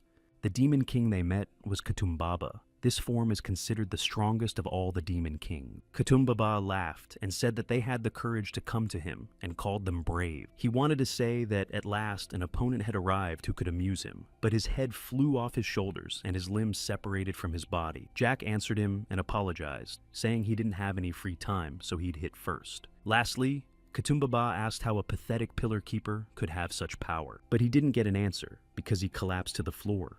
Hiding his sword behind his back, Jack replied that it was only the result of 300 years of hard training. Turning to Krasina, Choi asked, leaving, "They can't use the move map here." In Krasina's words, the final stage is the space where the energy is emotionally overflowing. It is the best and final stage of the game. A new turn started and the system asked the player to roll the dice. The piece started to move to the desired square. Choi took the die and mentally asked for an A. Choi said it was the 2nd floor, and Krasina said it looked like it. There was a 99th figure in front of them. They knew that they could not go on alone. Choi didn't understand why they were even using loopholes before, and the difference was only 4 moves. Suddenly, their eyes went wide and they saw the player in front of them. Choi also didn't realize what was wrong with his eyes, and Krasina replied that it was the power he was using. It took him several thousand years to master it, and now it's being used by a common unit. A new move began. The system asked for a roll of the dice. For Krasen it was interesting, but he thought it would be difficult to shorten the distance. The number 6 came out. Choi and Krasina were surprised. Choi asked if Krasina was sure it couldn't be used, and Krasina replied that Choi Ye was just lucky, or they could check it out. A monster appeared next to Choi Ye and aimed at Ye Gon, but the player Choi Ye was sitting on grabbed the monster. The player's appearance has changed, and instead of legs, he has claws. And Choi asked if Krasen was convinced, and Krasen responded by saying, "Who knows?" Now Krasina at least realized that the Devourer was not a hindrance to him. A system appeared in Choi's face. Smiling, he told Yule that he could never beat him. The 2 figures stood at the top of the pyramid. Hyo-ju said that they were eventually caught. Choi smiled and asked Krasen if it was impossible, and he said it was impossible. With an oblique look at Choi Krasen, he added what a normal player couldn't. "I got a notification in the mail that it's time to reveal the last mission. Within an hour, people are free to choose any city they want." Hyoju asked if they would change cities after everything that happened. The adventurer agreed with her, saying that they had gone too far, and they should not betray this city. A video message with Choi Ye appeared on the screens of all the residents. He said that he wanted to send a message to the residents of the 8th city. He said the reason he was giving them that choice was because it was a waste of his time. Folding his hands in a lock, Choi Ye said that people could not oppose him while he was still a unit, and now that he was a player, not even close. So, He asked the people to surrender. He said that if the people wish to keep the pathetic power they had gained from this game, they can feel free to turn their backs, and those who criticize people will disappear and die anyway. The mission has begun. Decision time is 1 hour for both the 8th and 99th city. And so, everyone has made their choice. The number of citizens who change their city is 0. Smiling, Choi said it wasn't enough to break their unity. In 300 years in the other world, only a few had wished to leave the city. Others fell into eternal sleep. But the people who remained decided to fight in this game until the end. The last mission starts in 10 seconds. Choi Ye said he'll lose time after all. The seconds were counting down. Both sides were ready for battle. Time was up, and the mission had begun. Choi Ye and Choi Yul got into a sword fight. Both of them had high speed, so they swung from place to place. When Choi Yul threw a punch, Choi Ye dodged it. Choi Yul let go of his sword and struck with his fist. Choi Ye used magic to throw Yul backwards. There was a huge explosion, illuminating the surroundings with light. The smoke cleared, and Choi Yi asked Choi Yul if he was giving up, and Choi Yul replied so that he would memorize the phrase. He said that this is just the beginning. Choi Blah is wearing Ragnarok armor of an unknown class. Choi Yi realized that since this equipment wasn't in the game's data, it was handmade. If the brother created this armor himself, it's for one purpose only. Again, Choi Yul attacked Choi Yi. Choi Yi thought that Yul did it to enhance his physical characteristics. Clenching his teeth, Choi Yul thought he would hit it the first time. When Choi Ye approached him, he said that he could predict actions by a few steps. Smiling, Choi asked it was intuition. Then a thunderstorm, caused by Yusa's umbrella, rose in the sky. This is the staff of the mythic class. Opening the umbrella causes clouds to appear. The size and power of the clouds depends on the user's level. Holding an umbrella, Kang-do suggested that we start. Clenching his fist, Seo Yoon said that 8th City was closed today for security reasons. Applying the hurricane, he shouted that therefore any trespassing was forbidden. Magic items such as Funback's gloves, Unsa's umbrella, and Unsa's cloak came together in one place. The unification began to happen. Kang-do used the power of the storm. Hyeoju, riding a griffin, fought against the army of another city. Standing on the griffin, she used her spear to destroy her opponents. Hyeoju smiled and said as expected, it wouldn't be that easy. The enemy picked up the dragon hunter's ice spear, a spear of the legendary class. Seeing one of the opponents in the crowd raise his sword, Seo Yoon said, here he is. It's Hwanun's sword. Behind him, Kang-do noticed that they had reacted quickly. With a frown, Seo Yoon said it didn't matter, because that was what they were counting on. Seo Yoon's eyes lit up, and he said that if the special skills didn't work, and Hyeoju said that they would just crush them with physical force. As the battle continued, Choi Yul told Choi On that they could still finish the game. Looking at his brother, Choi Ye remained silent. Choi Yul asked him to trust him. At that moment, Choi Ye decided that Choi Yul was just stalling for time. He was sure that indeed Choi Yul was just being a decoy and the real culprit. Approaching Krasina, Choi Ye raised his sword. Choi Yul rushed over to them and asked if he could just lose for once. Grabbing Choi Ye, he swept him off his feet and lifted him into the sky. This surprised Choi Ye. The 8th City Army was telling each other to turn off the fuses. On the ground, the army also converged in battle. Einherjar's battle mantle has one very exclusive skill.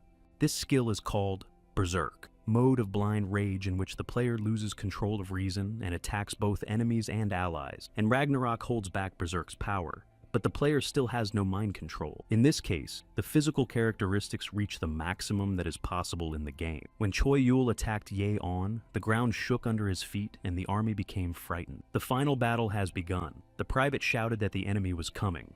Khan radioed that he was requesting artillery fire on the target. Kim Sung responded by saying that the target was confirmed. They used projectiles of the ice property. Kim Sung then said he would activate the identification spell. Following that, Kwon instructed the 8th City's military air force to begin the bombardment. The army detected enemy aircraft. The commander shouted for the bombers to speed up the operation. You also have to disconnect the fuses. It was a fierce struggle.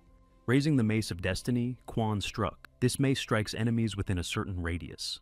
After Kwon threw a rift grenade. It's a grenade created using the 8th City's technology. A huge black hole formed where Kwon had thrown it. Looking at his opponents, Kwon realized that they were more technologically advanced, but they could counter them through the intensity of their attacks. It wouldn't be easy to win. However, Kwon didn't care. This was not a battle they planned to win. The battle in heaven was still going on. Choi Ye was already injured quite a bit. No skills, no magic, just hand-to-hand combat. Waving his hand, Choi Ye said, even if it's just physical strength. She ends up obeying the rules of the game anyway. Choi Yul approached Choi Ye. When Choi Ye struck Choi Yul, his hands were torn off and his mouth was bleeding. Choi Ye then looked at the map. This card was the Sit Aegis card that reflected all the physical damage. From the pain, Choi Yul clenched his teeth and then clothed himself in Ragnarok once again. Looking at his brother, Choi Ye said it's useless because Choi Yul can't even hear him. He didn't get a reply and Choi Yul attacked. There was an explosion. Looking at his hand, Choi Ye wondered if it was magic. Christina walked up to them. Choi Ye didn't believe it was him. He was sure that there were no mages among the 4 Demon King. At that moment, Choi Ye decided to use another move. His equipment changed. Behind his back, Choi Yul appeared and opened his mouth, but there was a shield around the enemy. In Choi Ye's hands was the Monsin and McLear's Posek. This equipment gives you the ability to see through any magic. Choi Yul's silhouette appeared in front of him. He waved his hand and said that Choi Yi had been caught. Looking at it, Choi Ye reported that, as he had suspected, it was indeed a Sed. Sade is a magic that separates the soul from the body. When using this magic, the body is left completely defenseless, so it's more for performance than combat. The body can be put into berserk mode, and the soul that remains outside can be maintained with magic. Smiling Choi, Ye said that it's funny that Choi Yul is really his brother. Choi Yul's response was a little off topic, but yes, it is interesting. Then Choi Ye asked Yul to answer why he was so eager to end the game. In his opinion, people should be inside the game. It's where they get their life's purpose and goals. Completing them is guaranteed to be rewarding. In truth, Choi Ye thought that in the game, a person could become a person. On Earth, people are no different from animals. So, Choi Ye decided it was time to end it. Things started to go wrong. Choi Ye remembered that the whole city was bugged. There was a flash of light, and Choi Ye realized that they were hacking the game. In the streets of the city, people expressed their joy that everyone was alive and well, and also reassured each other. The woman on the phone told Yura that she would call him back. Looking at the man next to her, she told him to go back to his beloved. Suddenly, a blue light washed over them. Spider-like monsters appeared between the buildings. They started grabbing people and ripping them to shreds. The survivors ran for their lives. In haste, the man rolled a die. Ankh of Resurrection from the mythic class fell out to him. When worn, increases the power of healing or skill enhancement. During use, it can rid one person of any disease or even death. However, after use, the Ankh will self-destruct. People from another city also took to the streets and destroyed people. Blood flowed on the roads. There was a trail of blood leading into the building. As the man led his companion into hiding, she had a sword in her chest. Taking the Ankh, the man held it out to her. With tears in her eyes, the woman took it and cried. Toward his brother, Choi Ye stretched out his hand. Choi Yul opened his mouth and roared. Several seals appeared around Choi Ye. His Zuami staff was grabbed by Choi Yul. Covering his face with his hand, Choi Yi placed the crested staff to defend himself. Choi Ye thought that this attack would be difficult to repel. He thought it was much easier to just destroy his brother's horses. Choi Yul intervened and shouted that they weren't horses, they were people. Choi Ye replied that the weak always become pawns of the strong. That's how it was on Earth, and that's how it is in the game. Also, Choi Ye asked how Yul thinks it's better to be the horse of the powerful, or the prey of those same powerful. Turning back around, Seo Yoon shouted for people to retreat urgently. Raising the enemy, Seo Yoon ordered the police guild to protect the civilians to stand to the last man. After overturning his opponent, Sang-do turned towards the newcomers and told them to be a little soft. Clenching his fist, Kim Yu replied, "Yes, sir." The police also obeyed the order and lined up a wall of shields. At first glance, the forces appear to be evenly matched. However, the 8th city is slowly losing ground. Meanwhile, Christina clenched his fist, thinking that after all he had done to achieve this long-awaited goal, and this would be his last step. He was sure whether it was the game or either of the two would meet their end. In the battle, Choi Yi continued to dodge his brother's attacks. Choi Ye turned around and saw Yul behind him. His brother told him that winning the game was never their priority. The pedestal on which the figure stood began to crack. Choi Ye said that Yul should have saved that ace for when he was defeated. Taking a swing, Choi asked how about it. Choi couldn't believe that he had repelled that attack. From the back,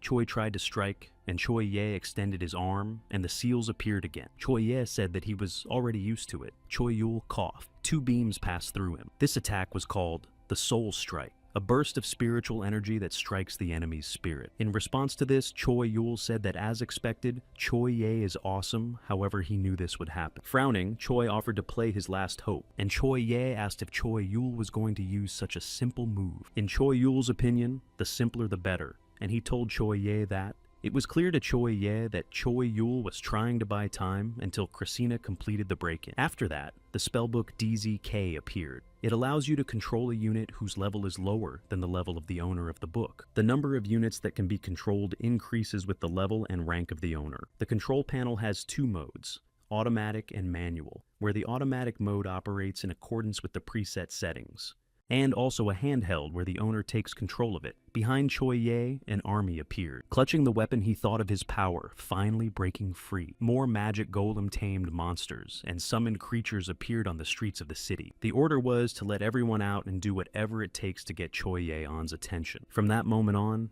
he took control. He finally showed his true power. Kim Yoonan laughed and said that he knew that this moment on will become, and asked how dare he treat people like cattle.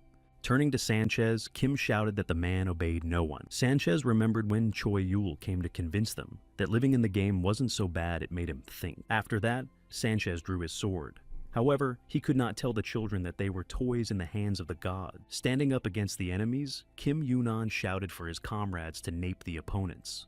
The fight between the brothers continued. Choi Yul threw a punch from above, but Yehi ducked to avoid the attack. In response, Choi Ye stretched out his arm, applying a spell. His hand passed through Choi Yul's chest. Spirit Yulia was in the ball under protection, and watching from the side as Yehi attacked the body, he laughed. Raising his head and looking at Choi Yul, Yehi thought it was a familiar strategy. Minimal use of resources to build up strength to strike a decisive blow at the end. At the castle, Hyoju noticed that other cities had joined the battle. Rushing forward, Hyoju shouted that she should go on the offense. Her gear changed and her hair turned blue. She ordered the counterattack to begin, and Quan jerked back to his helmet, activating the Holy War ability. It is activated when the full Helden equipment is equipped. It is used once per mission. This ability grants all guild members sacred armor and weapons. Blessing of the Goddess significantly increases all characteristics of guild members.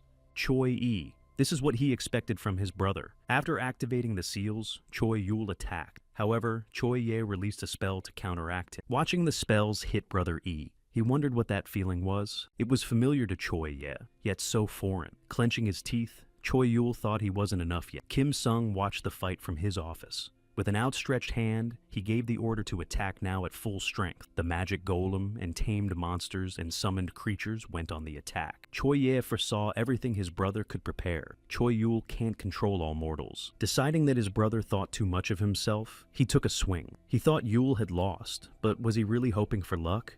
Looking at his brother, Choi Yul decided that he didn't know any limits at all. No one had ever brought him to this state before. Choi Yul moved to attack his brother again. Choi Yul knew that he would adapt quickly. Even if he reached his limit, it wouldn't stop him. However, when Ihi reaches that state, it is at that moment that they will have a chance of victory. With her spear raised, Hyoju deflected her opponent's blows. She clenched her teeth in anger and immediately struck back. It's just a matter of timing. Looking ahead, Seo Yoon asked if it was possible. Hyoju responded by saying, "Of course not." Kwon intervened and said there was no chance. Hyoju stood in front of Choi Yul and said to try to find and then attack the moment he reached the limit. However, Seo Yoon recalled that Choi said that Hyoju was weaker than Ye-on, but Choi said that if Seo Yoon has another plan, he's all ears. And Kwon summarized that they had decided on a plan, and he asked Choi Yul to focus only on Choi-on's brother. Kwon turned around and told Choi Yul to leave the task of chasing Choi Ye-ona to them. Choi Lee shouted after him that it was impossible. Kwon turned around and said that from the beginning, they were going to do the impossible, so it was logical to bet on the side with a chance of winning. With his hands and feet, Kwon struck at his opponents. Surrounded by E-screens, he turned around. He needed to concentrate on Choi Yula, and he needed to concentrate on Ye-ona's movement. Of course, Choi Ye was sure that Yul's comrades would create a gap in his defense.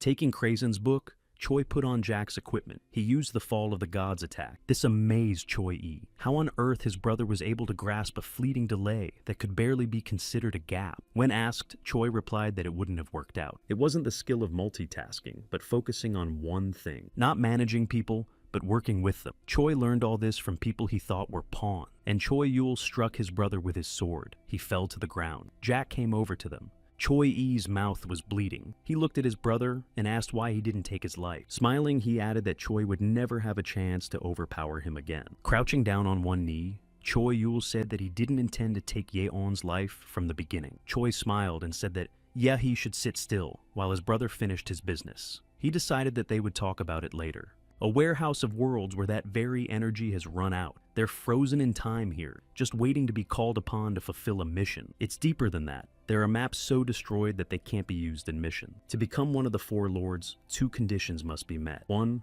fill the fear scale to the max. 2, fill in the friendliness scale. Even though Choi Yul can't predict exactly how He will behave, but he's sure of one thing. He still loves his brother and his family. While reading the book, Choi said that it was probably possible to create a perfect world with the help of the book and the game. But a world created by the will of one man will never be perfect. Slamming the book shut, Choi Yul said that he would realize it in time. And now Choi decided it was time to end this game. A huge monster appeared in front of Choi. That serpentine dragon surrounded the 8th figure. The players fled. Turning around, Choi asked to keep an eye on the house. Hyo-ju noticed a flash of light in the sky. This flash was caught by both Seo-yoon and Kang-do, and Kim-yu standing behind them. Pensively, Jack asked if Choi Yul knew what was there. Yul answered that he didn't, and said that even Christina hadn't gotten here. Following forward, Choi said that maybe for the game, this is also the first time coming here. A pillar of light struck Choi Yul directly. Choi was in a dark space with Jack. A monster appeared right next to Choi's face, and Choi leaned back and let out a curse. There were many zombie-like people around. Choi and Jack immediately realized what they were. A world that has become part of the game. Entire worlds, actually. Jack noticed that these dead people looked a lot like Choi Yul's race. There were explosions and people in the shadows who said that no matter how many times you destroy them, there is no end to them. His companions replied that this was their fate. The cat said it was the result of human experimentation. The wolf said that playing with food is not allowed, and he has already said that. Jack was silent, and Choi concluded that the intelligent beings in this world were not human. Choi has roughly figured out how things work. The worlds here could still generate emotional energy. And below is a warehouse of worlds where that very energy has run out. They're frozen in time here, a graveyard of worlds. Turning to Choi, Jack suggested that there was no further way out. Choi said that in that case, there was only one thing to do. He drew his sword and shouted that they had to break through. There was an explosion, and Choi broke through. Looking up, Jack said they were on the right track. Choi confirmed that it was definitely here. This is where the Demon King Christina is sealed. Any world that falls prey to the game dies, but usable units are probably used as demon kings or gods. However, where exactly Christina is baked is not clear in Jack's opinion. Choi didn't answer him anything. He remembered that during the system check, it was mentioned that there was an anomalous element that could be a nuisance or a threat to the game. Since this facility is dangerous, it goes without saying that it's been isolated. The book opened and Jack said someone was going to escort them out. The book flew forward so fast that even Choi opened his mouth. A rift opened up in front of them. Choi didn't understand what he was doing in the void, and Jack replied that it was a rather crude method, but if you make noise like that, there was a trap waiting for them, which Choi tried to dodge but failed and cursed. A whole bunch of NPS showed up. Choi said he felt it wouldn't be that easy. Jack's response was to tell Jack to be careful, because these creatures, but Choi didn't let him finish answering that he knew. The NPCs can copy his characteristics, but Choi can't be stopped by his characteristics alone. They rushed to attack, and Choi raised his sword higher. There was an explosion. Looking at his opponents, Choi decided that he had to hurry, because if they decided to attack him, the city was probably in danger. The creatures of the statue thought that the special mission was of rational interest to them. The other creatures believed that the dastardly men from the 8th city that were trying to end the game, they wanted to repay them with bloody justice. Kang-ji looked at Hyo-ju and said that there was nothing to be surprised about, because many people would rather live in the Matrix than in the real world. The military officer shouted that confirms 42 enemy cities, and the enemy force is approximately 5 million men. They've also confirmed the presence of 15 players, and 10 eaters, and their numbers continue to grow. Kang-do asked why they were so lucky. Seo-yoon agreed with him. Kang-do warmed up and said that so far, the game had tried to stop them within the rules. In his opinion, this is clearly beyond them now. Seo-yoon also prepared his fists. Apparently, Crossan's book senses its impending end. In the center of the room stood a statue with swords stuck in it, and a pile of gold at its feet. Seeing him, Christina said he had arrived at last, and asked him to break his seals sooner rather than later. The NPCs rushed to attack Choi Yul. He retaliated by kicking them with his legs and sword. Crason's book reached the rift, and it glowed with a blue light. Sitting on Choi Yul's shoulder, Jack announced that the road was open, and Choi turned around. As Choi retreated from his opponents, he dashed toward the rift. The NPCs rushed after him into the rift. From above, sitting on the griffin, Hyo-ju shouted that this was the last warning one step and she would attack. But the people didn't listen to her, and only threw daggers at her face. Hyo-ju easily dodged the attack. She realized that it looked like the dialogue wasn't going to happen. Kwon also realized that there were too many enemies. He decided to respond with a siege rather than open combat. A shield appeared, and Kim Yunan shouted for everyone to retreat to it. The statues shouted for their comrades not to let the humans leave, and ordered them to massacre their own people that still regretted the past. Seeing that the enemies were attacking, Kwon also ordered to rush to the attack and defend the evacuees. Facing his opponent, Kwon asked what he had heard from the game. Statue replied that they wanted to destroy this paradise and return to Earth. Swinging the statue screamed that they were stupid and threw a punch, but Kwon deflected it with his shield. He kept shouting that even those they thought were gods here were just puppets of the player. Extending his arm, the statue asked to destroy a game. Run by such a player, Kwon thought it was possible. He asked Kwon to surrender and accept his fate and called him an anits. Pointing his weapon at him, Kwon apologized and said, "There was one thing. There are people whose DNA is wired to reject death." Behind Kwon, a private reported that the first line of defense had been destroyed. Kwon asked how the evacuation was going. The private said it was about a third complete. After listening, Kwon ordered the retreat to maintain formation, and even if they died, they should not let the breach be breached. Kwon knew that if the city was destroyed, it would be game over for Choi Yul. He decided to hold out at all costs. On the other side of the rift, Choi was surprised that there was nothing. Jack hummed thoughtfully too. Without noticing, Choi armed himself, and a huge monster appeared behind him. Choi turned around and was surprised to see Crayson there. He was happy that Choi had come for him, and asked him to break his seals.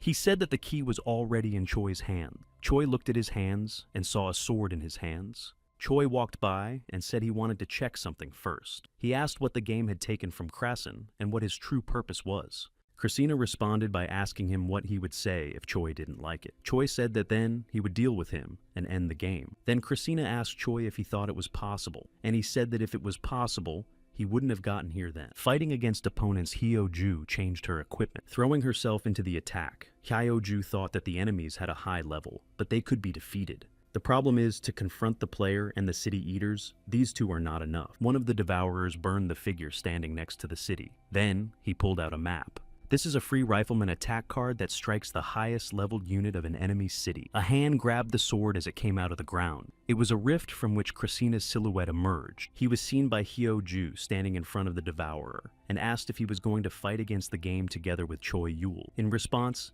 he said what was taken from him, and what he wants is freedom. The game turned him into such a creature, and his world died a long time ago. Reaching out, Christina threw the cards away. Everything that had happened had opened his eyes. Countless worlds absorbed in the game. Looking at this place, Christina thought for a moment, he wants to see what lies beyond, to step out into the larger universe and look beyond. That's why Christina resisted, and that's why it was sealed. Choi was silent on that. Jack said it was unexpected that Christina left the endgame to Choi. Choi replied that his goal wasn't revenge. Smiling Choi said it was a very winning strategy. He knew that Christina had all the data on the players and the devourers protecting the city. Spreading his palm, Choi decided that he would take the battle against a game about which there was no information. Nearby, Jack reported that in a battle with an unknown or stronger opponent, and there was no one better than Choi. Laughing, Choi said it's an onerous assessment, but he'll try to live up to expectation. There was a bang, and then a hole appeared in that spot. Choi was surprised that part of the game had changed. He wondered if she had come over to this side in exchange for a cheat. Throwing up his sword, Ragnarok shouted that they had found a method of destruction and could proceed. Extending his arm, Choi placed them on the wall. Choi opened the doors and decided to see what was behind them. Laughing, Choi imagined there would be the face of a monster eating worlds called the game. Falling down, Choi didn't realize what it was. Water. But then he laughed again, and Jack asked what it was. He kept falling and laughing. Jack didn't understand what was happening, and Choi stammered and tried to explain. Clenching his teeth, Choi held back the tears. He realized that these were emotions, so many that he couldn't hold them back. Here's the thing. Emotions were the food of the game. They were so powerful that they became tangible. And by feeding on those emotions, the game lives on. A strange creature appeared in front of Choi. Staring at it, Choi wondered what it was that looked like a whale or something else. At that moment, Choi stopped feeling anything. No evil or good, no signs of life. It exists and doesn't exist at the same time. Choi's body clenched and he groaned. He was overcome by emotion again. Jack shouted that Choi needed to control his mind. He shouted that he had to pull himself together. However, Choi felt like this was an impossible level. If he continued to fall under such strong emotions, he would go crazy. Released again, and Choi explained to Jack that emotions are signals triggered by brain stimulation. If he is in a state of soul, i.e. out of the body, there is no problem. Keith moved toward Choi. Ragnarok clutched his sword and said he was sure he'd cut it, but it didn't work. Choi Blee's soul and body have the same feeling, but what is that feeling? Something hit Choi in the back. Magic. A weapon. Clenching his teeth, Choi glanced away, but there was no end to it. A flash of light appeared in the sky above the whale. Choi pulled out some seals.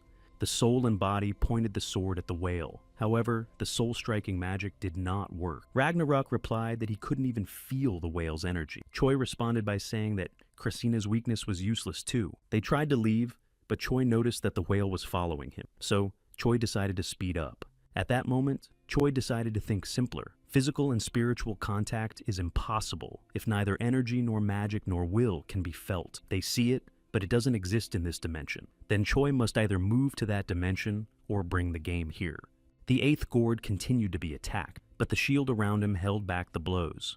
When Hyoju turned around, she thought it was a storm. Christina noticed it too. Holding the devourer with one hand, Christina thought it was a cheat reacting to something, but it had never happened before. Choi, meanwhile, tried to hit the whale with the key, but nothing worked. Choi told Ragnarok that he had used all the skills in the game, but it was no use. Ragnarok warned that there would be another attack and to be careful. Holding up his shield, Choi told his body there was a plan and to get ready. Ragnarok warned him that he wouldn't last long. A protective ball formed around Choi. At that moment, Choi realized that the game's body was reacting to every glow. There's nothing left to do but find out what it means. A piece of land appeared behind Choi. Looking at him, Choi didn't realize what it was.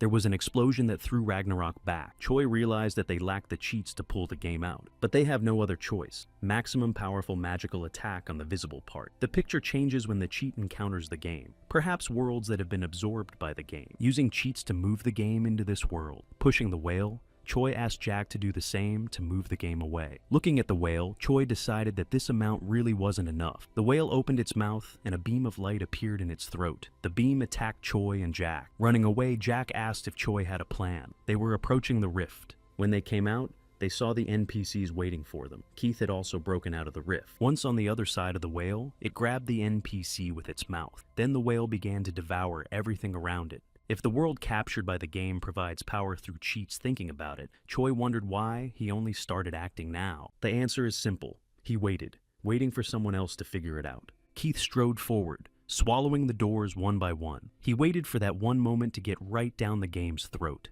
Stopping, Choi watched the whale from below catch up to him. This was the true face of the game. Choi started to have chits around him. Jack said it was a powerful energy. Choi responded by saying that this power was far superior to a berserker. With a wave of his hand, Choi warned Jack to be more careful, and added that they should try harder because the enemy was still stronger than they were. Crossing his arm, Jack replied that he knew, but it wasn't worth swinging a sword at. Opening its mouth, the whale aimed a multitude of daggers and swords towards its opponents. From above, Jack attacked him with a punch. The cheats jerked and Jack's punch had no effect. Taking the cheat, Choi thought that if emotions are food for the game, then it will endlessly gain power from this ocean of feeling. He made several turns around the whale. With a shout, Choi raised his sword, determined to drive her out of here. Choi let the game crash into a warehouse of worlds. Meanwhile, Christina fought the devourers while helping Hyoju. A whale emerged from the clouds. Christina tensed when he saw it. Choi and Jack kept pushing him. When the first roar of the game sounded, all the creatures belonging to her collapsed to their knees.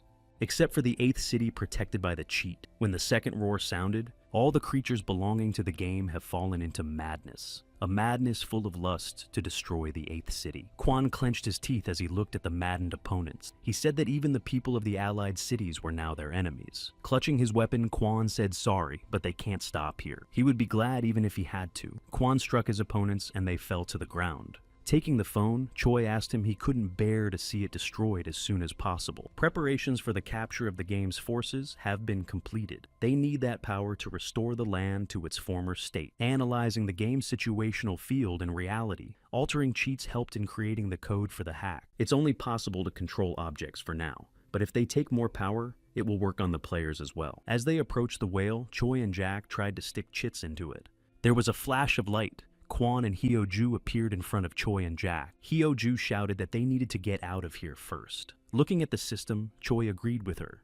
An emergency evacuation code appeared. Looking out from behind Choi's back, he asked how the guys were doing. Smiling, Hyo-ju replied that Christina had also shared her power with them. Turning around, Choi asked if Christina had any more chits left, but there were a bunch of cheats behind Choi. Christina said they were cheats that were saved in case Choi failed.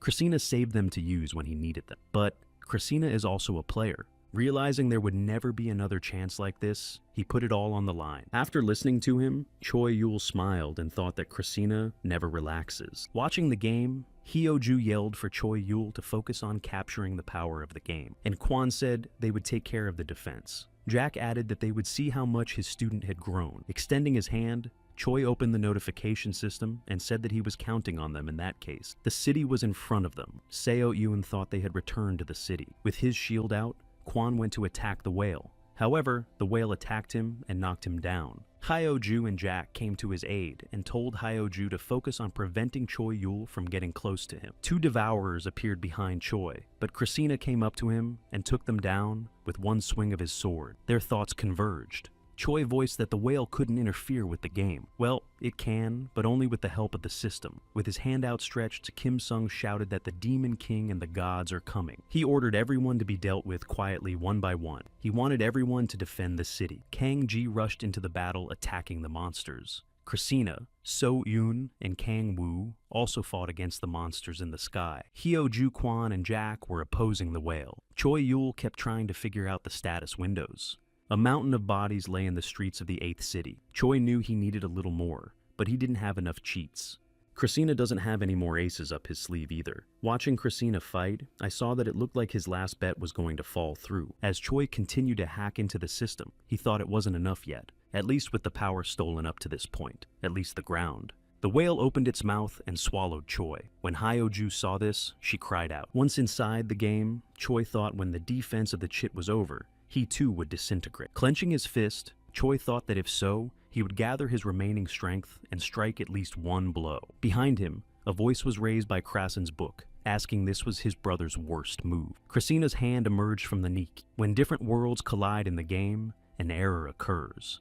Christina explained that it is, if not world-level energy with the world, then there is no error. But if you analyze the collision formula and collide objects of a certain world with calculated speed and power, in Choi Ye's opinion, all of this would cause a mistake. When Choi Yul saw his brother, he asked if he wanted to fight again. Smiling, Choi Ye listened as Yul asked Ye Onu managed to get out of the book with a chit. A notification window appeared in front of Choi, and he turned around to look at his brother and asked why he was helping so suddenly. And Choi Ye replied that this mistake was not enough to clinch the rest of the game. He believed that if you collide more than 74% of the items in a game, you can create enough bugs.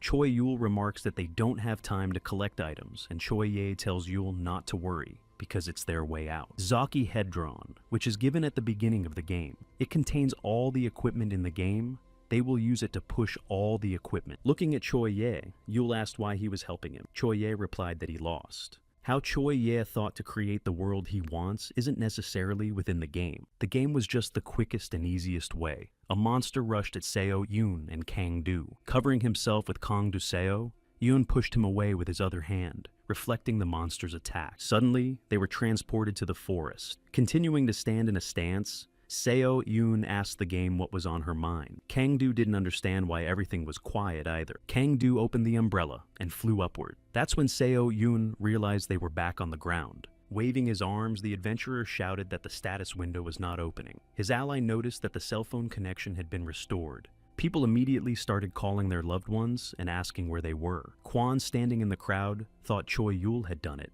Hyo-ju turned around and noticed that Choi Yul and the master were nowhere to be seen. Pieces of land taken for the game began to return to their places. Choi thanked his brother and said that it was because of him that they had made it through. Yet he said nothing in response. There was only one problem left. Keith. This was the last case. Jack jumped on Christina's shoulder, and Christina told him not to let his guard down, and remembered that their opponent was a game. And Jack replied that a wounded animal is the most dangerous. The whale had several holes in its body. When the whale moved in their direction, Choi warned his brother that it was coming. Suddenly, Choi saw playful cubs inside the whale. A bright light illuminated them. They tried to attack the whale, but they did no damage. One egg cracked. Christina realized that the game had stolen the cubs using its remaining power. Choi Yul noticed that all the power was gone in an instant. It was clear that the game was definitely dead. He had a hunch that she had passed the remaining power to her cubs. He asked if she had entrusted revenge to her descendants. Yul replied that no one could know that, and maybe she just wanted to keep them safe. There was no great victory or great evil as a result of this battle. It's just that in the usual struggle of an ecosystem of eating and being eaten, the Earth survived. With his arms at his sides, Choi Yul asked if they were coming back. Now the land is reunited again, disfigured like in the game. In order to prevent great chaos, we must act quickly. Taking the book, Choi Yul replied that he had already thought of everything. There were 3 spaceships hovering above the Earth. There was a special unit there. It belonged to the Outer Space Defense of the Solar System's United Army. Commander-in-Chief Kwan said this mission is to protect an elven race that has requested asylum. He told everyone to be careful. It's been 2 years since the end of the game. The Earth has been thrown into chaos. But thanks to the efforts of Choi Yul and the citizens of the 8th City, the situation quickly stabilized. A news anchor asked the 8th City, now called Asadal, to become a key city. The man replied that the borders had lost their meaning. The world has been reorganized around megacities called key cities. Asadal has become the largest key city in the new land. The host asked if there were still people who missed the game. Those who believed the game was a paradise created by God are called exiles from paradise. In the game, the dead could be resurrected multiple times. However, these are copies embodied as data. These are creatures that can only live in the game. Their real bodies have indeed met their demise. But for some people, it doesn't matter if they're real or not. It will probably remain a matter of debate. After listening, the host suggested changing the subject, and the man agreed, offering to discuss the latest news about Asadal's heroes. First Solar System Special Crimes Investigations Unit. Looking at the city, Seo Yoon said he was sick of the exiles from paradise becoming more and more aggressive. A nearby Choi Ye replied that he could partly understand them, but they chose the wrong methods. Seo Yoon flew into the city on his dragon and shouted at the protesters to stop because the police had arrived. Bringing up his fist, he shouted that resistance would only bring them injury. 16 pieces of legendary equipment were discovered. Looking out the window, President Kang-do asked if the quality had been confirmed. He was informed that it had been confirmed. Smiling, he replied that he understood and ordered him to return carefully. Kang-do said that her abilities were unchanged, and he wondered when she would accept their offer. In his opinion, there is no place that can offer better conditions than them. Kang-do has now become the leading president of the leading company of the Hongkik solar system. He is the Midas arm of Kang-do-sik. On the phone, Hyo-ju wondered how she had refused those conditions. Putting her hand behind her head, Kang-ji replied that she was more comfortable being a freelancer. Hyo-ju replied that she was happy that she was helping them. Sunbathing Kang-ji asked if Hyo-ju knew that she was taking good care of herself now. She became an upper-class appraiser through the eyes of God Kang-ji-woo. In response, Hyo-ju sighed, and Kang-ji asked where she was now. Yi Hyo-ju replied that she was on Mars. Kang-ji smiled and asked if she was still sticking her nose in other people's business. But Hyo-ju thought it was necessary to catch up with Master and Choi Yul. Then Hyo-ju said she had to go, and they would call again. Kang-ji wanted to say that she didn't even have to try, but she didn't have time to say anything. Earth was not the only planet reborn. Most celestial bodies returned to their original universes. But by joining with other stars, shard worlds have been recreated. The gnome said the mine was too good for pigs who don't know art, and can only make ugly weapons. Leaning over him, the goblin said that weapons are practicality. Let the goblins do the design. The dwarf argued that it was the ultimate in practicality. Standing on the mountain, Hyo-ju shouted for them to stop. She became the second son of the solar system. Go Hyo-ju's blue dragon flame. She shouted that she'd had enough of fighting. Raising his fist, the dwarf shouted that it was a magnificent perfect weapon and asked to touch it at least once. The orc roared and called, Go Hyo-ju, a strong woman, and asked to fight him. Christina Choi Yul and Choi Ye, who were standing on the moon, they were looking at the earth. Choi Yul asked he was leaving. Christina laughed and replied that it was interesting to observe this universe. Closing his eyes, he reminded himself that he had a greater purpose. Christina dreamed of seeing the vastness beyond the game, to go beyond the ecosystem of one star, and consider the ecosystem of the entire universe. With his hands behind his head, Choi asked if it was necessary to leave, since the plan to free the other universes consumed by the game was already underway. But Christina replied that he had already said he was hungry for more. He suggested that maybe the game isn't the ultimate predator of this universe. He asked if there was someone who used the game as food. Choi raised his head and asked him not to say such scary things with a smile. And Christina said he can't contain his desire to see it all, so he's leaving right now. Nodding, Choi replied that he knew that would be the case, and then turning to his brother, asked where he was going. Choi Ye asked if he stays here and plays with him. Choi Yul thinks he will win. Turning away, he said that his whole world is Yul and parents, however. The opportunity to save them here is already gone. Choi Yul lowered his eyes and said that when he stole the power of the game, he wanted to somehow resurrect the dead, but it was impossible. Rising into the air, Ye summarized that was why he was leaving. Choi Yul didn't understand him. He explained that if there was a being superior to the game, he would be able to resurrect his parents with that power. This surprised Yul, and he asked if they were but He showed him the balloon saying that the parents were here. He transferred their data before the game ended. Leaving, Christina turned around and he told Yul to wait because he would be back with his parents. Lowering his eyes, he offered to play again and risk the world or the universe. There was a flash, a portal opened, and Christina and Yeon disappeared. Closing his eyes, Choi Yul said he still had the feeling that he had let go of something far more dangerous than the game. Jack spoke up, saying they had a lot of work to do. Choi agreed with him. A snake appeared behind Choi's back, and he smiled and folded his arms, reminding him that the job remained the same. Prepare to train, share knowledge and strength to move forward together. They'll survive. Even if there's a game or worse, they will. The system reported that all the materials needed to create the seed had been collected. The creation of the seed took place. The die was cast, which meant the use of the seed of creation. Life in this galaxy is randomly generated. The system asked if the players wanted to start a new game.